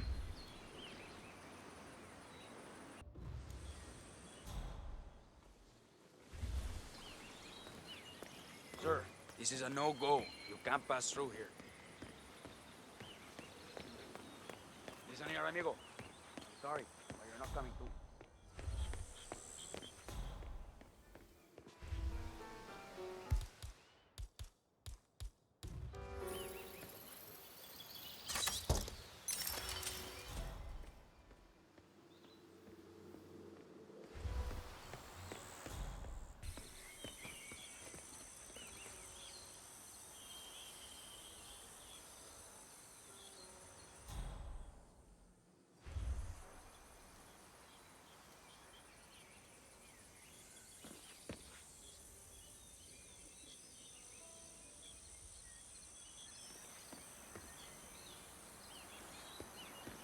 You must be Burnwood and Vidal.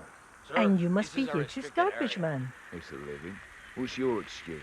Well, we're all here, it seems. Except for our guide, Mr. Vargas. Suppose someone ought to fetch him. Black, I'm looking in your direction. Yeah? Let me know how that works out for you. Well, this is fun.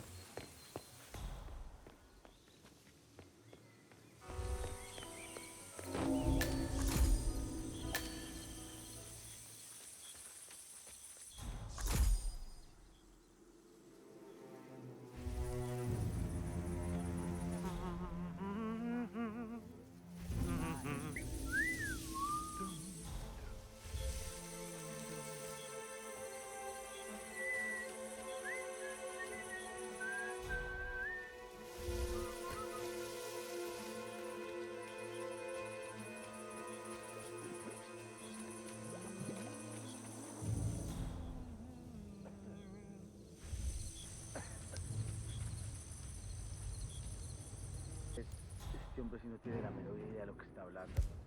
Para hacer la bandeja no se hace así. Se le pone ensalada, se le pone un montón de... Creo que dijo él.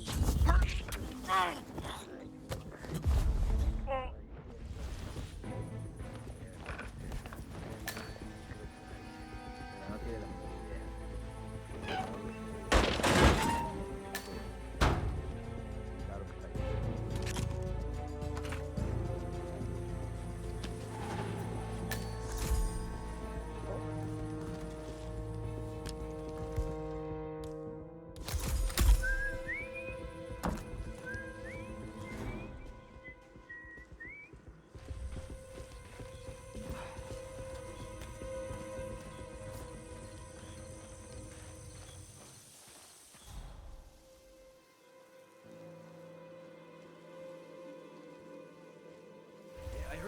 this morning.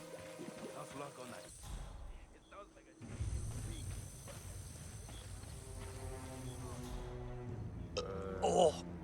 Excuse me.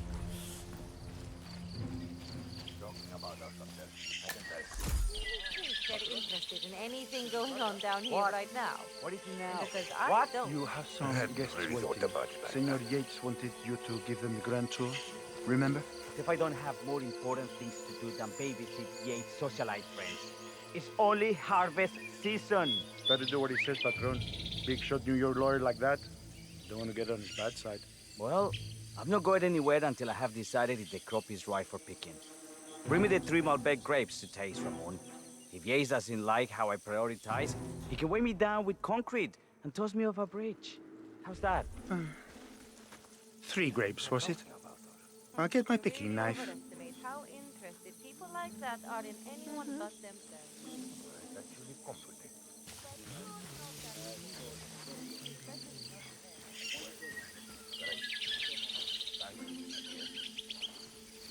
Oh, man, come on. I left it right here. Seriously, who takes another man's picking knife?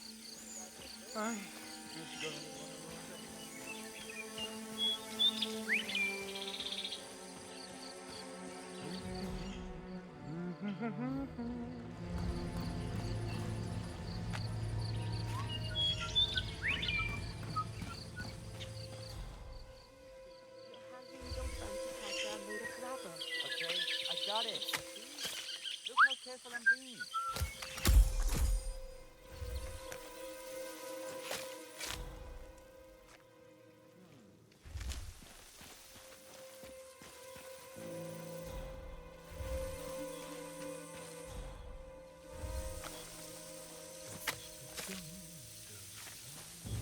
Ay, este hombre sí no tiene la menor idea de lo que está hablando. Para hacer la bandeja, la mano.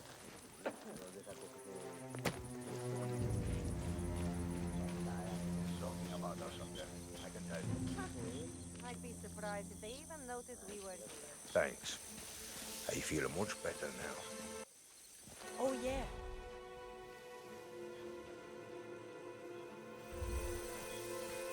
Okay.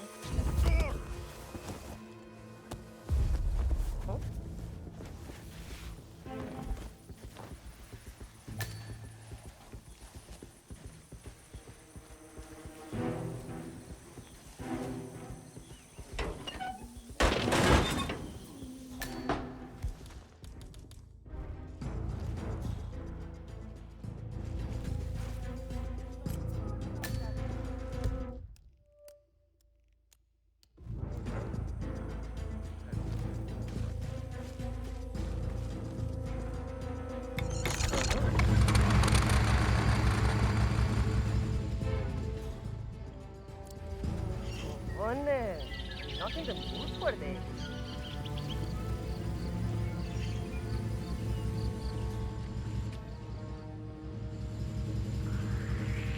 Oh, come on. Vamos, vamos.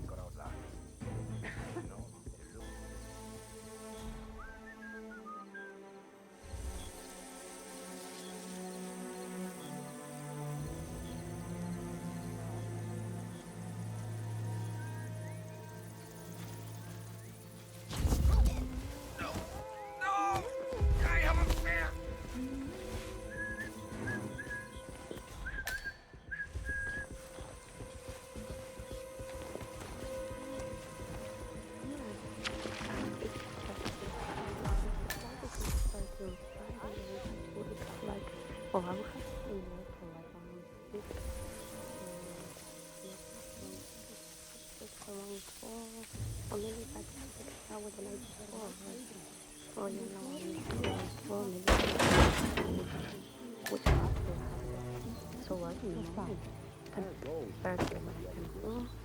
work, I have to make all my package. Yeah.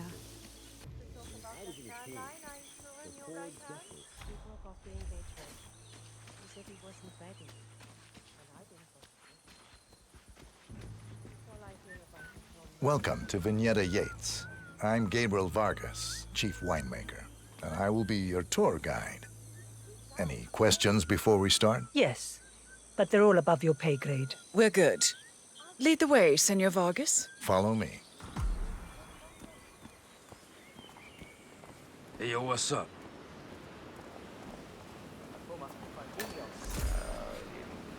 First stop on the tour is the production floor, where our prize-winning Malbec grapes are processed. Our equipment is state-of-the-art, including a drag-in freezer unit. And last but not least, our grape crusher, industrial size for your disposal purposes. Interesting. Follow me, please.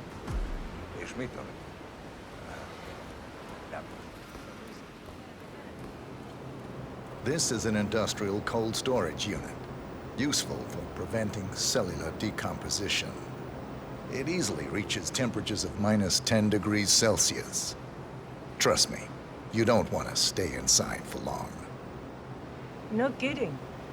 Hey, there's no doorknob on the inside. Seems like a pretty glaring safety omission, if you ask me. Probably soundproof, too. And good luck getting a phone signal. Follow me, please.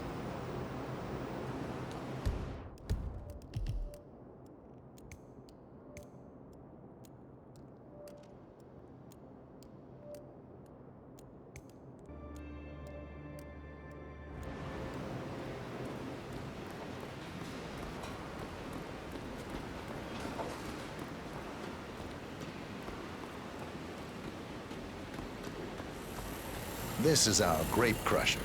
The destemmed grapes are crushed into a thick pulp by a powerful rotating cylinder, making each grape quite impossible to ID. Have you had any workplace accidents? What? Fall into the vat and get crushed to a pulp? You'd have to be a bona fide idiot. Waste of space, if you ask me. Follow me, please.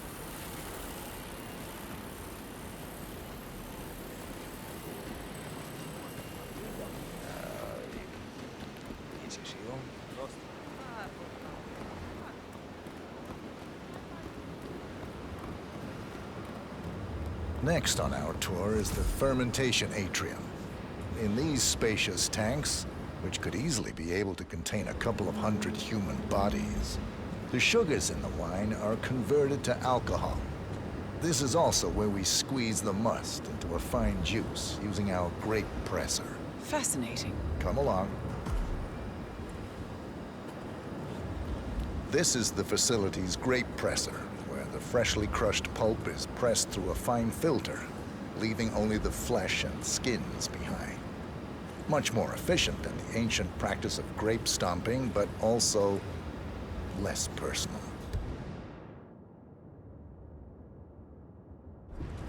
So, this is what the little guy feels like.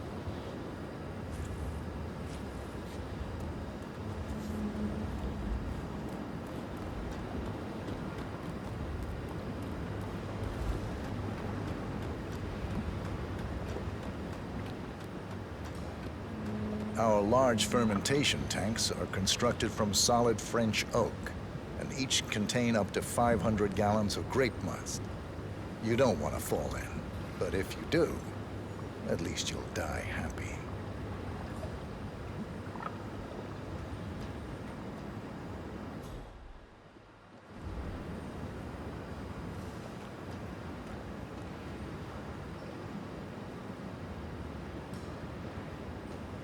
Well, looks like an accident waiting to happen. Occupational hazard. Eh, Burnwood?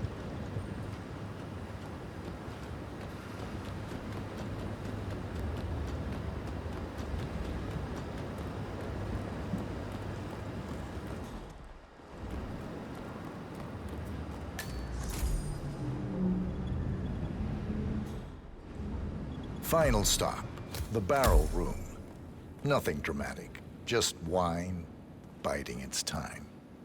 The vault next door contains our most precious bottles, but the access doors are made from ballistic glass and can only be unlocked from the security room high above our heads. So, unless you're the Sparrow, don't get any ideas. Remarkable. Ah, here comes Mr. Yates now. Perfect timing. Ah, Miss Burnwood, is it not? Don Yates. Pleased to meet you. You come very highly recommended. As Chief of the Heralds, let me be the first to say welcome aboard. Why, thank you, Mr. Yates. Rest assured that I will be following your every lead very closely. Say, that reminds me. We're about to have a little Herald get-together up at the house. Just a modest toast to celebrate my forthcoming inauguration as Constant. You are, of course, most welcome to join us. I believe you shall make a fine Herald, once the training wheels are off. I wouldn't miss it for the world. Capital. Right this way, into the lion's den. Oh, almost forgot. Cortazar, please nip down to the wine cellar and tell Mr. Flowers, the sommelier, to prep the 1945 Grand Paladin and bring it up to the house for our special occasion. Got it, Chief.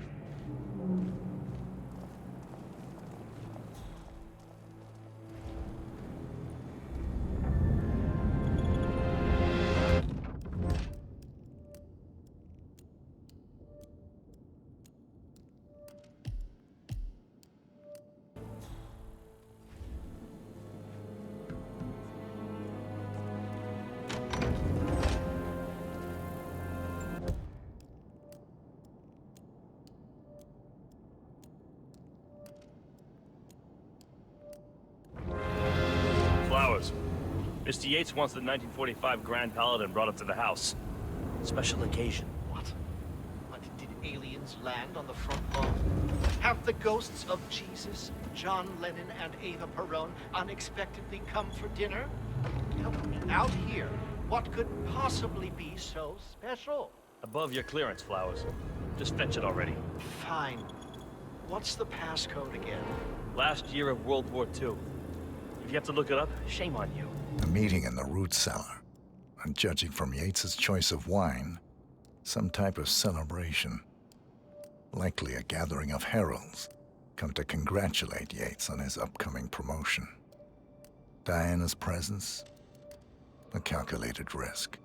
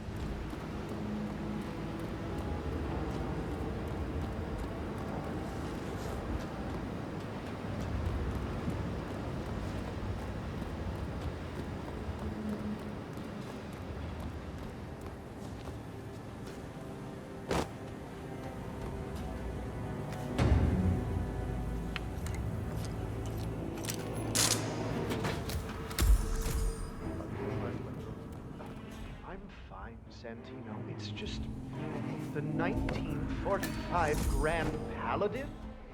It is perfection, irreplaceable. You don't drink the 1945 Grand Paladin any more than you would write a shopping list on the Mona Lisa. Men like Don Yates know the price of everything, but the value of nothing. I'm sorry. Say, what if we exchanged the labels? Served him a different wine? Ah, you are devious, Santino. But no. If Mr. Yates wishes to destroy something beautiful, I will not stand in his way. That is between him and his creator. How did he even get his hands on a bottle? I hear the last of the 1 was sold to Sheikh Omar Al-Ghazali for $600,000. Most expensive bottle ever sold. Ah, yes. A curious story. See, that bottle you refer to came from a case of 12, which were recovered from a sunken Carlisle shipping container that went down in the South China Sea during the final days of World War II. Now, of those 12, only 5 were raised intact. Al-Ghazali bought one under great media coverage, while the others simply disappeared, quietly obtained by some clandestine private collector. Until one of the bottles was donated to Mr. Yates by Byron Washington, CEO of the Pax Mundus Foundation, as a reward for winning a court case.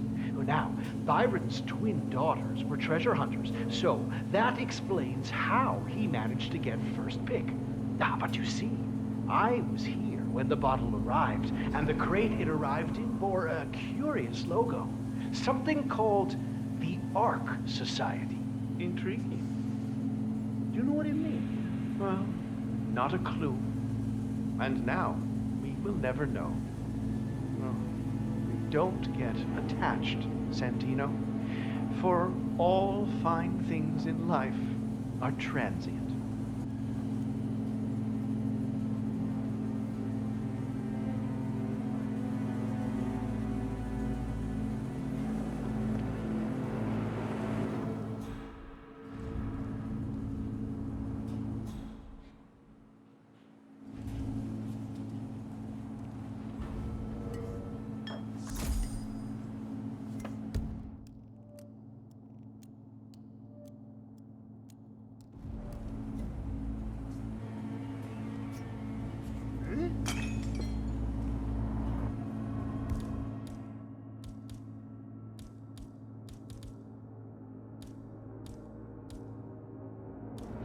Okay, what is that?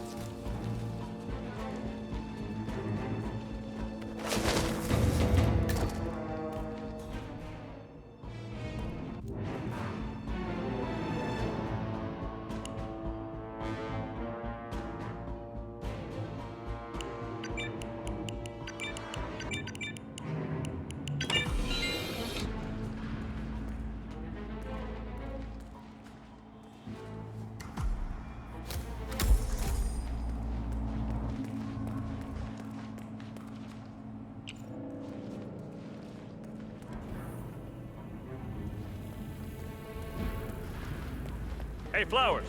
Over here. Come on, while we're young. Sir, I present to you the 1945 Grand Paladin. Huh. Somehow I thought it'd be bigger. Come on, Flowers. Guests are waiting.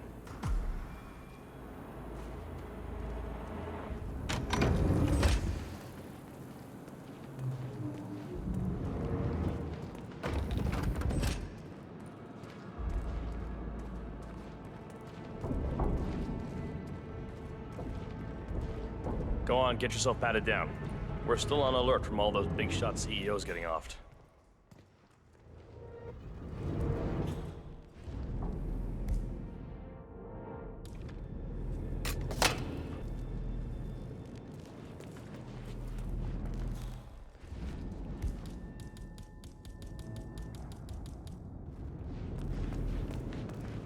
Looking fine today, sir. Hey, stop twitching. You're not making my life easy here.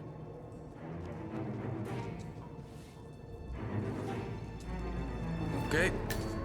You are good to go.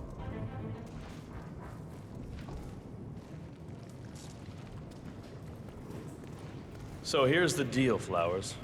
The boss is having a powwow with some employees, and discretion is the name of the game. I'm sure you figured that out already, you being a scholar and all. Don't discuss, disclose, or hell, even contemplate what goes down. Just set your mind to wool-gathering mode. You think you can do that for me, Flowers? Worry not, Mr. Cortazar. I'm the very soul of discretion. Good man.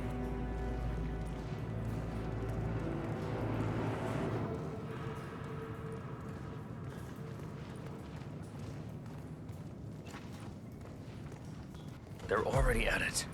Go on, place the wine on the table. I'll pour it. Decant. Pardon me, Your Majesty. I have always considered the heralds the unspoken heroes of Providence. The nervous system, effectively and reliably transmitting the decrees of the brain to the body and limbs of our great organization. And I am delighted that so many of you were able to join me today, despite your busy schedules, and celebrate my retirement from the world of law and imminent instatement as the third constant of Providence. Make no mistake, I have 2 formidable sets of shoes to fill, but I am athirst to pick up the mantle. Looking good, looking good. Flowers. Ladies and gentlemen, Mr. Flowers, our resident sommelier. I believe he has brought us something quite special. Perhaps you will educate us, Mr. Flowers. This is the 1945 Grand Paladin, one of only 5 bottles in existence. The vintage is legendary, the proverbial unicorn wine. The year was hot, the wine's super concentrated, and thanks to hail and frost, the production was small. Only 300 bottles were ever produced. And when the vineyard was bombed during the closing days of World War II, only a single crate survived. It is said to have amazingly complex aromas with long, savory layers of fruit and spice flavors, and a silky texture. Enjoy. Wonderful.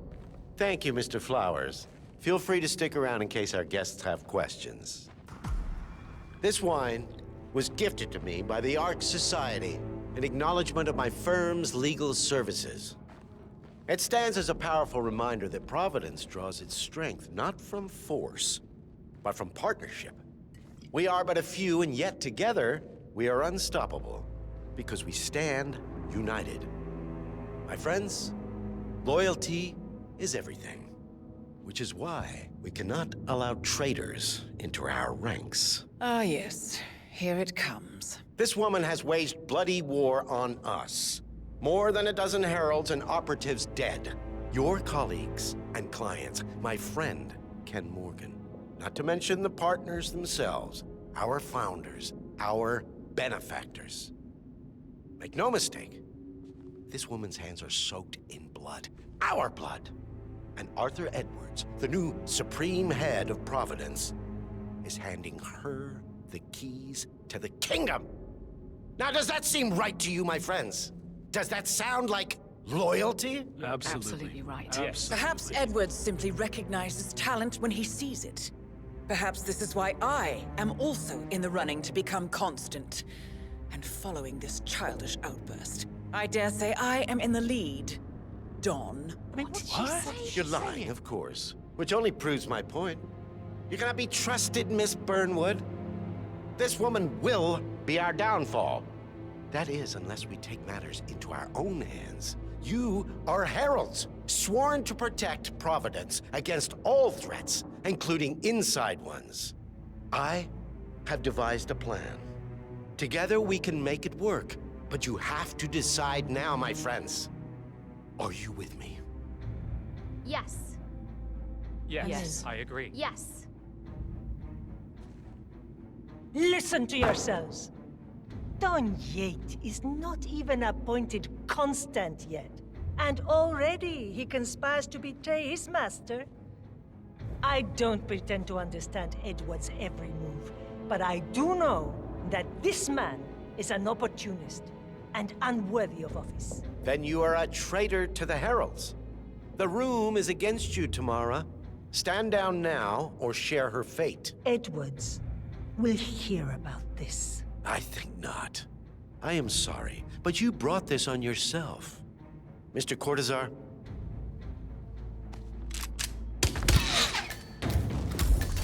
Escort Miss Burnwood to my office. I'll join you shortly.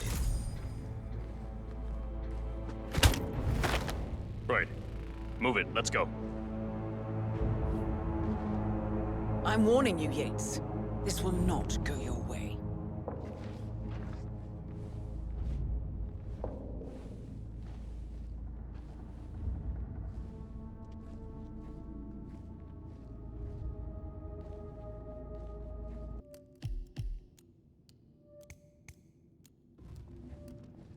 We need to get our story straight.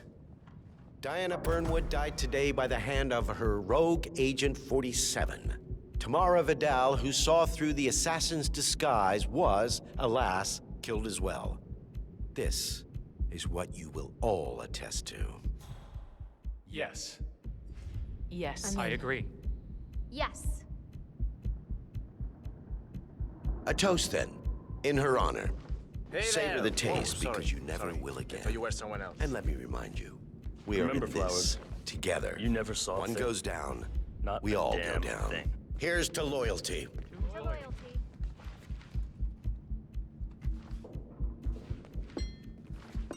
Yeah, hey.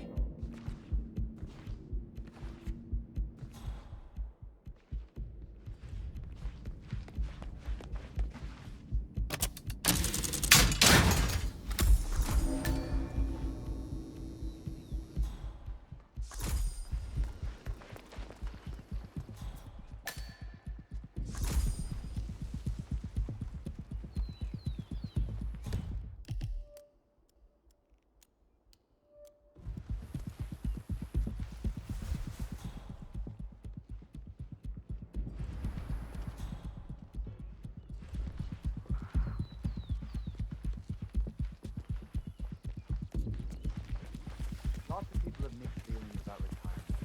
That's probably it. Yates loves his buddies. Plus everybody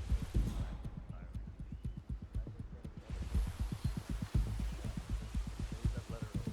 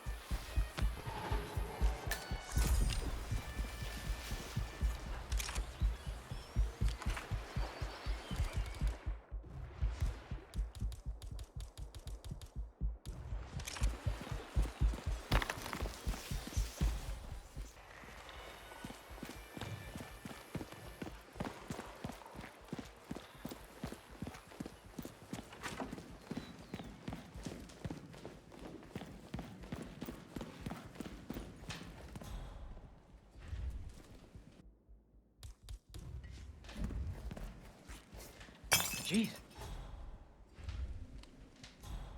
Come in. I've heard something weird. I'm gonna go check it out.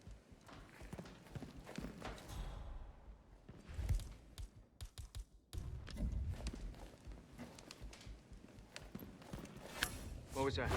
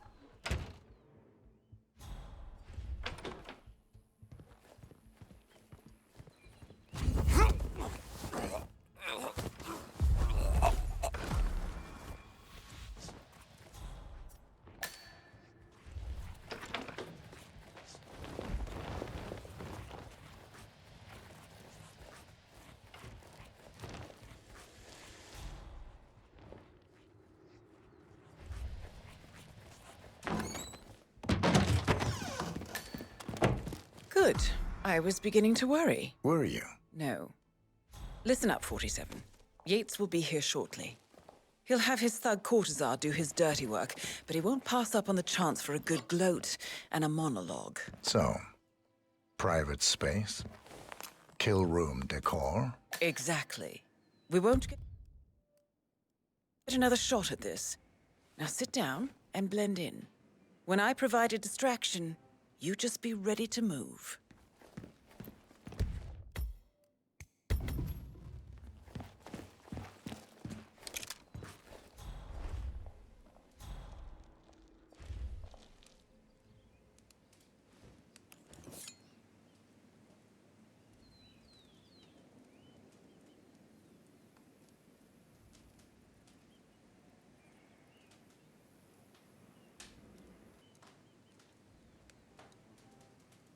Corvo, pick up your damn phone. Plan B is a go. I repeat, Plan B is a go. Start prepping a crime scene. Like we discussed. Remote, staged accident. Oh, and Corvo, make it for 2. Just improvise.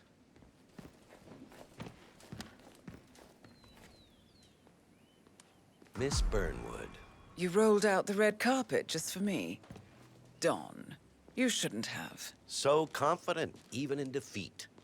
I suppose you're not used to danger, always safe behind your screens. Just tell me one thing before we part ways. Why me? Why you? Why would Edwards trust you? Please. It will keep me awake at nights, and I'm 65. I get up 4 times to piss as it is. Oh, it's simple, really. Edwards is proud. He considers himself the cleverest man alive, and yet we tricked him on Isle of Scale, and it's eating him up. He needs to win. Full, unequivocal victory. My recruitment was just the feather in his cap. By the way, you were right about one thing. Yeah? I'm all ears. Holy shit! You gotta be kidding me. Turns out this woman will be your downfall. Still work.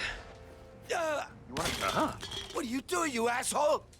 Command, Don't just stand hear some there. weird noises. Shoot her! I'll have a look around.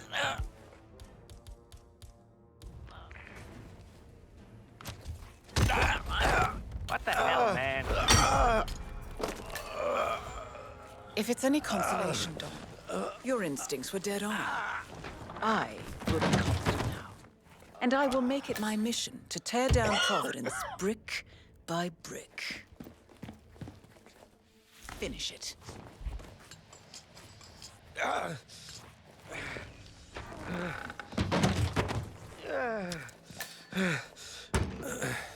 Such a good boy.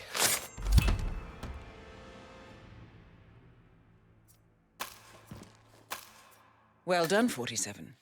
Better get rid of the body. Won't be long before they come looking. When you're done, meet me on the dance floor. Oh, and dress appropriately.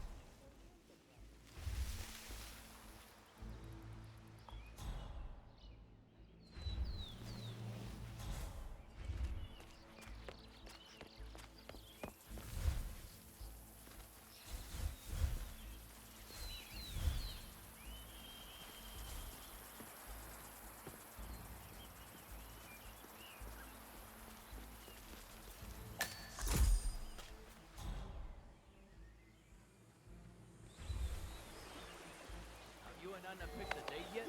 We had, but the church canceled, and now we're not sure if we want to move. I wouldn't. She's not that excited about a church wedding.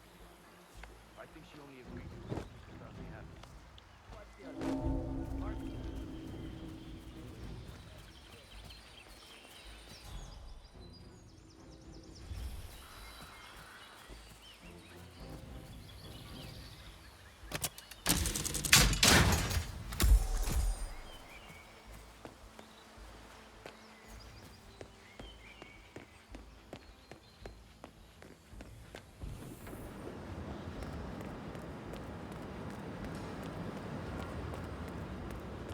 I've been meaning to ask you if you could give me the name of the artisan.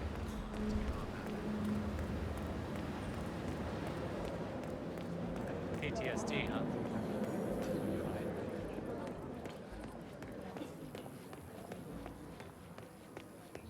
47?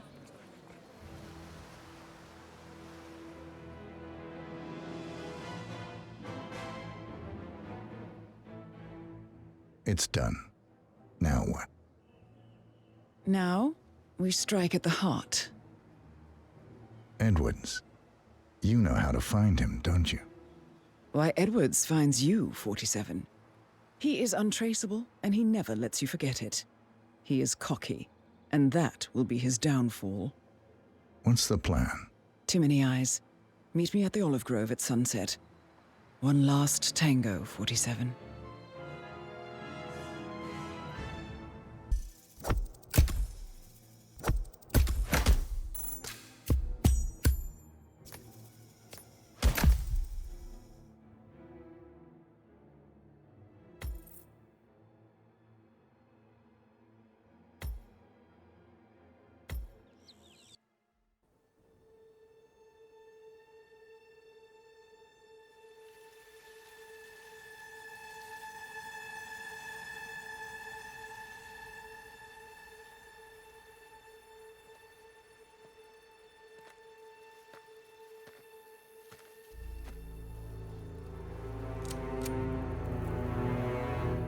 How did you know? Your deal. That kind of power always comes with a price. What's yours? I think you know.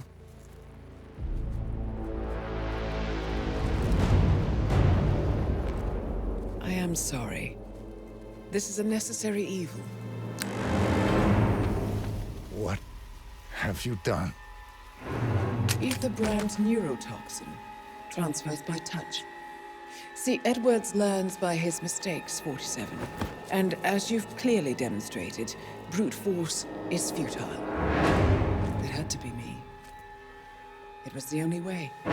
To get this close. My family. I know what you did. After all these years, I finally know. I am sorry. You didn't have a choice. I did. Providence used you, but I'm no better. All I saw was a blank slate, a weapon to wield. I told myself it was what you needed, but people aren't meant to be controlled. This is a kindness. Goodbye, Agent.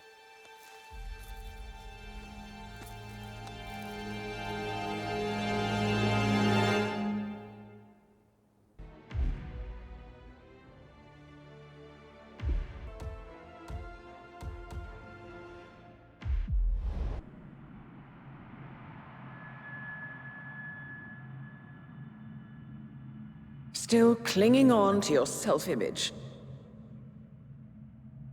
Agent 47, the apex predator.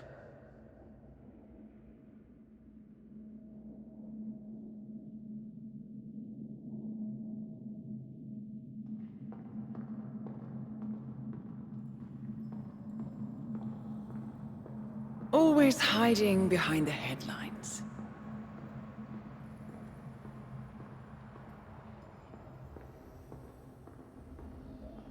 Was perfection its own justification?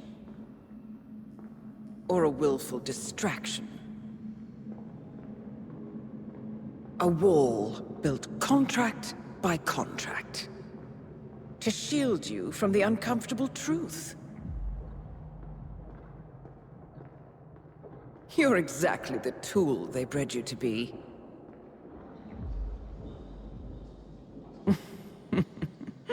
Quite a piece of work you are. How could you possibly function on your own? You never even had a name. Until I gave you one. That's him. Burnwood never ceases to surprise me. You really are a most singular individual. And to think she wanted me to put you down. Lucky for you, I never throw away anything useful. Prepare the serum. Forgetting's not so bad. You've done it before. What's he doing? Is he still looking at us? I'm afraid so. Poor sap just won't accept his days are done. Perhaps I should take him out to the woods and set him free. Oh, it's a classic. He was a loyal tool. But everything goes the way of the horse and cart eventually. I couldn't agree more. Are you done? The toxins are playing into your fears. Don't let them. Come on. Gotta get your head straight.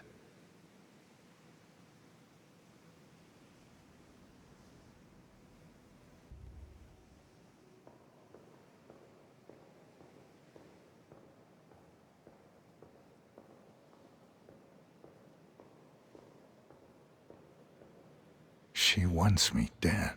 She has every right to after what we did. But that's not what is really going on. She chose power. In the end, she was just like them. No. She found a way to turn Edward's own cleverness against him. The rest is up to you. I don't know how. You do know. Diana! Coming! Once you dispose of Edwards, I will dismantle Providence from the top down. It will finally be over. All you have to do is embrace the past.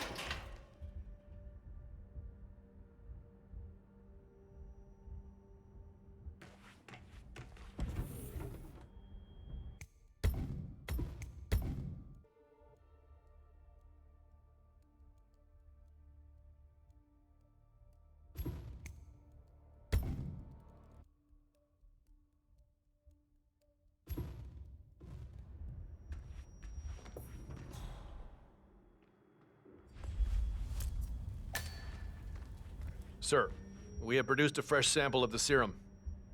Yeah, the exact specs from the lab in Johannesburg. A dosage is on its way to your car as requested. Well, I recommend that the muscle-paralyzing agent used to incapacitate the subject is out of his system before the serum is administered, to avoid unwanted side effects. Yes, sir. I will inform you once the subject comes to.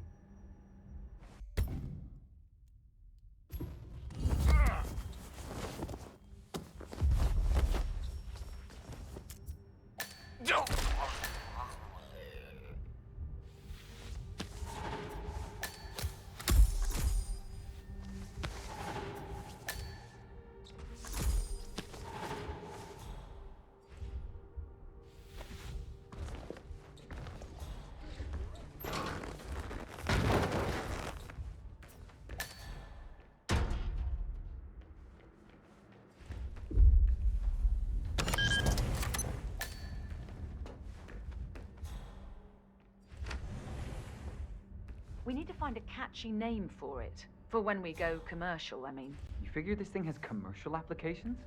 Who'd want to have their minds wiped? Not wiped, obviously. But that's just fine-tuning. Okay, right now the serum erases long and short-term memory banks wholesale. But in a couple of cycles, we'll be able to isolate the effects to individual memories. Imagine if you could pluck out childhood traumas, ugly breakups, combat trauma. You guys should be over the moon. What are you talking about? I love waking up in a cold sweat with a scream stuck in my throat. So, what would you call it then? Your catchy, off-the-counter name. I don't know. Blank Slaterzine? You are a piece of work, lady. Come on. Jim, was it? It always starts like this. GPS, microwaves, duct tape. This serum will eventually improve lives. I've got to believe that. Tell that to the poor SOB in the rear car. Nah. When I want to forget something, I rely on my good old pal, Mr. Alcohol. No offense.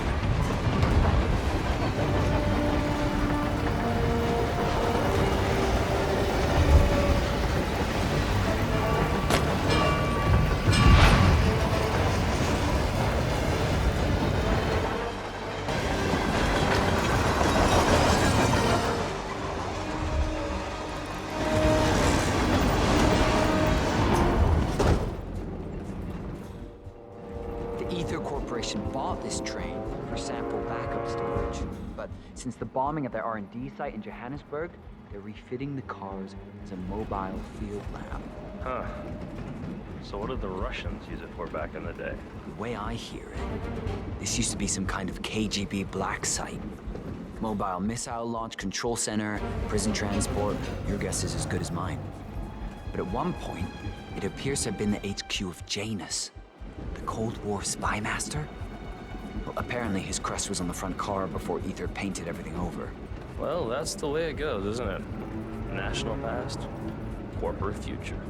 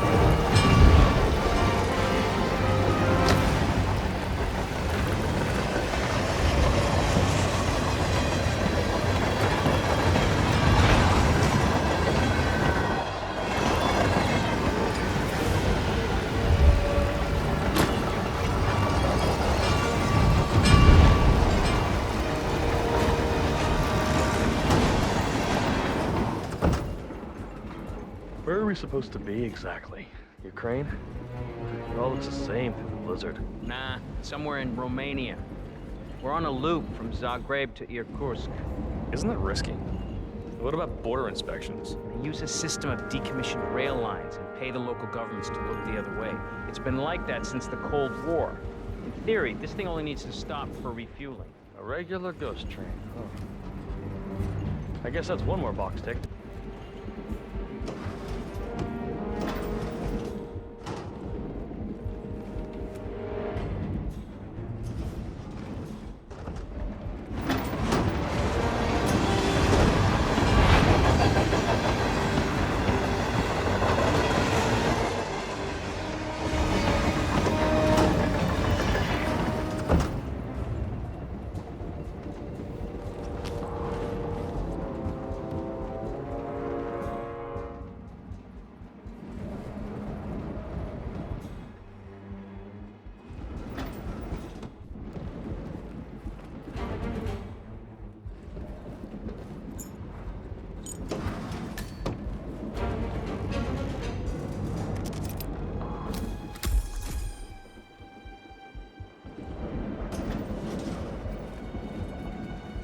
Hey. Yeah, hey.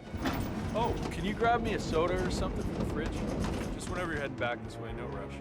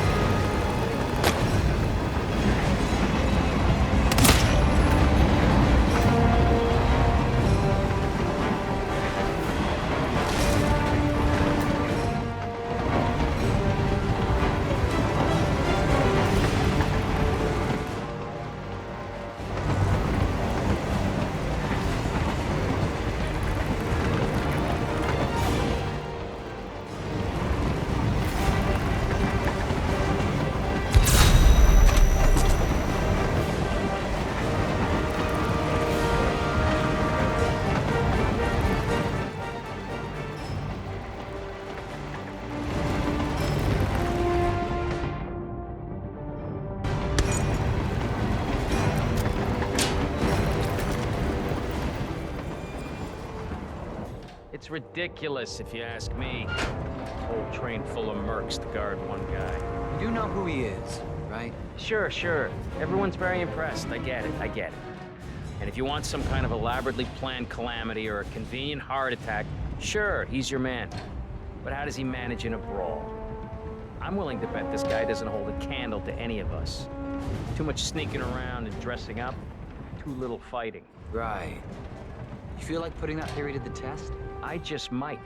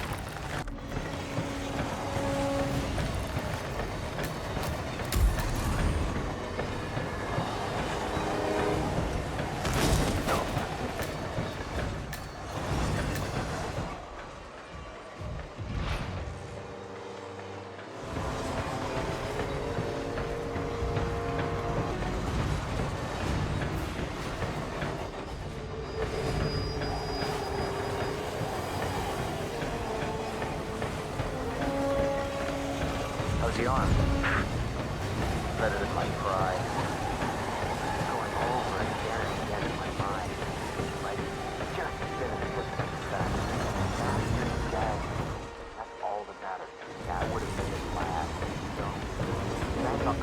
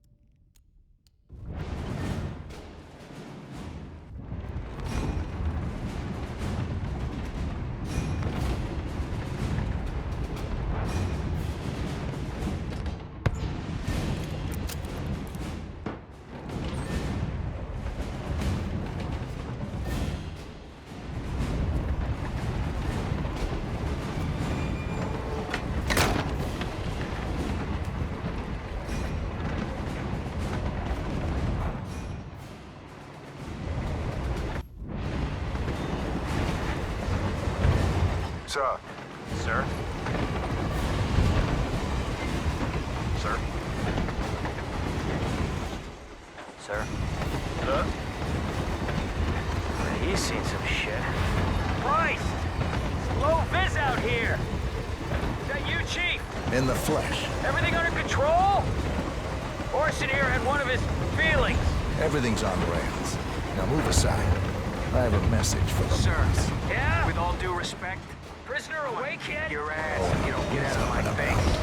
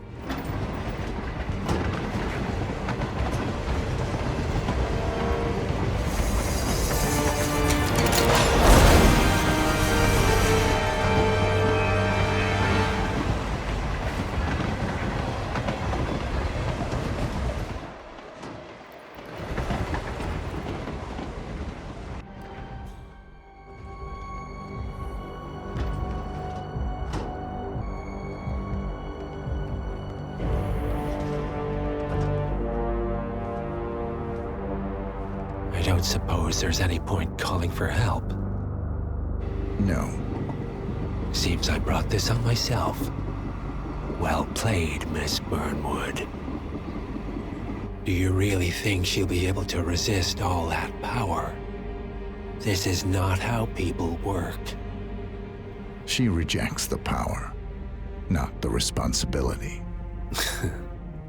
A noble idea. But please join me in the real world. I trust you already know what this is. Why not simply take it? Embrace who you were always meant to be. No, never again. Well, I had to try. Go on then. Do your thing. At least I die knowing who I am.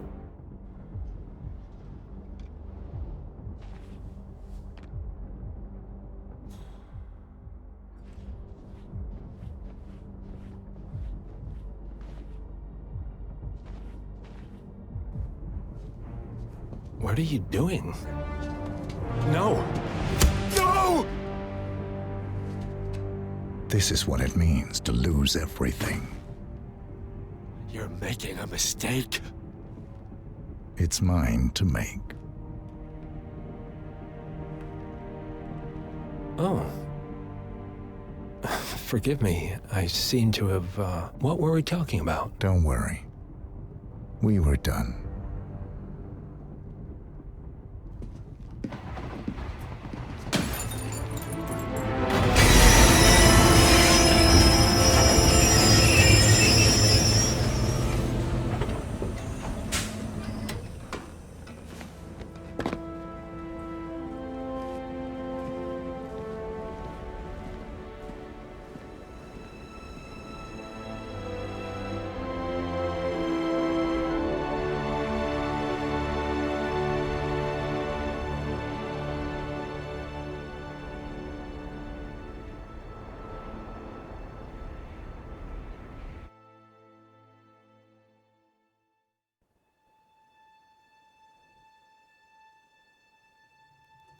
The string of resignations at the top level of international finance continues as Milton Fitzpatrick CEO Alexander Fannin joins the president of Hamson Oil, Quantum Leap founder Tim Clinton, and plenty of others step down.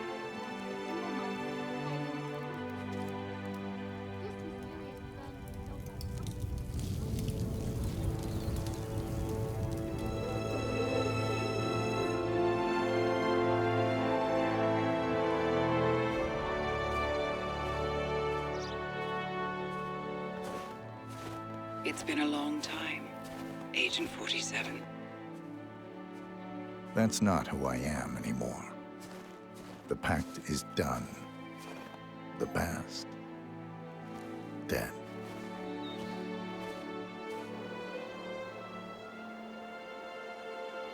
And yet, here you are.